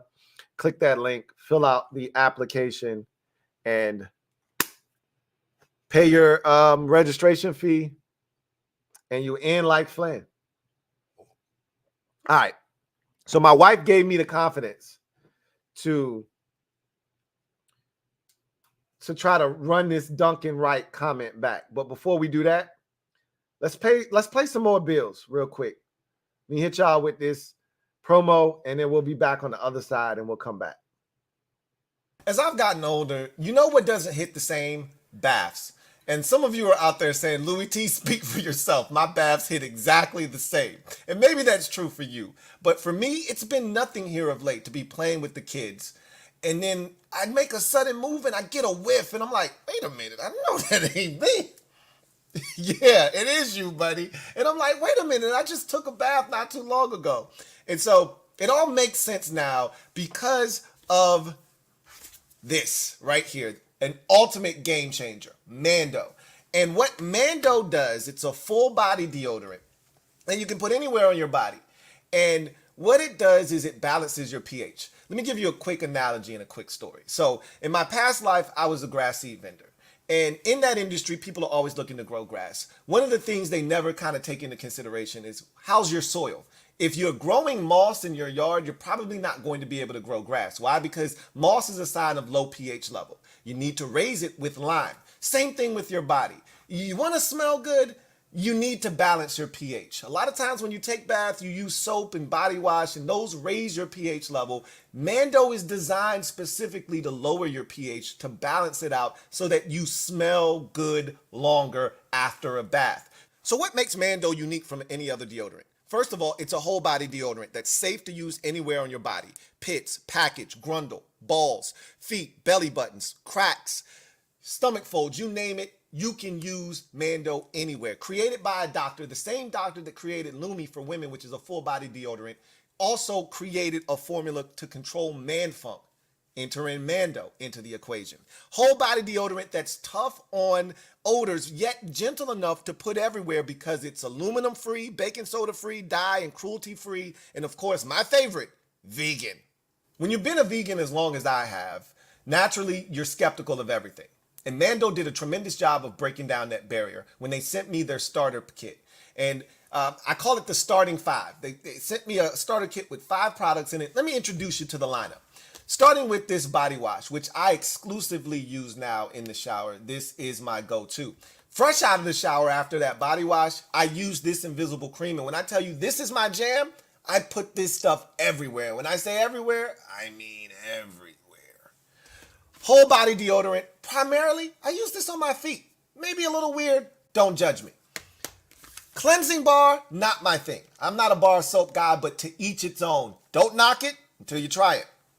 Lastly, this one here, I think should be in every bathroom across America. If you don't have wipes in your bathroom, shame on you, okay? These MANDO wipes are the best wipes I've ever used. And I use a lot of wipes.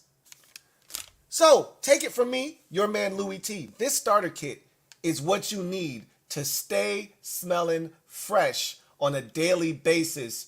Go to the website shopmando.com. That's shopmando.com, shopmando.com, and use the promo code LouieT to get you $5 off on this starter kit right here. That's shopmando.com. Use the promo code LouieT to get you $5 off on that starter kit. That's 40% off of the total price. You can't beat that. Look, I'm not going to lead you astray. Try this starter kit, use that promo code, and come back and tell me you don't feel and smell fresh. Get out of here, funk. We won't do funk over here, man. That's shopmando.com. Use the promo code LouieT.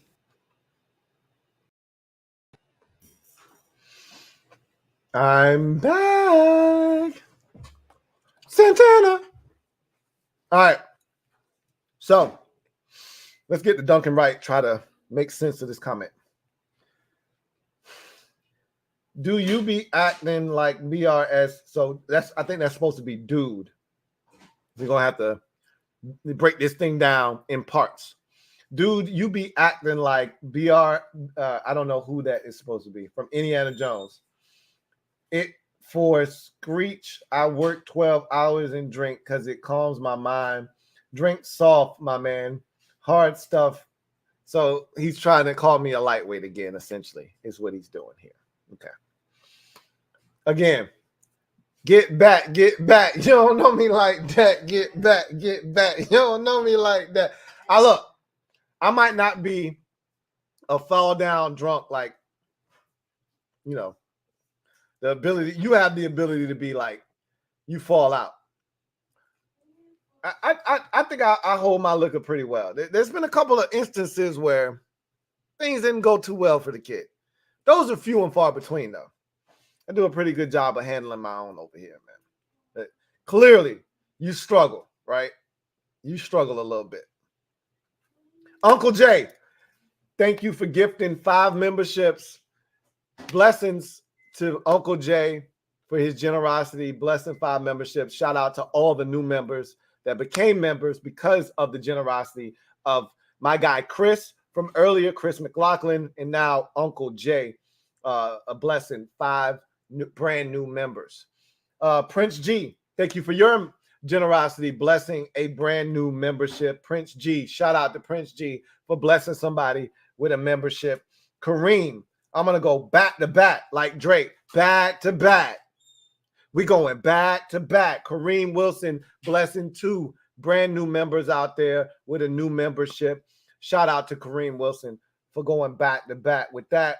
And Frankie Yo, my guy Frankie Yo, shout out to you for your generosity for blessing somebody with 5, or not somebody, with 5 memberships. Thank you for blessing 5 viewers out there with new memberships. Shout out to Frankie Yo for the generosity. Duncan Wright, thank you for the super chat. Greatly appreciate you, Wrights. Are we not partying? Are we not partying? Look, I love it. Are we? No, you're right. We are partying. Are we not entertained? Are you not entertained? No, we partying. We partying. No, go ahead and drink up. Drink up, as a matter of fact. Cheers. Go ahead and drink up, bro. Cheers. I got a whole nother bottle on ice. I'm right there with you, bro. Go ahead, drink up. We good. We partying. Party, party, party. Party, party, party. We all good. Don't worry about it. All right. Brian Israel. Stand up.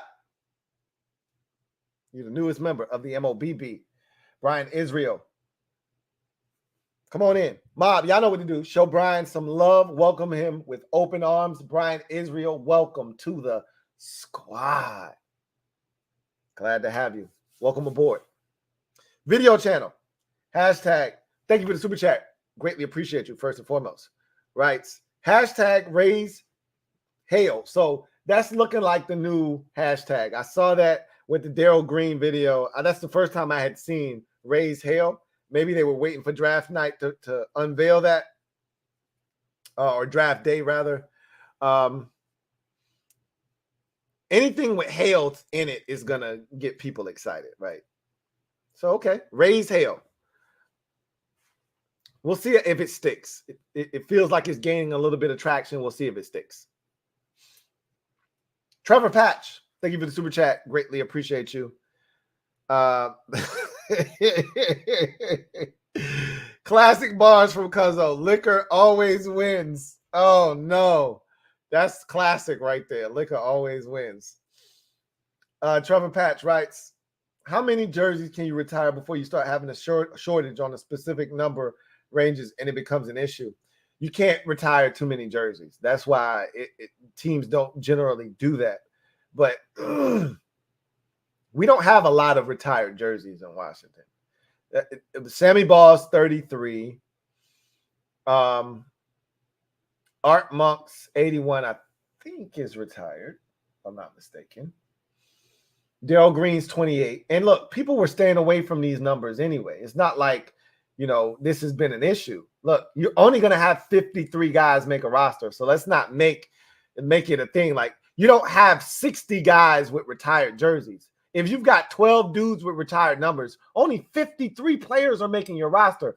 And with the NFL over the last decade relaxing its number restrictions and even making the number 0 available to anybody, I don't see how this is an issue. It's not like Washington has 15 dudes with retired jersey numbers. I think they have like 7 or 8. I think Daryl Green might be the 8th guy with a retired number. It's not a lot. Whatever the number is, it's not a ton. Somebody asked me earlier what number should be next. Is Rigo's number retired? If it's not, it should be 44. If it's not retired, it should be. I think it is. I haven't seen anybody wear 44, but there are certain numbers that you just understand. Like, nah, I'm not wearing that. Sean Taylor's 21, got retired this past season. Green's 28, and that's a travesty in itself because Green's 28 should have been retired well before Sean Taylor's 21, right? Like, it's ridiculous. But to your point, it's not an issue. I'm just going to say that. It's not an issue. The blue tick. Thank you for the super chat. Greatly appreciate you. The blue tick. See, this is when we go we're going to get intimate now. This is when we start to shrink because a lot of people got to go to work tomorrow. This is not Friday into Saturday. This is Thursday into Friday. People have to go to work tomorrow, right? If you're on the East Coast, it's late. And you got shit to do. I get it. This is when we're going to shrink down to the intimate crew, right? There were people that wanted to see my opinions on the draft. Draft's over, they checked out. Now, this is when shit gets real right here. I love it. I love it. Because we about to have some fun now. Not that we weren't already having fun, because we've been having fun since the word go, right? Y'all know how this go. This is what we do every year, right? Turn up. And remember, tomorrow, we're going to be a little bit different. But remember, we coming back for the after party. All right? We coming back for the after party tomorrow. After the show, it's the after party. We ain't hitting the hotel lobby, though. All right. Blue Tick writes, we ever swindle anyone in a trade? Champ for CP. Yeah. Remember 1999? Then GM Charlie Casserly in one of the, I think the Herschel Walker trade goes down as the biggest highway robbery. But man, what we did to the New Orleans Saints for the number 2 overall pick to select Ricky Williams, that shit goes down in the Hall of Fame of biggest, draft heists ever. That was a big time swindle. The biggest difference is the Cowboys are going to get more credit for the Herschel Walker trade because of what that ultimately led to. They won 3 Super Bowls in 4 years. And the foundation of that was the Herschel Walker trade. Meanwhile, we did some really good shit with our, haul. We ended up getting LeVar Arrington. I think we got, I think that might have turned into Chris Samuels too out of that deal. But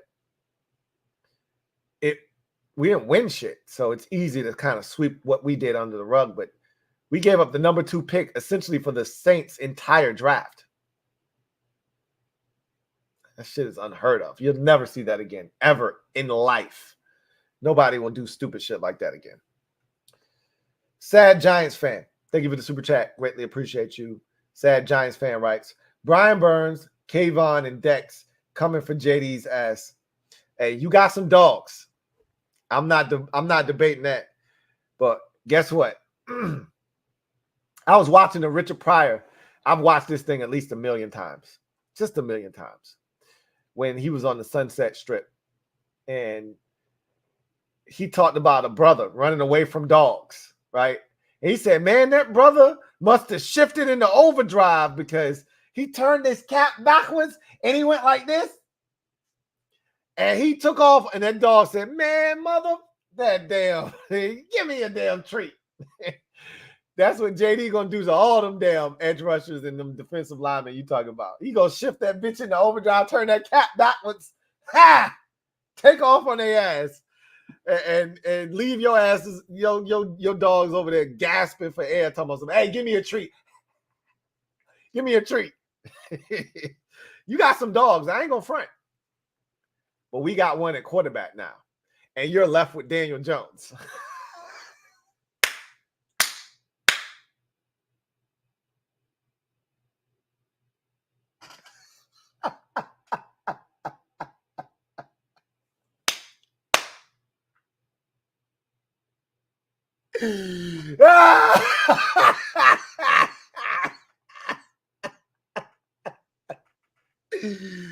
Damn. That must suck. Hey, there's always tomorrow in Spencer Rattler, right? I guess. Hey, cheers to not having a damn quarterback. Psych!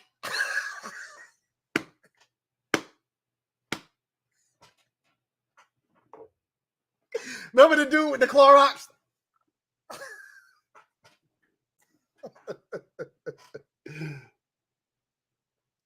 Take a little sip to that. We got Jaden Daniels. I don't know nothing about that. Sorry. Anyway, I digress. Frankie, yo, thank you for the super chat. Greatly appreciate you. Thank you for being a member of the MOBB, who writes, our war room looks like by far the most depressing in the league. Look, I was very disappointed with the spacing in our war room. It looked like we were still in COVID, right? They were practicing social distancing. Too much space in the middle. It's just too much empty space. Like, you just need to fill that. Like, everybody had, the Eagles was 50 deep in a war room. We like trying to keep it sworn to secrecy. We got like 12 dudes in there. Eagles was 50 deep. Like, yo, bro, what's up? Yo, last year was lit. I know, right? Yeah, we about to do that shit again. Yeah. Hey, how was this year for you? Like, they in there chopping it up like they in a club or some shit. Meanwhile, we over here, shh, we making too much noise. Shh, quiet. Chef P's at work. Shh, Chef P is working. Quiet. Like we in the library or some shit. It was a little depressing. I ain't gonna front, but we got the job done. We got ourselves a quarterback. I ain't tripping. Anyway, Frankie, yo, writes, our war room looks by far the most depressing in the league. No wonder we miss in the draft. People can't get out of that hell quick enough. It's different now. It hit different now. It's not the same like it used to be. But anyway.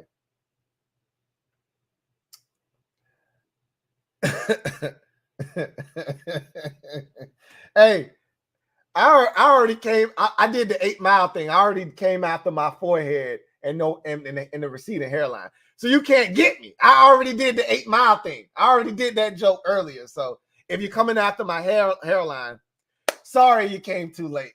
All right. But you still don't have no quarterback, though.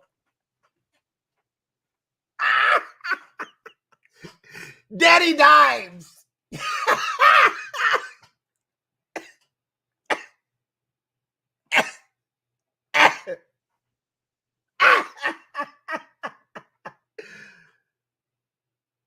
Whew. Take a sip. You know what that's the taste of? You know what that's the taste of? Getting you a franchise quarterback. Hold on, let me get another sip. Hold on.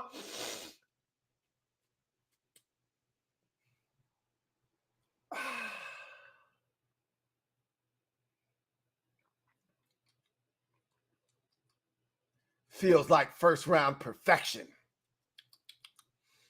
Good luck, Giants, in the second round, though.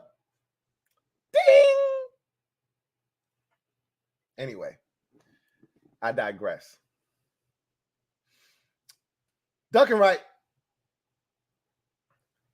thank you for the super chat. Greatly appreciate you. Who writes, years. Hold on. I got to put my thinking cap on. Hold on.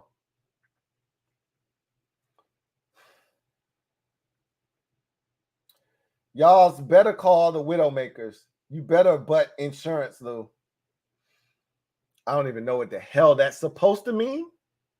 But yeah, get them, Duncan. I don't even know what you're talking about. Yeah, yeah. Trevor Patch, thank you for the super chat. Greatly appreciate you. Thank you for being a member of the MOBB, who writes, already got the ads for JD jerseys hitting my inbox as number one, not 5. He can't touch a made man in Tress Way. Hall of Fame punter. Everybody get in. All right. Fair enough. We don't have a number 1 on the roster. And Tress got enough money where, like, Jaden's money is I'm lying. I'm about to say it's play money to Tress. No, it ain't. Tress's entire career earnings might be upset and upstaged by Jaden's rookie contract as the number 2 overall pick. So I'm not even going to sit here and talk crazy. Like, Jaden money's ain't longer than Tress's at this point. I think Tress signed like a 5-year, $13 million deal. Jaden's deal probably like 5 years, $30 million. So I don't even know. He might already have him in the money department. He might be able to throw him a little bread to get to the 5, but we'll see what happens. Oh, yeah, and Jahan is one. That's right. Somebody just said Jahan is one. That's facts. That's facts. I don't know where he go from there. Blake Woody, been a member for 2 months. Blake writes, cheers, bro. Cheers. Excellent content. Tackle, wide receiver, cornerback, BPA. That's the move for tomorrow. In no particular order, but we're going to address all of that tomorrow, even including BPA. We're going to knock all that down tomorrow. Don't you worry. Chef P, get him a skillet. Go ahead, turn the stove on. Get him a skillet. Get out of the kitchen. He finna cook. Let Chef P work. He finna cook. Let him cook. Swaggy P, thank you for the super chat. Greatly appreciate him. Swaggy P writes, thank you for being a member of the MOBB. My guy, Swaggy P writes, that shot I gave you on Super Friends stream a month back, you can give me one back on that DR trip. Hashtag everybody gets a shot. Yeah. If you there, I got you. No worries. We take a shot together. Okay? For sure. We can make that happen. I ain't forget you and all that bullshit you trying to get through. This is Crew Love. Move music or move drugs. Robert Cruz, get your black suits up. I never change. Never, never, never, never change. This is T every day. I never change. No change. I got you, bro. Everybody gets a shot.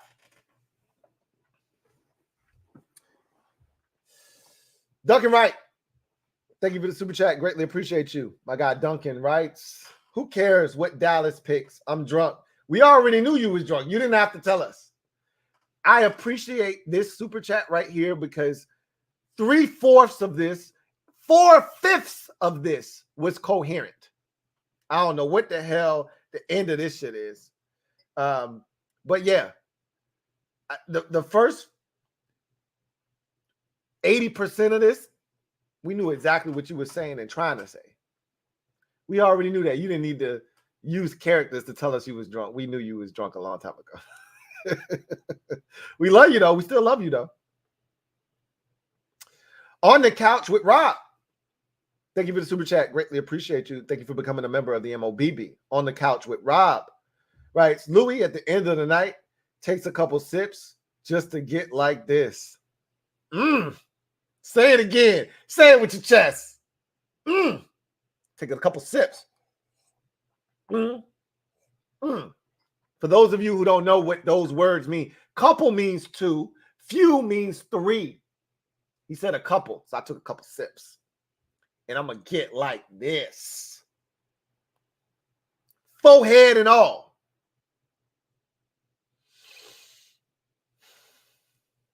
King G, talk to me. Thank you for the super chat. Greatly appreciate you. My guy, King G writes, my wife says she's sick of voice too. LOL. Whose voice? Let me stop right there. Just in case you've been disguised as Luck all along and you're trying to get me to say whose voice. She could be talking about my voice. She could be talking about somebody else's voice. I don't know who. I'm the only one that's really talking. She could be talking. You could be talking about somebody else, but probably talking about me. If she's tired of my voice, tell her I apologize. I'm so sorry. My voice is like an acquired taste, I guess. You get enough of it eventually, you're like, hey, this isn't too bad, right? That's the best I can give you. I don't really know how else to explain it, right? It just grows on you over time. I know a lot of people who listen to this show who are religious, viewers whose wives just kind of eventually just like, okay, that's Louie Tee. I ain't even tripping. Hopefully she'll get there if you were talking about my voice. Hopefully she'll get there one day. You know, where she's just like, okay, it's Louie Tee. I ain't even tripping. Matter of fact, his voice is a bit melodic. And when he sings sometimes, I quite enjoy it. I know I'm pushing my luck, but why not? Fat American, thank you for the super chat. Greatly appreciate you. Fat American writes, my girl said she's a pescatarian. Yeah, Condo P said she was a pescatarian earlier. Bro, the flag has already been planted. Hey, look, you know what I'm going to give you? I'm going to give you an extra point for persistence. In the 757, you drive past billboards, and there's always a billboard there that says, persistence, pass it on. You're passing on the persistence right now. I can respect what you're doing right now. But Mega's already, let me be more specific. We had 2 Megas tonight, but there's only one Mega 412. So let me be specific. Mega 412 planted his flag already. It ain't a damn thing you can do. And then Miss P went and shouted him out. It's a lost cause already, bro. Sorry. You got here too late with the 2 for 5. Got here too late for the 2 for 5. It's a BK Live on Live. Sorry you couldn't get Miss P, but you got me, Louie Tee, here on my live stream. I'm here. See what I did there? Maybe you did. Maybe you didn't. You said, you ever heard of the BK Big Fish? I come prepared. When she said pescatarian, I'm not quite sure that's what she meant. But hey, it's fish. Technically, I guess. They serving those for 5 mix and match on. Hey, your back and forth knowledge of the BK menu is a little scary, bro. And you've been pushing BK for the last 2 years on this draft stream, by the way. What's going on right now, man? Did you used to be a part-time employee at Burger King before you got the gig at UPS?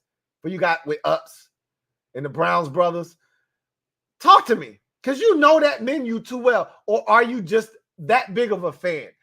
Before I was a vegan, I used to crush the original chicken sandwich, if that makes you feel any better. But you know that menu way too well. Right now, I got questions, man. Do you have answers is the question. Because I got a lot of questions. Got a lot of questions. Anyway, I digress. Them damn twins. Thank you for the super chat. Greatly appreciate you. Them damn twins, right? Lou, I'm not as think as you drunk. Touche.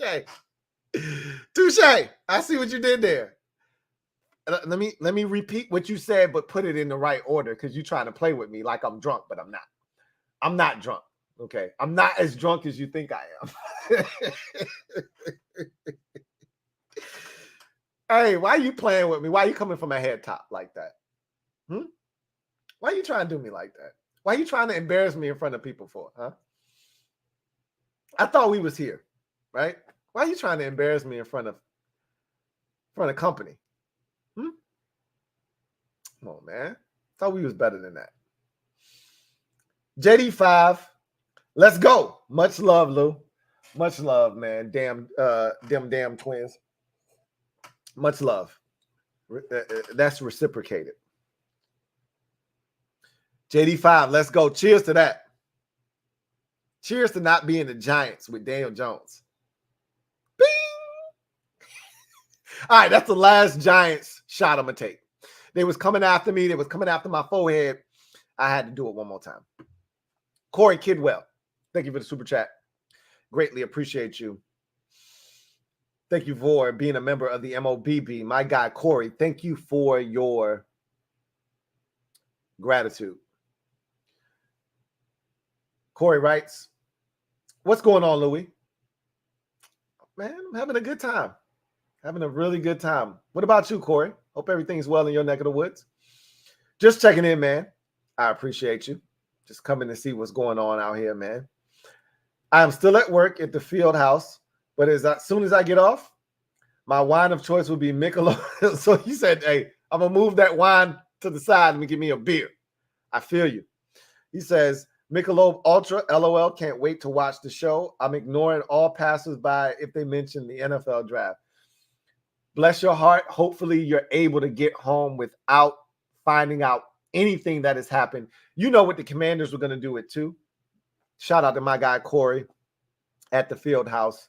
Hopefully all of the things that you have in your brain come to fruition and you're able to do what you want to do. But hopefully you get home and none of what you think has happened or none of the things that has already happened has infiltrated your space and you're able to watch it as if everything is brand new. I wish that for you. It's so hard in today's day and age. If you open your phone with all your messages, I'm pretty sure you got Bleacher Report, or you got ESPN app. Everything's there. It's going to be hard. So you just got to stay off your phone. Good luck with that. Good luck with that. I really do appreciate you, though. As always, Corey. Kevin, we talked earlier. You said you'd be back if y'all drafted a tackle. You drafted a tackle, Jordan Morgan. So I guess this is you coming back. Double up. Thank you for doubling up. Kevin writes, this team is something just plain laughable.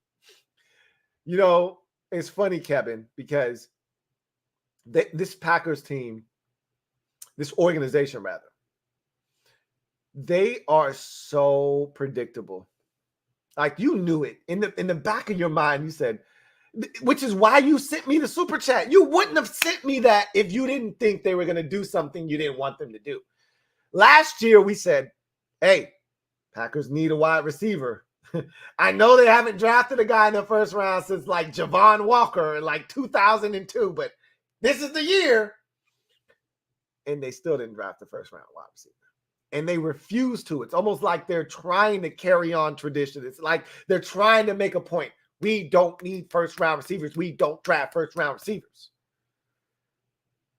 They broke the mold this year, though, because they don't usually spend in free agency. And they spent in free agency on Josh Jacobs and Xavier McKinney. You said, maybe they're thinking outside the box, so maybe they won't upset me and take a tackle this year. And then they did the thing that you didn't want them to do. They did it anyway. You still love them, but you're disappointed in them. And trust me, as a fan of a team that has been disappointed many a times, I know what you're going through. It's all good. This is what you hang your hat on, Kevin. Your organization gets it right more times than they get it wrong.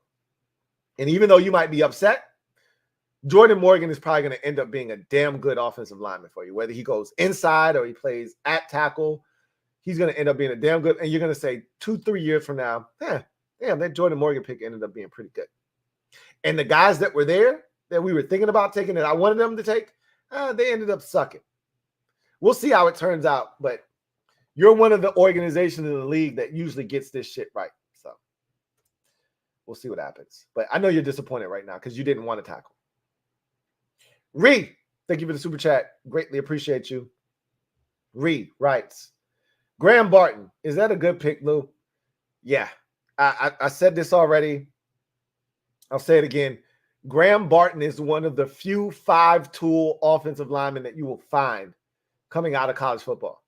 And what I mean by 5-tool offensive lineman is that he can play all 5 positions and play them adequately. You know, some guys, they say, hey, he can play center. No, Graham Barton can play center.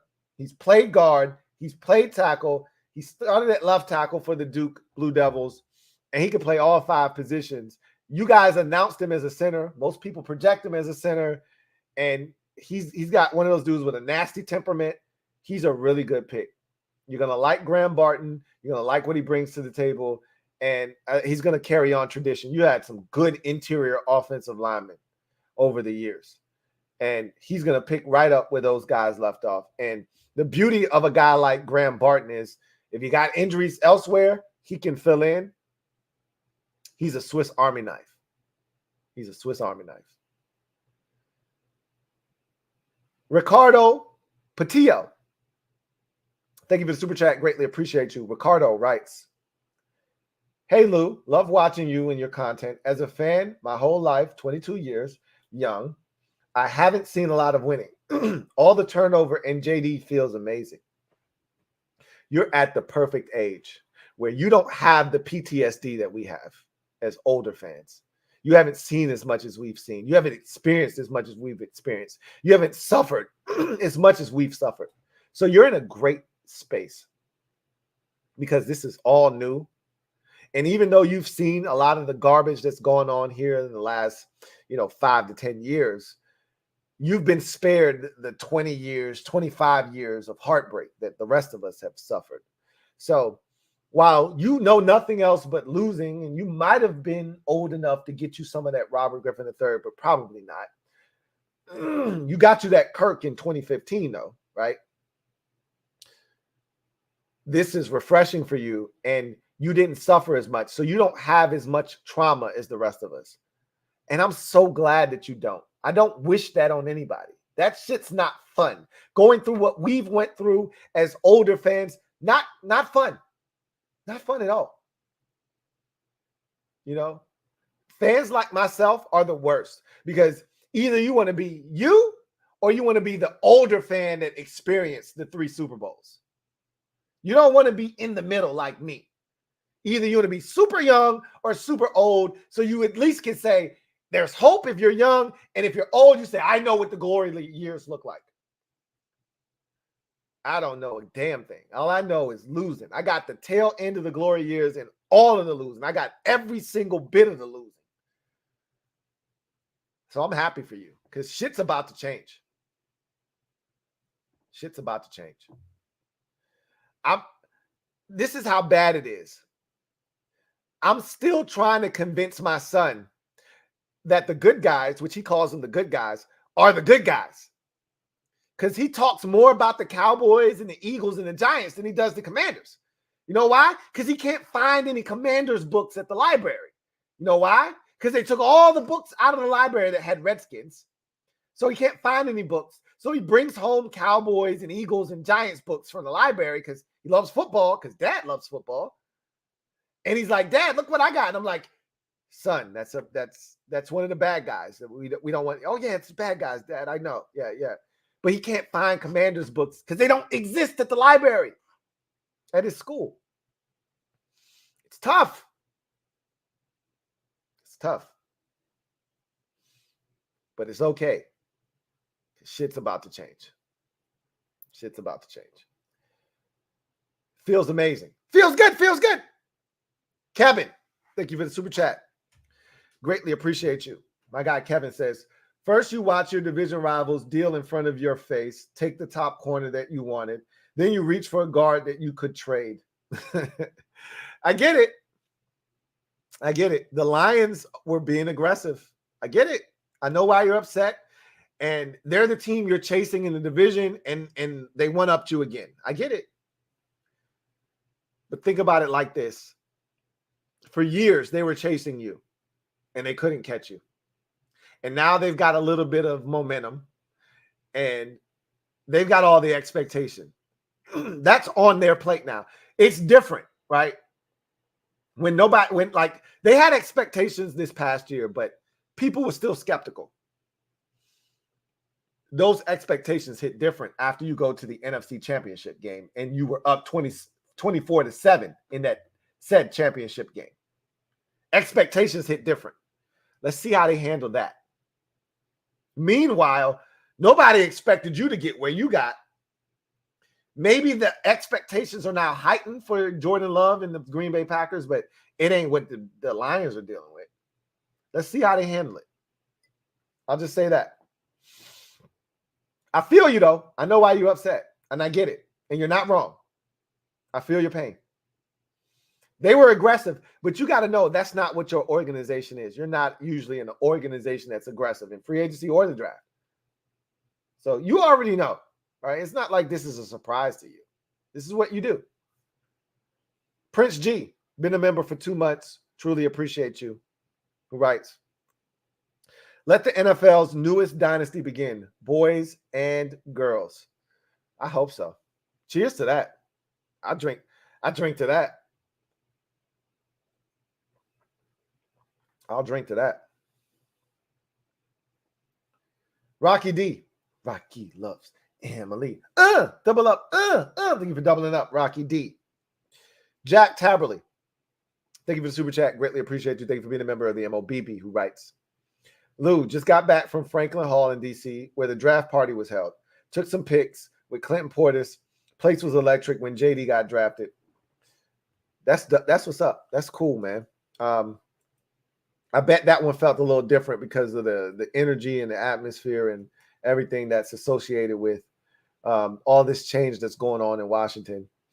The thing that I hate about when you're drafting so early is the excitement. You can't keep that for 3-4 hours. You can't keep that for 3 hours. You got the number 2 pick in the draft. Your shit is dead after 30 minutes. Now you got to find a way to artificially keep the energy up. That's tough to do. Hope you had a good time, though, Jack. Duncan Wright, I bet it was electric when he got drafted, though, because we kind of knew, but to hear his name called, to know what he represents, again, he feels like a breath of fresh air. He feels like change here in Washington. So, yeah, I get it. Duncan Wright, thank you for the super chat. Greatly appreciate you. Duncan writes, you laugh, ha ha, screw you. I wanted Cooper. Feel my wrath. That is the best super chat you've had all night because it's the first one that's been coherent start to finish. So, yeah, you wanted Cooper DeJean. You talked about that. You wanted him. He's still available. And clearly, if the Eagles agreed with you, he'd be an Eagle. But they didn't. They went in a different direction. And I don't blame them. They took the best corner in the draft. They took the first corner that was taken in this year's draft class. They popped the top on the position. I had them trading up to 12 to do so. They got him at 22 and didn't have to give up a thing. I'd say that's a win for the Eagles. Rocky D, thank you for the super chat. Greatly appreciate you. Who writes, last super was blank. It was. Feel bad for Taylor Heineke in Atlanta. He had a good run. No pun intended. What is the saddest part about this? He took a pay cut to stay in Atlanta, assuming that they wouldn't do some shit like this to him. Not only did he take a pay cut, they might cut his ass. Now, I still think they're going to keep 3 quarterbacks because drafting Michael Penix, I don't think has any impact on what the Falcons view their situation as this year. I think drafting Michael Penix is for the future. And Heineke gives you the best chance. Should something happen to Kirk Cousins, Heineke gives you the best chance to win, not Michael Penix Jr. So I don't think anything's going to happen to Taylor Heineke this year, but next year and I don't know what the restructure looked like and what the guaranteed money was, but he's good as gone next year. And hopefully he survives and finds another home and stays in the NFL, but he's as good as gone next year, But this year, I think he's safe this year. They're going to do the same thing we did with Sam Howell 2 years ago when he was a rookie and keep 3 quarterbacks on the roster, right? So Heineke should be fine because Michael Penix Jr. should be the 3rd quarterback every single week. He should never be number 1 or 2 unless there's an injury to one of the guys in front of him. So we'll see what happens. Junior Nando, thank you for the super chat. Greatly appreciate you. Junior writes, wanted Cooper, but Goody earned our trust, so we got to trust the process. We also have a history of hitting on O-line, and that's what I've been talking about. Not only have you had a history of hitting on the O-line, you had a history of coaching up the O-line. Because what you've gotten out of guys over the last 3-4 years who have stepped in and played at an extremely high level has been ridiculous. And so while Kevin is upset and he's disappointed, Junior, I more so side with you. Like, I don't always agree with what Brian Gutekunst does, but guess what? He's gotten results. I didn't love what he did at receiver last year. guess what? You made it to the divisional round, and those receivers stepped up and made plays. I can't complain when guys are getting it done. So I think he's built up enough equity amongst the fan base to where you guys shouldn't be as upset. You might be a little disappointed because I thought you would go Cooper DeJean. That's what I predicted, and you didn't go that way. But you took an offensive lineman. That guy's probably going to turn out to be a stud for you guys because that's the type of time y'all have been on. So I get it. Show me your TDs. Thank you for the super chat. Greatly appreciate you. Show me your TDs. Right. And this is what my wife was talking about like an hour ago. She said, JD's mom, fine? I wonder if her husband can fight. She said you was wild. I don't know if she has a husband. I think she might be a single mom. Now, again, she could have a husband, but he's not Jaden's dad, so he's not really in the picture. But I think she might be solo. She might be riding solo right now. But who's to say? But I didn't see his mom, so I can't say. She could be one of those younger moms. She had JD when she was 17. And so now, she's only 38, 30. Wait, no, not 38, like 41, 42 years old or whatever. And so she still looks relatively young. I didn't see her though, so I can't comment on that. I don't know. I'll take your word for it because some of these moms of these players be crazy, bro. I ain't gonna even front. Show me your TDs. Thank you for the super chat. Greatly appreciate you. Show me your TDs. Right. Don't worry, Lou. I'm gonna be the father that stepped up. She told me you was tripping. You are absolutely out of pocket. You are out of control right now. Remember Martin? What was the dude that he was playing that worked on in accounting? He said, "You're out of control. I'm out of control. This whole damn party's out of control. You out of control right now. Show me your TDs. You out of control." You are out of control right now. Totally out of control. Kevin, thank you for the super chat. Greatly appreciate you. Who writes, do you think Morgan can be better as a guard? I do. I told you he got shorter arms. Now this is the thing I worry about with him. He gets bull rushed a little bit. But from an athletic profile standpoint, he's top notch. I love him as an athlete. Guys don't beat him with speed. What gives him issues is bull rushes. But bull rushes hit different when you got a lot of space to defend. If you get kicked inside, you don't have as much space to defend, so you don't have to worry about the speed as much, so you can anchor down a little bit better. He struggled with bull rushes. I saw guys jack his ass up, but speed, man, he handled that shit with ease. So from an athletic profile standpoint, I think he'd be fine inside from that perspective. But bull rushes, which is what you worry about on the interior, he struggled with that, but he could also adjust to the amount of space around him, which is a lot less than tackle. You're on an island when you're a tackle. There's no help. Don't look for the guard to bail you out if you get beat. Whereas if you're a guard, it's a tackle and it's a center next to you. And a lot of times the center doesn't even have a responsibility, so he can come help you out.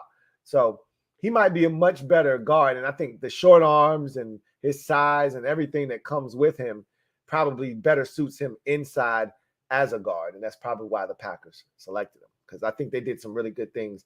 They got some good production out of their tackles last year. Not saying that they're happy with the tackle situation as is, but they got some good production out of the tackle position last year. And so I just didn't think that it would be as dire a need in a quote unquote deep tackle draft class, but Jordan Morgan might be able to kick inside the guard and help you right away. Derek B, thank you for the super chat. Greatly appreciate you. Double up. Thank you for doubling up. Who writes, we effed up. Told you we needed to get our guy. Shaking my effing head. Derek B, I told you the likelihood is that we wouldn't. I told you, and I commend Chef P for not being antsy. you needed to wait until they came into your wheelhouse. Some of you were willing to risk it all for the tackle, including you, Derek B. You were willing to risk 2 second-rounders for the tackle. I wasn't. That was never the plan. The reason you acquired that third and final third-round pick was to put you in a position that if somebody landed in your wheel, like when you go into the draft, so a lot of y'all are just hell-bent on this is what we got to do, and if this doesn't happen, I gotta do what I got to do. And I'll do it at any expense and at any cost. It's not how this works. You got to think about this from a standpoint of what am I willing to give up? What am I not willing to risk? Who am I willing to risk it for? And who am I not willing to risk it for? So when you're talking in terms of that kind of conversation, certain guys, you say, I'll expand my radius, right? So for a guy like Tyler Guyton, the radius it's shrunken to like, from 32 to 26. That's the radius for a guy like Tyler Guyton. And I think it might have even been, for me, it might have even been like 28 or 29 to 32. Like I don't believe in Tyler Guyton like that. Jordan Morgan was never a guy I was willing to trade up for. Either he fell to me at 36 or good riddance, let somebody else get him. It was the top 6 guys. I would expand just a slight bit for some of those guys if they got close enough. But close enough is I started out with, I'm willing to start dealing at 23, where the Vikings sat with their second first-round pick. Where the Vikings said, I ain't worried about what nobody else talking about behind me. I'm going up and I'm getting, Dallas Turner at 17. So they went up and Jacksonville moved back. Jacksonville wasn't moving back again. Right? They were going to get their guy at 23, and they got him, Brian Thomas Jr. So they weren't moving back again. So to me, once the Steelers took Troy Fautanu, that was the last of the top 6. It was over. And I wasn't willing to part ways with both twos. You were. I wasn't. You got to draw a line in the sand somewhere. All right. And for me, I'm not giving you both of my second-round picks. I give you one of those and one of the 3s. You're not getting both of my 2s. I'm sorry. Not doing it. And you, some of y'all were asking to give up both 2s. I don't care. Go get the tackle. Nah, I'm good. I'm good on that. Let me get my 2s, my 2 2s, and my 3 3s, if that's the case. We'll figure it out.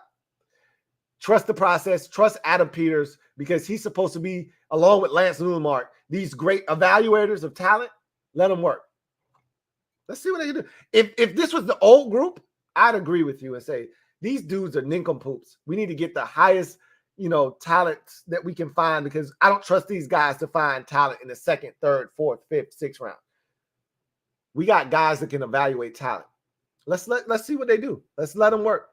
See what comes of it. You're still dealing with PTSD, and I get it. Trevor Patch, thank you for the super chat. Greatly appreciate you. Thank you for being a member of the MOBB.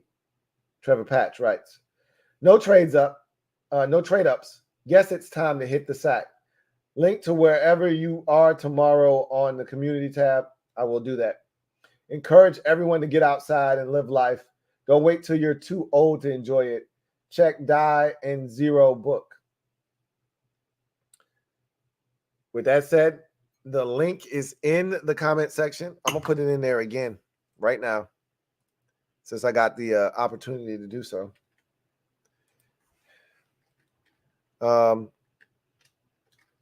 LTN Lifestyle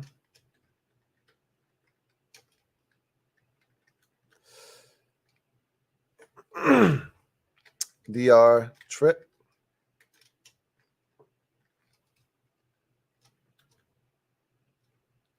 Link.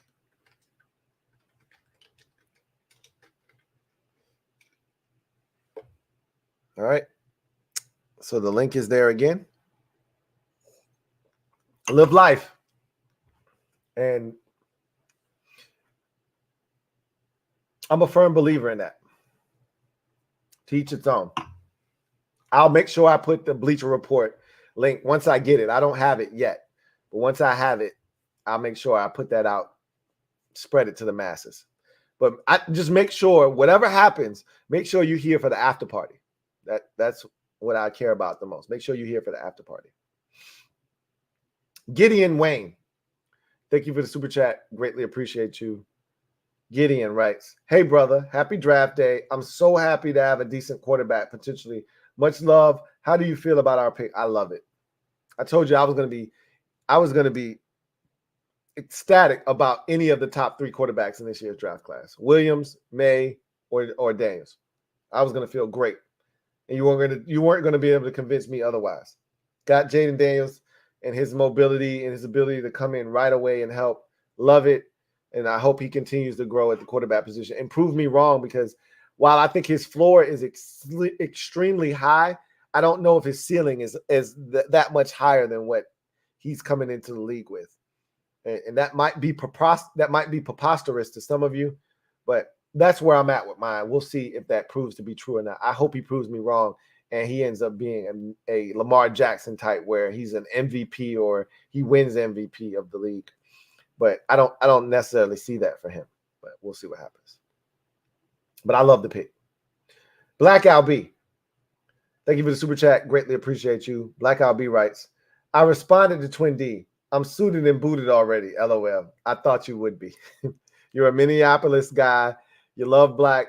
You're Black Al B for a reason. I felt like you had that taken care of. But hey, Twin D shot a shot. I'm not mad at that. But I figured you was already good over there. I figured as much. Jason Rogers, been a member for 22 months. Almost there. 2 more months to get you to that 24-month, 2-year plateau. Not wifey in the background singing with you. Look, that's my road dog. When I tell you, we like here, that's my Ace Boone Coon. When I tell you that's my dog, that's my dog. Okay. I'm lucky. I can't speak for anybody else, but I'm lucky. I'm truly blessed because I got me a good one over here, man. She gonna, like, my mom is one of those people that I could murder somebody in cold blood. My mom knows I did it. And my mom will be one of those people that will ride for me and be like, no, he didn't do it. Y'all don't know what y'all talking about. Like, my mom is going to ride for me no matter what. That's my wife. Even if my wife knows I'm dead ass wrong, my wife is going to ride for me no matter what. I got me a ride or die, and she holds me down in every aspect of life. So shout out to my wife. None of this is possible without her because she holds the kid down all the time. So, yeah, I'm blessed. I'll definitely say that. Gideon Wayne, stand up. You are the newest member of the MOBB. So glad to have you on board, Mob. Y'all know what to do. Show Gideon some love. Gideon, welcome to the squad. Glad to have you on board. Josh Kirby, thank you for the super chat. Greatly appreciate you. Thank you for being a member of the MOBB. Josh writes, you're the wide receiver guru. Pearsall evaluation. I love him. I've been adamant about his skill set. I think he is the equivalent of Chris Godwin, the former 2nd-round pick of the Tampa Bay Buccaneers, I believe Godwin was. Godwin ran, I think, a 4.42. Pearsall ran a 4.41. Godwin is tough. He can win in between the numbers, be physical. He can also stretch the field vertical if you fall asleep. I don't think Pearsall is as explosive as the 4.41 indicates. Much like Chris Godwin, he's never been explosive as that 4.42 indicates. He's always been a really solid, receiver that if you fall asleep, he can run by you. But if you got a guy that can run, he's not running by anybody. But what he is going to do is he's going to hurt you in the short to intermediate routes, and he's going to do damage. He's going to catch everything, run after the catch, be physical. That's Ricky Pearsall. You're going to love him. Remember what Juju Smith-Schuster was for you the year you won the Super Bowl? Remember what Samuel Watkins was for you when you had Tyreek Hill, when you won your first Super Bowl in 2019? Think of Ricky Pearsall in that role, right? He's not, or excuse me, Ricky Pearsall, where did he end up? He didn't go to Kansas City. Chiefs took Xavier Worthy. I'm tripping. Ricky Pearsall went to, who did he go to? He went to the back end of the first round. I'm mixing up my teams. Xavier Worthy went to the Chiefs. Where did Ricky go? Ravens, who did they draft? Did they draft Ricky Pearsall? Y'all help me out. 49ers, thank you. He's the perfect fit for your offense because he does everything that Brandon Ayuk does. And he's faster than Ayuk was coming out of Arizona State. Ayuk probably was like a 4.47, 4.46 guy, somewhere in that neighborhood. Pearsall is a 4.41. But again, Ayuk doesn't scare anybody with his speed. Neither does Ricky Pearsall. What Ayuk does well is what Pearsall does well, and that's work the middle of the football field. Kyle Shanahan loves guys that are tough, that'll go over the middle, run those dig routes, run those drift routes, catch the football, can get run after the catch. That's what Ayuk was able to do, and that's what Pearsall can do, and that's what this pick. Again, when you guys made the pick, I saluted the Ayuk. I said, "All right, bro, peace." Because that's deuces for you. It's over. I've said this. I said this before the draft started. I expect the 49ers to trade Brandon Ayuk to the Pittsburgh Steelers. And this draft pick of Ricky Pearsall, to me, confirms that. Like, I feel even stronger about that. They didn't draft Ricky Pearsall and then they're going to sign Brandon Ayuk to a long-term deal unless Ayuk's number comes down exponentially. And it's not. He knows his worth. He knows what he thinks he should be paid. And somebody's going to pay him that. It just isn't going to be the 49ers. So you got yourself a Brandon Ayuk replacement. That's what you got in Ricky Pearsall. Because he's tough. He's got enough speed and enough run after the catch to be dangerous. And he's a dude. And that's what Kyle Shanahan looks for.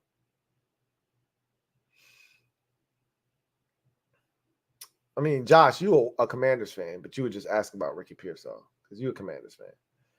Red Wing 01, been a member for 18 months. Thank you for the super chat. Who writes, how about Patrick Paul at 36? Suamataia? It'll be Suamataia before Patrick Paul. Patrick Paul is one of those guys you let travel. And if he winds up at 67, then you pull the trigger. You don't pull the trigger on Patrick Paul in the second round. Not at 36 or 40. Maybe at 49, maybe at 54, maybe at 61, you pull the trigger on Patrick Paul. You don't pull the trigger on Patrick Paul at 36 or 40.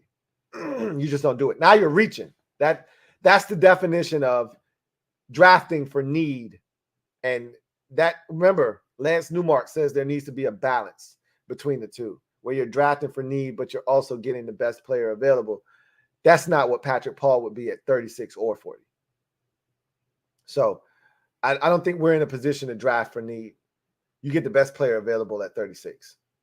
That's how I feel. And if it's not tackled at 36 or 40, so be it. Our roster isn't good enough where you draft for, best player or for a need rather. Our roster sucks enough to where best player available should be the goal with there should be some thought process and needs should be taken into consideration. But don't lose sight of what the best player on the board is. And if that guy is there, whether it's a defensive tackle, if it's Johnny Newton, and I advocated for this in one of my mock drafts, I take Johnny Newton if he's there at 36. I know we got Daron Payne and Jonathan Allen. So what? Those guys aren't spring chickens, especially Jonathan Allen. If he doesn't play well this year, if he deals with injuries, you can move his ass. Like, I'm not advocating for that. I'm just thinking about the future. Like, get good football players. And Lance Newmark said something that just resonated with me. I mean, it really, really just stuck with me. And he said, Never lose sight. This is a quote from Lance Newmark. Never lose sight of drafting good football players. Too many people get caught up in trading up and trading back and this, that, and the third. Don't lose sight of what is ultimately at the crux of any draft. Just get good football players, man. That's it. Trade up, trade back, get this, get that. Just get good football players. And the rest will figure itself out. Just get good football players. That's what I want to do. Video channel. Thank you for the super chat. Greatly appreciate you. Video channel writes, Cosme at left tackle in 2024? No. Cosme's a right guard. First of all, if Cosme was playing tackle, it'd be right tackle, not left.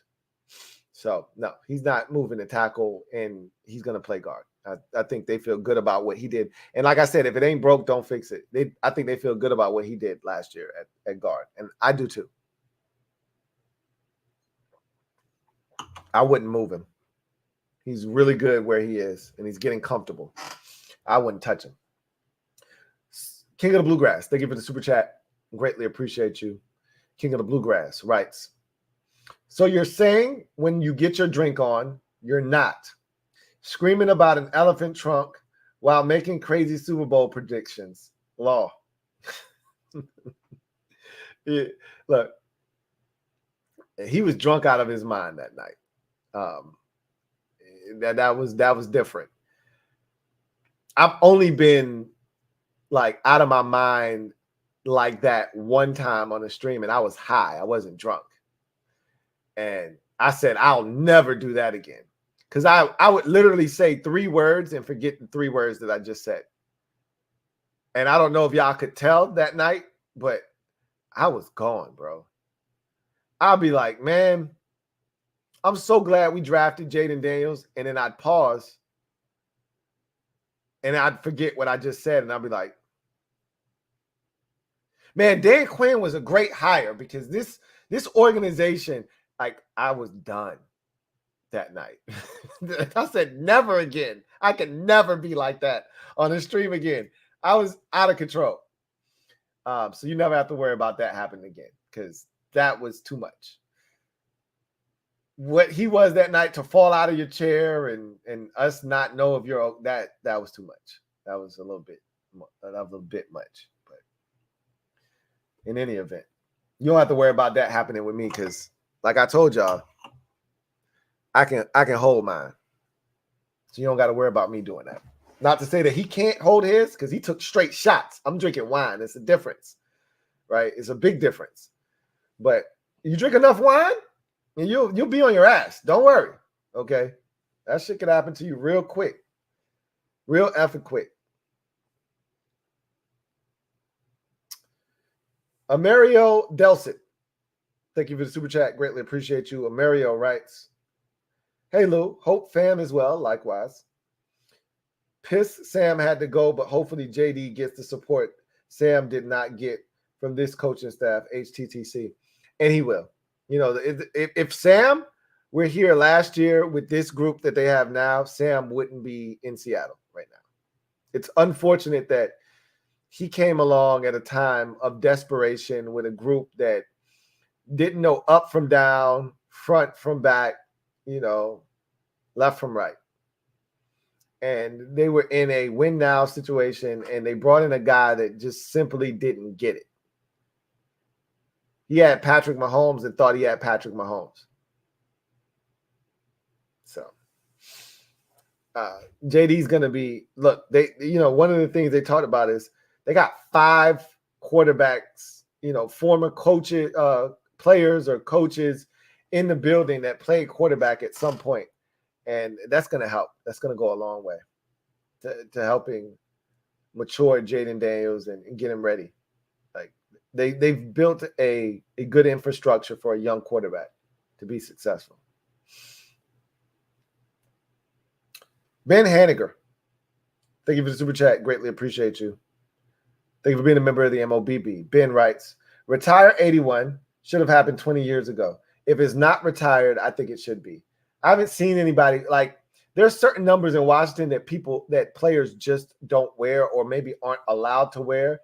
It's not officially retired, but people know. When's the last time we had an 81 in Washington? We hadn't had a 7 since Joe Theismann retired until Dwayne Haskins was told by Daniel Snyder to ask Joe Theismann if he could wear 7, which was a bitch move because all Daniel Snyder had to say was, nah, ain't nobody wearing 7, bro. Pick another number. But no, he was a bitch-ass dude. And so he was like, nah, let me put the onus on Joe. Like, Joe was going to be like, nah, you can't wear 7. I'm sorry. Joe wasn't going to do that. And he knew that. That's why he told him to ask Joe. Joe gave him the blessing, which Joe didn't want to because Joe knew Dwayne Haskins, may he rest in peace, was ass. And Joe didn't want to give it to him, but Joe didn't want to look like the bad guy. So he said, yeah, go ahead. Wear 7. It's certain numbers that, even though they're not retired, people stay away from because they know better. 81 is one of those numbers. I don't know if they'll retire it or not. To your point, probably should have been done already. But nobody, I can't think of the last 81 that we had. Dudes don't wear 81 in Washington. So I don't know if they need to retire it or not.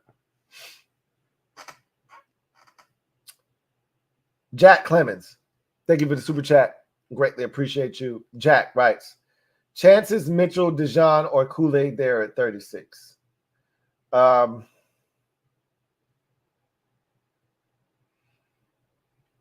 I think there's a good chance that at least one of them is there. I can't tell you that all 3 of them would be there.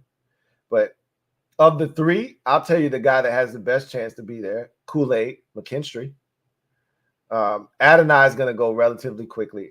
The Bills traded back because they literally asked the Panthers, who you coming up for? Oh, we coming up for Xavier Legette. Oh, cool. We want Adonai Mitchell, so we'll just move back. Adonai Mitchell's gone at 33. So don't look for him. He's gone. Cooper DeJean is interesting. I don't know, what New England and the other team that's in front of us, I'm assuming it's Arizona, are looking for. But could Cooper DeJean be gone? Sure. Two of these 3 dudes probably won't make it. Mitchell is gone. I'm going to tell you right now. The Bills are taking him at 33. He's gone. That's why they traded back, because they knew they were going to still get their guy. They didn't have to make a first-round pick. Still get their guy. I'm disappointed in Buffalo because I would have traded up to get one of the receivers, the top 3 guys, but that's nor here nor there. Their GM told me what he was going to do. He said, when I was in Carolina, we had some bad experiences trading up and giving up a future first-round pick. It never worked out for us. So that shit stuck with him. And I'm like, but this ain't that, bro. You getting I know there's no such thing as a sure thing, but you getting as close as a sure thing as you're going to get in the draft. And he passed up on it. But Adonai Mitchell, we'll see what he turns into, right? Yeah, one of those, I'll say 2 out of the 3 have a chance to be there. 1 out of 3 will be there. Which one? I think Kool-Aid will be the one. But I don't see Washington taking any of those 3 guys. Maybe Adonai Mitchell they take. Maybe. I'm not the biggest Adonai Mitchell fan, though. So I wouldn't be really worried about him. But he's not going to be there anyway because Buffalo's going to take him at 33 to start the second round. Washington football fan WGIL. Thank you for the super chat. Greatly appreciate you. Thank you for being a member of the MOBB who writes, Ball, Mitchell, Jurgensen, Taylor, Green. That's all. So 5 jersey numbers. Ball's 33, Mitchell's 49, Jurgensen's 9, Taylor's 49, and Green will be the 5th and final retired number, and that's 28. I think there are like pseudo-retired numbers that aren't technically retired, but when's the last player you saw wear 28? There's certain numbers that players just don't touch. You haven't seen a 28 in Washington in forever. You haven't seen it since Darrell Green retired in 2002, right? When's the last time you saw 44? You haven't, because nobody's wearing that. Again, 7 wouldn't have been worn if Dan Snyder grew a pair and said, nah, you can't wear that. Pick another number. But no, he was a bitch and told him, go ask Joe. And Joe wasn't going to turn him down. So, look, every number may not be retired, and I think there's something to be said about having your number retired. I mean, it's one thing to say, hey, you can't wear that number because it's an unwritten rule. It's another thing to say, bro, you can't wear that number because the shit is up there. Like, you can't wear it. Sorry. It's not available. But there are a number of numbers that you just can't wear in Washington. And I said Taylor 49, I meant 21 for him. Mitchell is 49. Bobby Mitchell's 49. Taylor is 21. So, yeah, there aren't many numbers, but there are like 4 or 5 other pseudo numbers that are retired that guys aren't wearing. You know what I'm saying? Like Joe Jacoby is ridiculous because he's not in the Hall of Fame, and people wear his 66 all the time, right? We see that number circulate all the damn time. But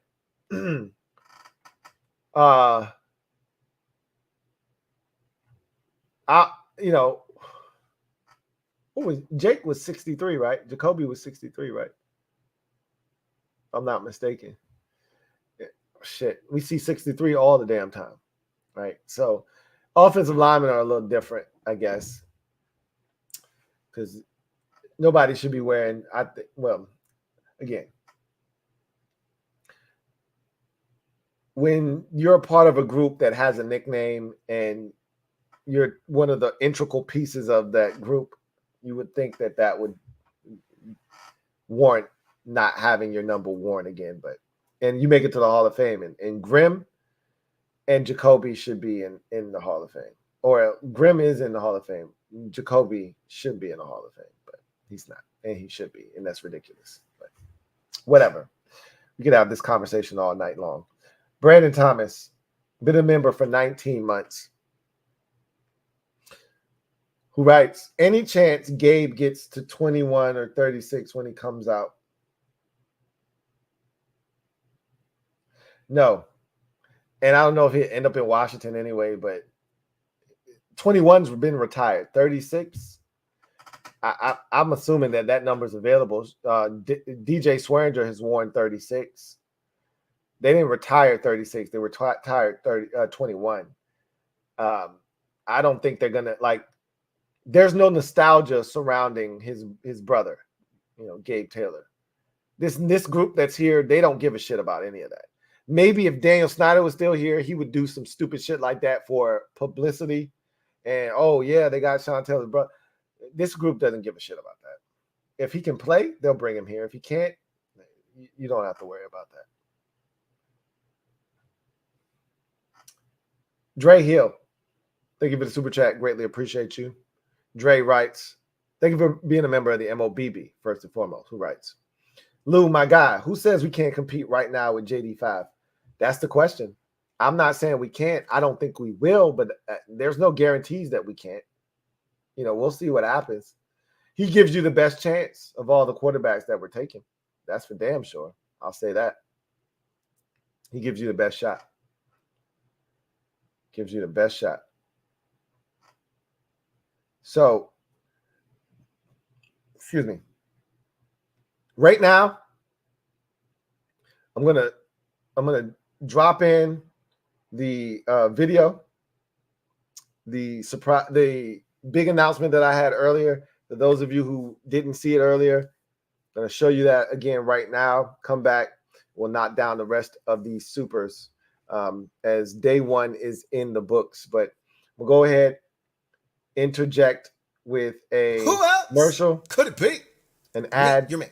Have at it. With a major announcement. I promised you a major announcement, and I'm going to deliver right now. Before I do, I want to thank each and every single one of you for making this channel, this brand, what it has become. Without you, none of this exists. The time, the energy, the effort, the resources you poured into the Louie Tee Network has brought us to this point, and I'm so happy about the progress that has been made, and I can't thank you guys enough. With that said, I've come so close many a times to doing something like this. Never any closer than 2020, and COVID hit, and then I went back to my comfortable abode in my comfort zone in the house. Well, now I'm coming outside. That's right. We're getting out of the house, and we're not just getting out of the house and doing anything. We're going on a trip, y'all. It's party time. Oh, it's party time. Yeah, we having a party. And you're invited.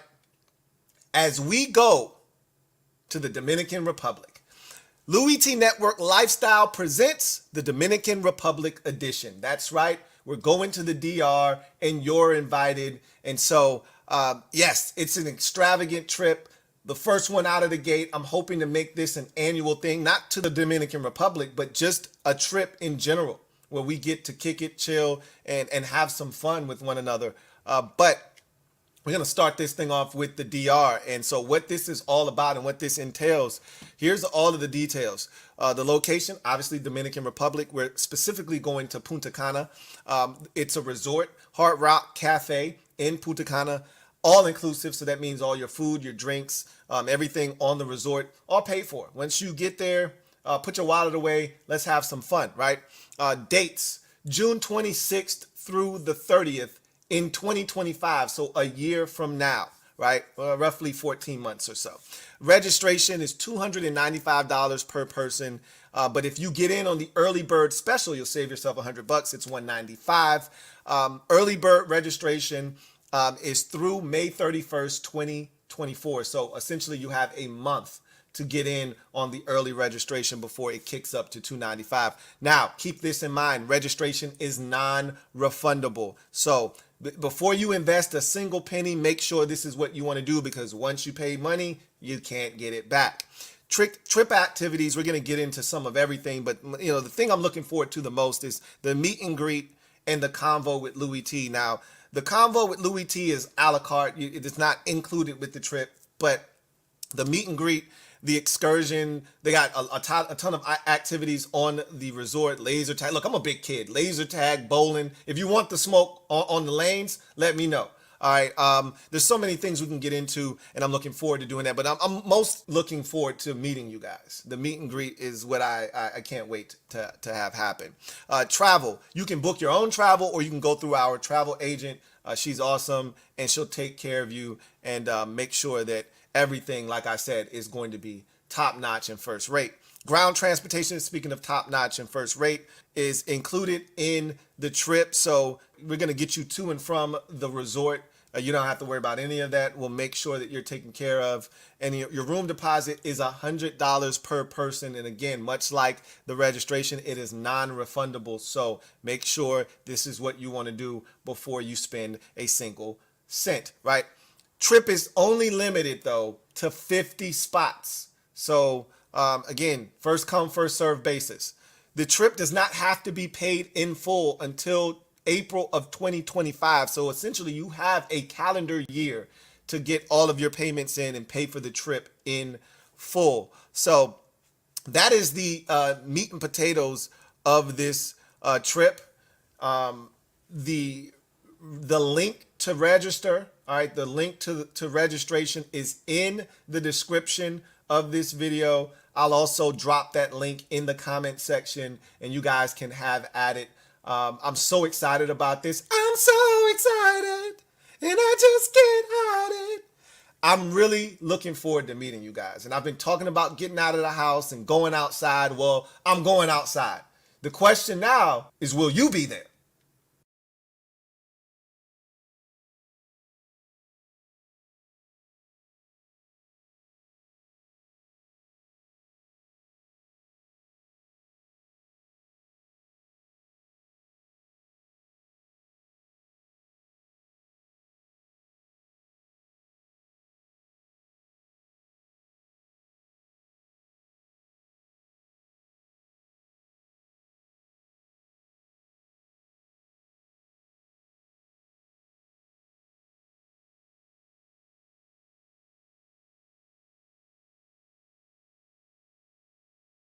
Sorry, I gotta retrain my brain.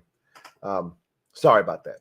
So I'm going to put the link in the description again so that you guys can register if you're interested. The link is also in the description of this video. So I'll make sure I do my part.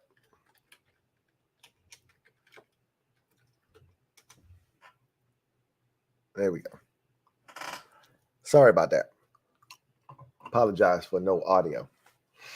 I was busting down some pizza. I didn't want y'all to hear me crushing that shit. So I had to mute the audio to make sure that there wasn't any residual noise in the background as I was crushing that joint. We all good now. All right. Lorenzo Simpson. Let's get to it. Been a member for 31 months.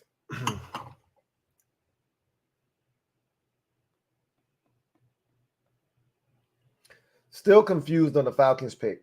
Who's the target at 36? So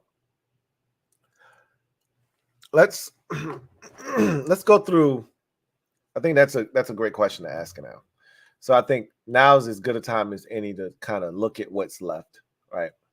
Because we really haven't gone through like what the available players left in the draft are. We kind of just reacted to the picks as they happened. And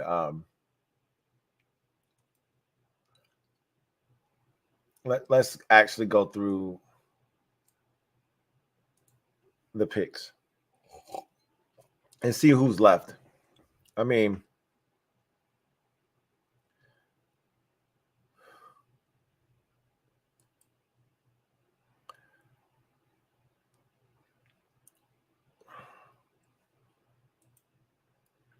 so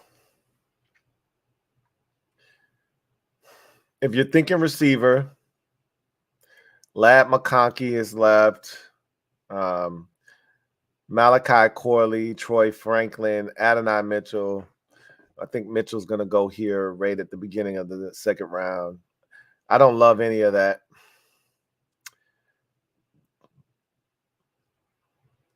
Kool-Aid McKinstry is at corner. I wouldn't be upset about that.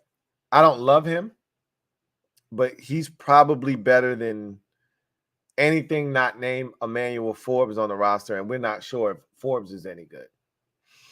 So I wouldn't be opposed to that, but I don't necessarily love that. Again, I didn't love the draft class of corners to begin with. Cooper DeJean is interesting. You want me to? I'm gonna give you my honest assessment. It was crazy. I was driving to go get this pizza that they ended up messing up earlier that I told you about. And I was in the car thinking while I was driving. I had no music on. You know, some of the best thinking that I do is with the music off in the truck. And I'm just in my head, right? Because it's just silent. So I'm just thinking. That's the best thinking that I do, I think. That in the shower. Some of the best thoughts pop into your head in the shower. You know, because it's just you and your thoughts, right? You and your head. And I was thinking to myself, you know who'd be the best corner for Washington or the best defensive back that they could draft? It's Cooper DeJean.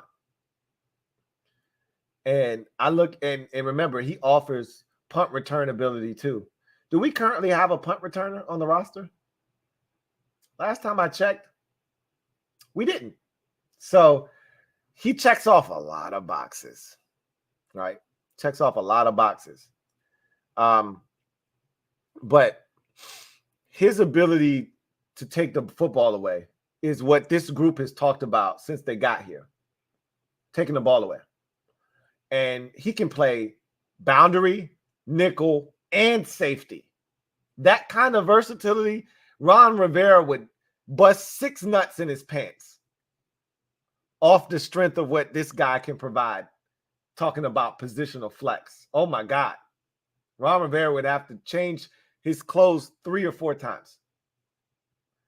But in all seriousness, Cooper DeJean would be a great fit in Washington for his ability to take the football away. If he's available, and I don't know if he'll be there. If he's available, I think you have to consider him, being that that's a massive need. And you didn't know if he was going to be there or not. I don't think you can turn your nose up at the opportunity to take him. Because, again, this is not a great cornerback draft class. If you can get that out of the way now, why not? Why wait and look at Cam Hart? Why wait and look at Elijah, Jones? Why not go ahead and get a guy like Cooper DeJean and be done with it? And I'll admit, I have a thing for white corners. I've been upfront about that. There's something about a white running back and a white corner that's just different. Those are positions that white dudes don't occupy very often. So I'm always rooting for them. But this dude can play ball. It's like when you see a white dude and he can hoop and you like, yo, that white boy, nice. You just got to give it up. Cooper DeJean can play corner. He's like Jason Sehorn. I don't think he's as fluid as Jason Sehorn, right? I have issues with him turning his hips and running, but boy, can he locate the ball and go get it. Boy, can he locate the ball and go get it. I think he's a guy that they might like, but we'll see. Jatavion Sanders is still available. Again, I think 36 is early. I think 40 is early for him. I think he might be there at 67, but again, he's the second best tight end in this draft, and the first tight end is long gone. So no telling when the second best tight end in this draft class comes off the board. He can't block worth a damn, and that might knock him down people's boards, and maybe that allows him to get to 67. I think somebody's going to be enamored with his pass catching ability and take him somewhere in the late 40s, early 50s. I don't think he makes it to 67. So you could go, Sanders, but I think there are enough tight ends in this draft class that if you don't love Sanders, if you love Sanders, take him at 36 or 40. He'll be there for both of those picks. You don't have to take him at 36. He'll be there at 42. But, I mean, it's still a lot of talent, man. So we go down the list. Ladd McConkey, Kool-Aid McKinstry, Jatavion Sanders, Cooper DeJean, Johnny Newton, Troy Franklin, Malachi Corley. I don't want either one of those dudes. Ennis Wickstraw. I'm not a big fan of his. Braden Fish, you know how I feel about him. Renardo Green, Tyler Nubin. I'm good on both of those dudes. Jalen Wright is now you're getting into positions that we talking about in the third round potentially. Peyton Wilson, he's interesting in the second round. Again, I don't know if that's the route they would go. Austin Booker, I think he's more of a third round pick, but again, we'll see. So these are some of the names. And if you wanted to single out positions, we could go to certain positions, like corner, for instance. Kool-Aid McKinstry, Cooper DeJean, Ennis Wickstraw, and Renardo Green are some of the names that you'll hear in the range that we're at. You want to go to wide receiver, right? So Ladd McConkey, Malachi Corley, Troy Franklin, Adonai Mitchell, who I think will be gone at 33. Roman Wilson, Malik Wash. These are some of the names you'll hear, but some of these guys as you get further back are third round. Keon Coleman is a guy that some people, I don't like Keon Coleman.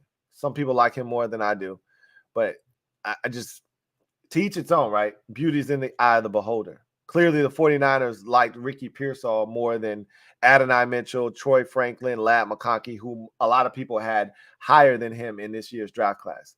So Xavier Legette, raw prospect, not a polished route runner, doesn't have tremendous collegiate production.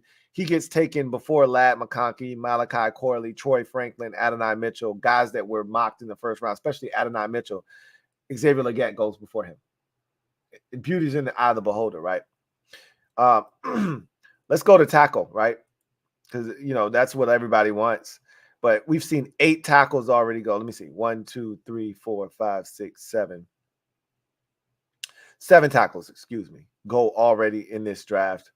And now you're looking at Blake Fisher, Kieran Amegadeji, Caden Wallace, Patrick Paul, like Kingsley Suamataia, Roger Rosengarten. Remember, we had Roger Rosengarten in for a visit, so they might not be tripping at tackle like we are, right?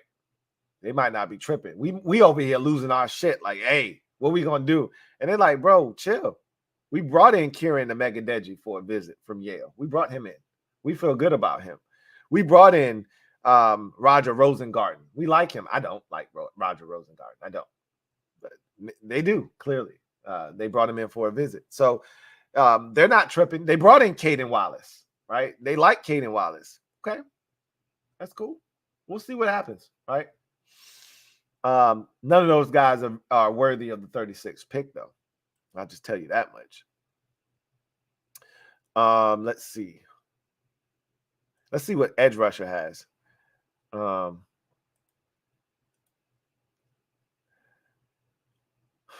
of the stuff left at edge, third round stuff.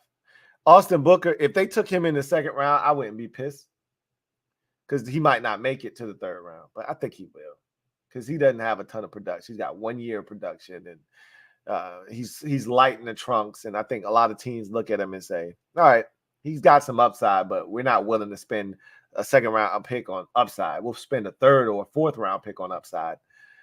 I think we can wait on him, right?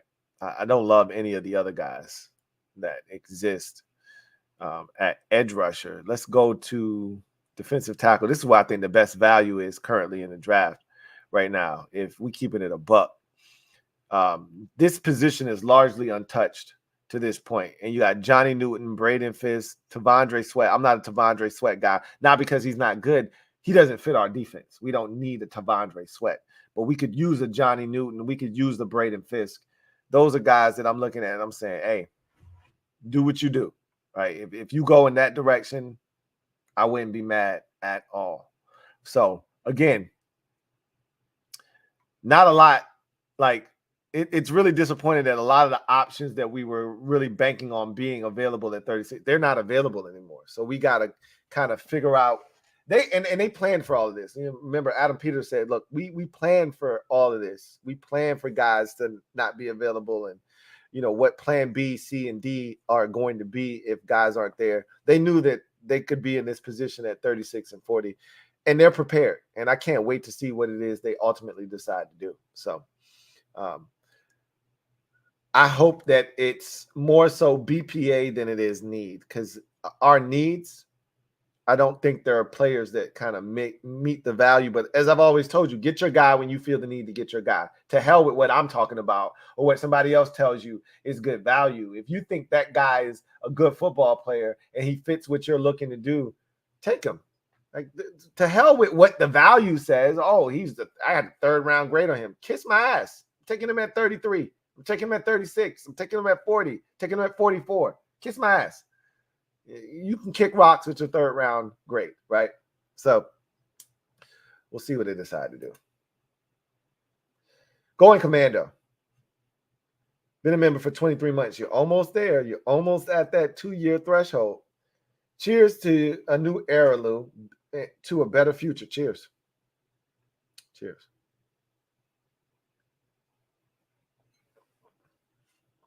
All right. Lorenzo Simpson. My guy Zoe, thank you for the super chat. Greatly appreciate you. Zoe writes, if Kool-Aid falls to 36, do we take him? He's in the conversation. He's in the conversation. I wouldn't dismiss him. I don't think you take him. If I'm picking between him and Cooper DeJean, I'm taking Cooper DeJean. But we'll see what Washington decides to do. Dan Quinn and Joe Witt Jr. had a lot of success with a former Alabama corner in Dallas. So they may decide to go to that well once again. But we'll see what they decide to do.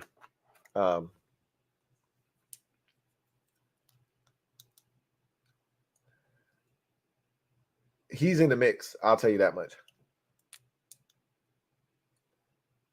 Going commando. Thank you for the super chat. Greatly appreciate you. Going commando. Thank you for being a member of the MOBB rights. No matter what happens, we can be happy that we're not Atlanta fans. Why y'all killing Atlanta? You don't know what the grand scheme of their plan is. at 30 at 8 and what they did with Michael Penix Jr. You sitting up here poo-pooing them, shitting on them. You don't know what they got planned. They can have the last laugh when this shit is all said and done. Right? But he says, paying all that money to Kirk only to use the top 10 pick on a backup quarterback. We handed off the baton to another team to making dumb moves. I think some Falcons fans might be a little perplexed by what happened, but I'm pretty sure there's an explanation. I'd love to know, and I might even be nosy enough to go and find out, because generally every team has their general manager and head coach step up to the podium after each, day of the draft. And I'm pretty sure the Commanders had Adam Peters and Dan Quinn step up to the podium. I could be wrong. I haven't heard anybody mention it, but generally that's what happens. And I'd love to know what Terry Fontenot and Raheem Morris have to say about the decision to draft Michael Penix Jr. and why they did it. I'm fascinated by that. Absolutely fascinated. I don't know what Kirk Cousins' contract looks like either. And that could go a long way in determining why they did ultimately what they did. I don't know what his contract looks like. And they could get out of his contract after a year or two. And that would put them in a position to play Michael Penix Jr. But if his contract is ironclad for 3 years, I mean, we've seen teams over the last 2-3 years take massive penalties and hits to get rid of a guy and not care what it was going to cost them for the next year or two. So I don't know if that, again, we don't know what Kirk Cousins is going to do in Atlanta. We don't know what the situation is going to be, but it definitely was perplexing. It caught everybody off guard for the most part. I will say that. Junior Nando, thank you for the super chat. Greatly appreciate you. Double up. Thank you for doubling up. Who writes, Green Bay has 5 picks in day 2. Goody gonna cook. P.S. JD is from my home city. I'll be rooting for you guys. It's always good to know we'll have some reinforcements out there. We got 5 picks in day 2 as well. So we'll see what y'all end up doing. We plan on cooking just like you plan on cooking. Like I said, I told everybody to get out of the kitchen. Give, AP, Chef P, a skillet. Get out of the kitchen and let them cook, man. Turn the stove on. Get out of the way and let them cook. So you probably saying the same thing about Gudikins. Sovereign Legacy. Thank you for the super chat. Greatly appreciate you. Sovereign Legacy. Right. What's up, Lou? What's up, Sovereign Legacy? I'm going to ride with the team, but I'm not hip with JD. Those types are way too fragile for me. Hope he pans out, though. Let's just win games. I mean, I understand where you're coming from. My thing is, and I get the NFL is a different animal. It's a different game, and there's a different level of physicality. So I understand all of that. But I just look at JD, and I think he's a different animal. He's a different beast. And wow, Robert Griffin III came from Baylor in the Big 12 where defense is not allowed, especially at the time when he was playing back in 2012. Jaden Daniels came from the SEC. He got his ass whooped. He got hit. He got beat up, and he got up every single time, except for the Alabama game. And that was helmet to helmet. He got up every single time. And he threw for 40 touchdown passes, ran for another 10, only threw 4 interceptions in the SEC. That counts for a lot with me. Because not everybody's capable of doing that.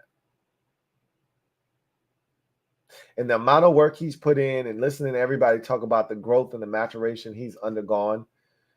Literally. So let's talk about this. I told you we was going to put a pin in this and we were going to come back and talk about it. So we heard the story from Ian Rappaport when he was drafted, Jaden Daniels, number 2 overall. And he said, and I heard this story from multiple people, at least 7 to 10 people told me this story. And I didn't run with it. I didn't bring it up because I couldn't vet the sources at the time. So I didn't know if they were legit or not. So I left it alone. But the story goes, Brandon Ayuk and Jaden Daniels are best buds. Clearly, they played at ASU together. And so, they're still really, really good friends. And Ayuk is on the 49ers. our general manager, came from San Francisco. And so JD told Brandon Ayuk to ask Adam Peters where Jaden Daniels would be in the draft if he came out last year. And Adam Peters told him in the 5th round, like, you need to stay in school, bro. You're a 5th round pick right now. Jaden Daniels did not like that shit. All right. And a lot of people told me that there was this animosity towards our general manager, Adam Peters, because he told him he wasn't good enough, but he wasn't. Nobody saw Jaden Daniels as anything more than, at best, a 3rd round pick last year. So Adam Peters was not wrong. And clearly, Jaden Daniels took it to heart. He got to work. He started doing the VR simulation stuff, and he was putting in the work, and you saw the drastic growth from him this past year. And what ended up happening was he had he was in his feelings from what was told to him last year, because it felt like, okay, that guy doesn't believe in me. I'm going to show him. I'm a guy that always walks with a chip on his shoulder, so I know what that feels like. So I'm not mad at him for using that as fuel every day. And then that guy wants to talk to you and be nice to you now. Kiss my ass. I get it. Then you come to Washington with the visit. You think it's going to be one-on-one, and you show up and there's 21 other guys, including all of the other quarterbacks that they're interested in. And you're like, what the fuck is this? But they did show up at the airport to pick you up. They did talk to you individually. They did show you favoritism. They showed you that they wanted you. And then they ended up calling his agent and Jaden Daniels, smoothing everything over, talking to those guys, and the rest is history. So I think all of that is important. It's an interesting dynamic there. But when it's all said and done, you don't have to believe in JD because of his size. He's going to have to prove it to you. And I get that. But my fallback is he did it in the SEC and he never got hurt in college football. Take it for what it's worth. He never got hurt in the toughest, most rugged conference in all of college football. He took some hellacious shots, some of them his own doing and of his own free will. That Florida State shot that he jumped in the air, stupid. What are you doing, right? The Ole Miss shot he took, please don't ever do that again. But he always got up. And I'll leave it at that. Corey Kidwell, thank you for the super chat. Greatly appreciate you. My guy, Corey. Double up. Thank you for doubling up. My guy, Corey writes, made it to the crib, LT. I did manage to ignore passersby in the news alerts, LOL. Good job, man. That's tough to do. You are a soldier of the utmost. You are one of a kind, because I can't do it. You know, the phone is too important these days. I mean, unless it's on the charger, it's surgically attached to my hand or in my pocket. And I won't even be thinking about, like, I don't want to see the scores. I might be cognizant of, like, I don't want to, but I might be like, yo, let me just check to see if something, you know, somebody texts me and this, that, and boom, I'll pull down my messages and boom, I'm going to see some shit that I'm not supposed to see. Right. So good job on your part to just not see anything. He says, now we got a dog at quarterback. I can't wait to see what we do tomorrow. None of us can. I think that's the excitement that's building. Although it's a little disappointing that some of the options that we wanted to be available, i.e. Jordan Morgan, Tyler Guyton, and Xavier Legette are all gone. Right? Those are options that you would have preferred to be on the board at 36 at your disposal. Clearly not there. We'll see what they do. They had plans in place. They prepared for this. We'll see what they ultimately decide to do. Left tackle, then fill in the blanks, right? I don't even know if left tackle is first. I mean, I don't think the value is there at 36 or at 40 for that matter. They may reach for a guy if they do at tackle. Okay. I trust them. So even if I don't agree with what they do, I'm going to trust them wholeheartedly. I wouldn't draft a tackle at 36, and I probably wouldn't draft one at 40 because the value isn't there. But I've said this already. I've said it multiple times tonight. I've said it a million times in the past. I'm going to say a million more in the future. Get your guy when you feel the need to get your guy, because we deem the value to not be great at that particular pick doesn't mean that you have to adhere to that. If you think this guy is worthy of this selection, or For Washington, it's a really unique set of circumstances because you got 2 picks, but after those 2 picks, you don't pick again to the 3rd round. And I say it's unique, like everybody else doesn't have that same thing. Once you make your selection, you don't pick to the next round. We got 2 of them, but if you think a guy's middle of the 2nd round, late 2nd round, well, you don't have a middle or late to the 2nd round pick. And unless somebody's trying to trade up, that's not where you sit. So either you're going to take the guy if you really like him, or you're going to bypass him and risk him not being there at 67. So I think they could take left tackle. I wouldn't rule it out. But I think other positions offer you more value, and the value really starts to show up again for Washington at tackle in the 3rd round. That's what I think right now. But again, we will see. Really appreciate you hitting me up, Corey. And I'm glad you got home safely. Mario Delcit, thank you for the super chat. Greatly appreciate you. Double up. Thank you for doubling up. Mario writes, best meet and greet I could think of. Let's go HTTC. I've said this already. I'm going to say it again. I can't wait to meet you guys. I hope we get 50 of you to come on this trip. And whether it's 5, 10, 15, 20, 30, 40, or all 50 spots that are filled, we're going to have a blast. And I just can't wait to kind of pop this cherry, so to speak. Maybe not the best analogy, but that's where I'm at with mine right now. But I'm just ready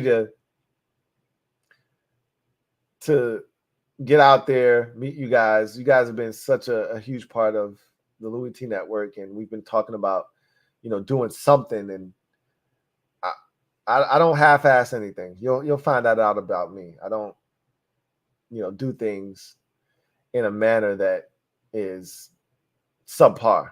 Everything is going to be top-notch with me. And yeah, DR out of the gate, pretty aggressive. That's my move. So I'm excited and I can't wait. Can't wait. Smack City, thank you for the super chat. Greatly appreciate you. Thank you for being a member of the MOBB. Smack City writes, May was fan, but JD5 is our guy. Let's rally around him as fans. Let's build the line, add playmakers, and go get a ring. Just win, baby. Sound like the Raiders. JD5 was a lot of the fans' top choice. I think it was clear throughout the process he was the guy that most fans wanted if they couldn't get Caleb Williams.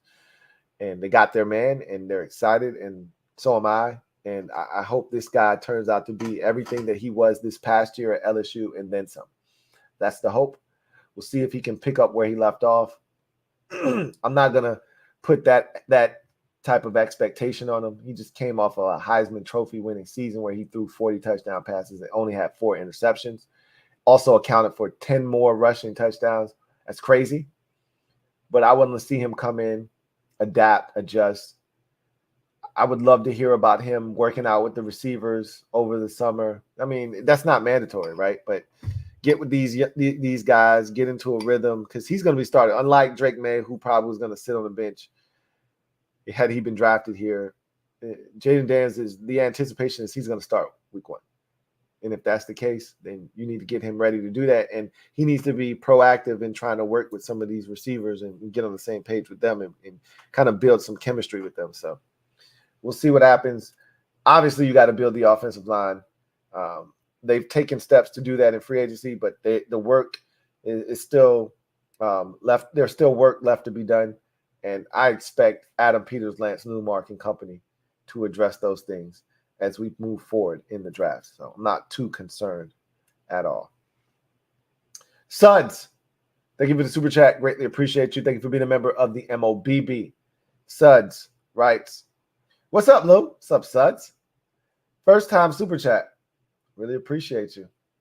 There's almost nothing that warms my heart more than someone that says, hey, this is my first time, and you've been a member and you're a lurker, because I can relate to being a lurker. So I get it. Wanted to say thank you for all the years of entertainment. Excited for next season. Really appreciate you, Suds. And I'm excited for next season too. But you know what I'm excited for more than next season? tomorrow, or if you're on the East Coast, today. Shit, if you're in the East Coast or the Central, today. I'm excited about today because we got a lot of work to do still. And this is the day right here. I did a show dedicated to day 2 because so many people want to talk about Civil War. So many people want to talk about quarterback. What is Washington going to do in number 2? I'm like, day 2 of the draft is where it's at. I get it. And ultimately, this draft is going to be probably judged by what ultimately happens with Jaden Daniels. I'm well aware. But we got 5 picks in day 2. 5. We have the most picks of any team in the top 100. We have 6, and 5 of them are in day 2. This is where we're going to find out if this draft is worth a damn or not tomorrow. I don't know ultimately what they'll do, whether they trade back, pick up more picks, or how they maneuver the board. We don't have a 4th round pick in day 3. We got 2 5ths. We don't have a 6th, and we have a 7th. Day 3, for all intents and purposes, this is where it's at right here, day 2. See what they decide to do. That's what it's about. But I appreciate you, Suds. And with that said, that is the final super chat of the night. I want to thank you guys for a tremendous day 1 of the draft. Remember, we'll be back here tomorrow after the draft has met its conclusion. I'll be on Bleacher Report. I'm going to tweet out the link on both Twitter and IG, or all 3 platforms, Twitter, IG, and on YouTube, in the community tab, so that you know where you can click to follow and watch if you want to come support on Bleacher Report. But whatever the case may be, whether you show up on Bleacher Report and support there or not, be sure you come back here after the draft for the after party. That's when we're going to get lit. That's when we're going to have fun. They told me I can't bring my wine to the Bleacher Report stream. And it's good. It's all good. They got sponsors that they don't want. That's fine. I'm going to have my shit when I show up here, though, right? So we're going to get it in. We're going to have an after party. We're going to turn up. We're going to have fun, and we're going to talk about everything that took place. And, boy, is there a lot of shit going on in day number 2, and I can't wait to discuss it with you guys. Bart Scott, can't wait. Until then, you guys know what it is. I'm your man, Louie Tee, signing off. Until next time, day 1 of the 2024 NFL Draft is in the books. I appreciate you having the party with me here on the Louie Tee Network. It was a lot of fun. We had a great time. I hope you come back and do it again tomorrow. We got ourselves a quarterback. And to that, I say cheers. Cheers to the future. I'll see you guys tomorrow. We're going to continue to build on that future. Till then, you guys, enjoy the rest of your evening. I'll see you guys next time. God bless. Good night.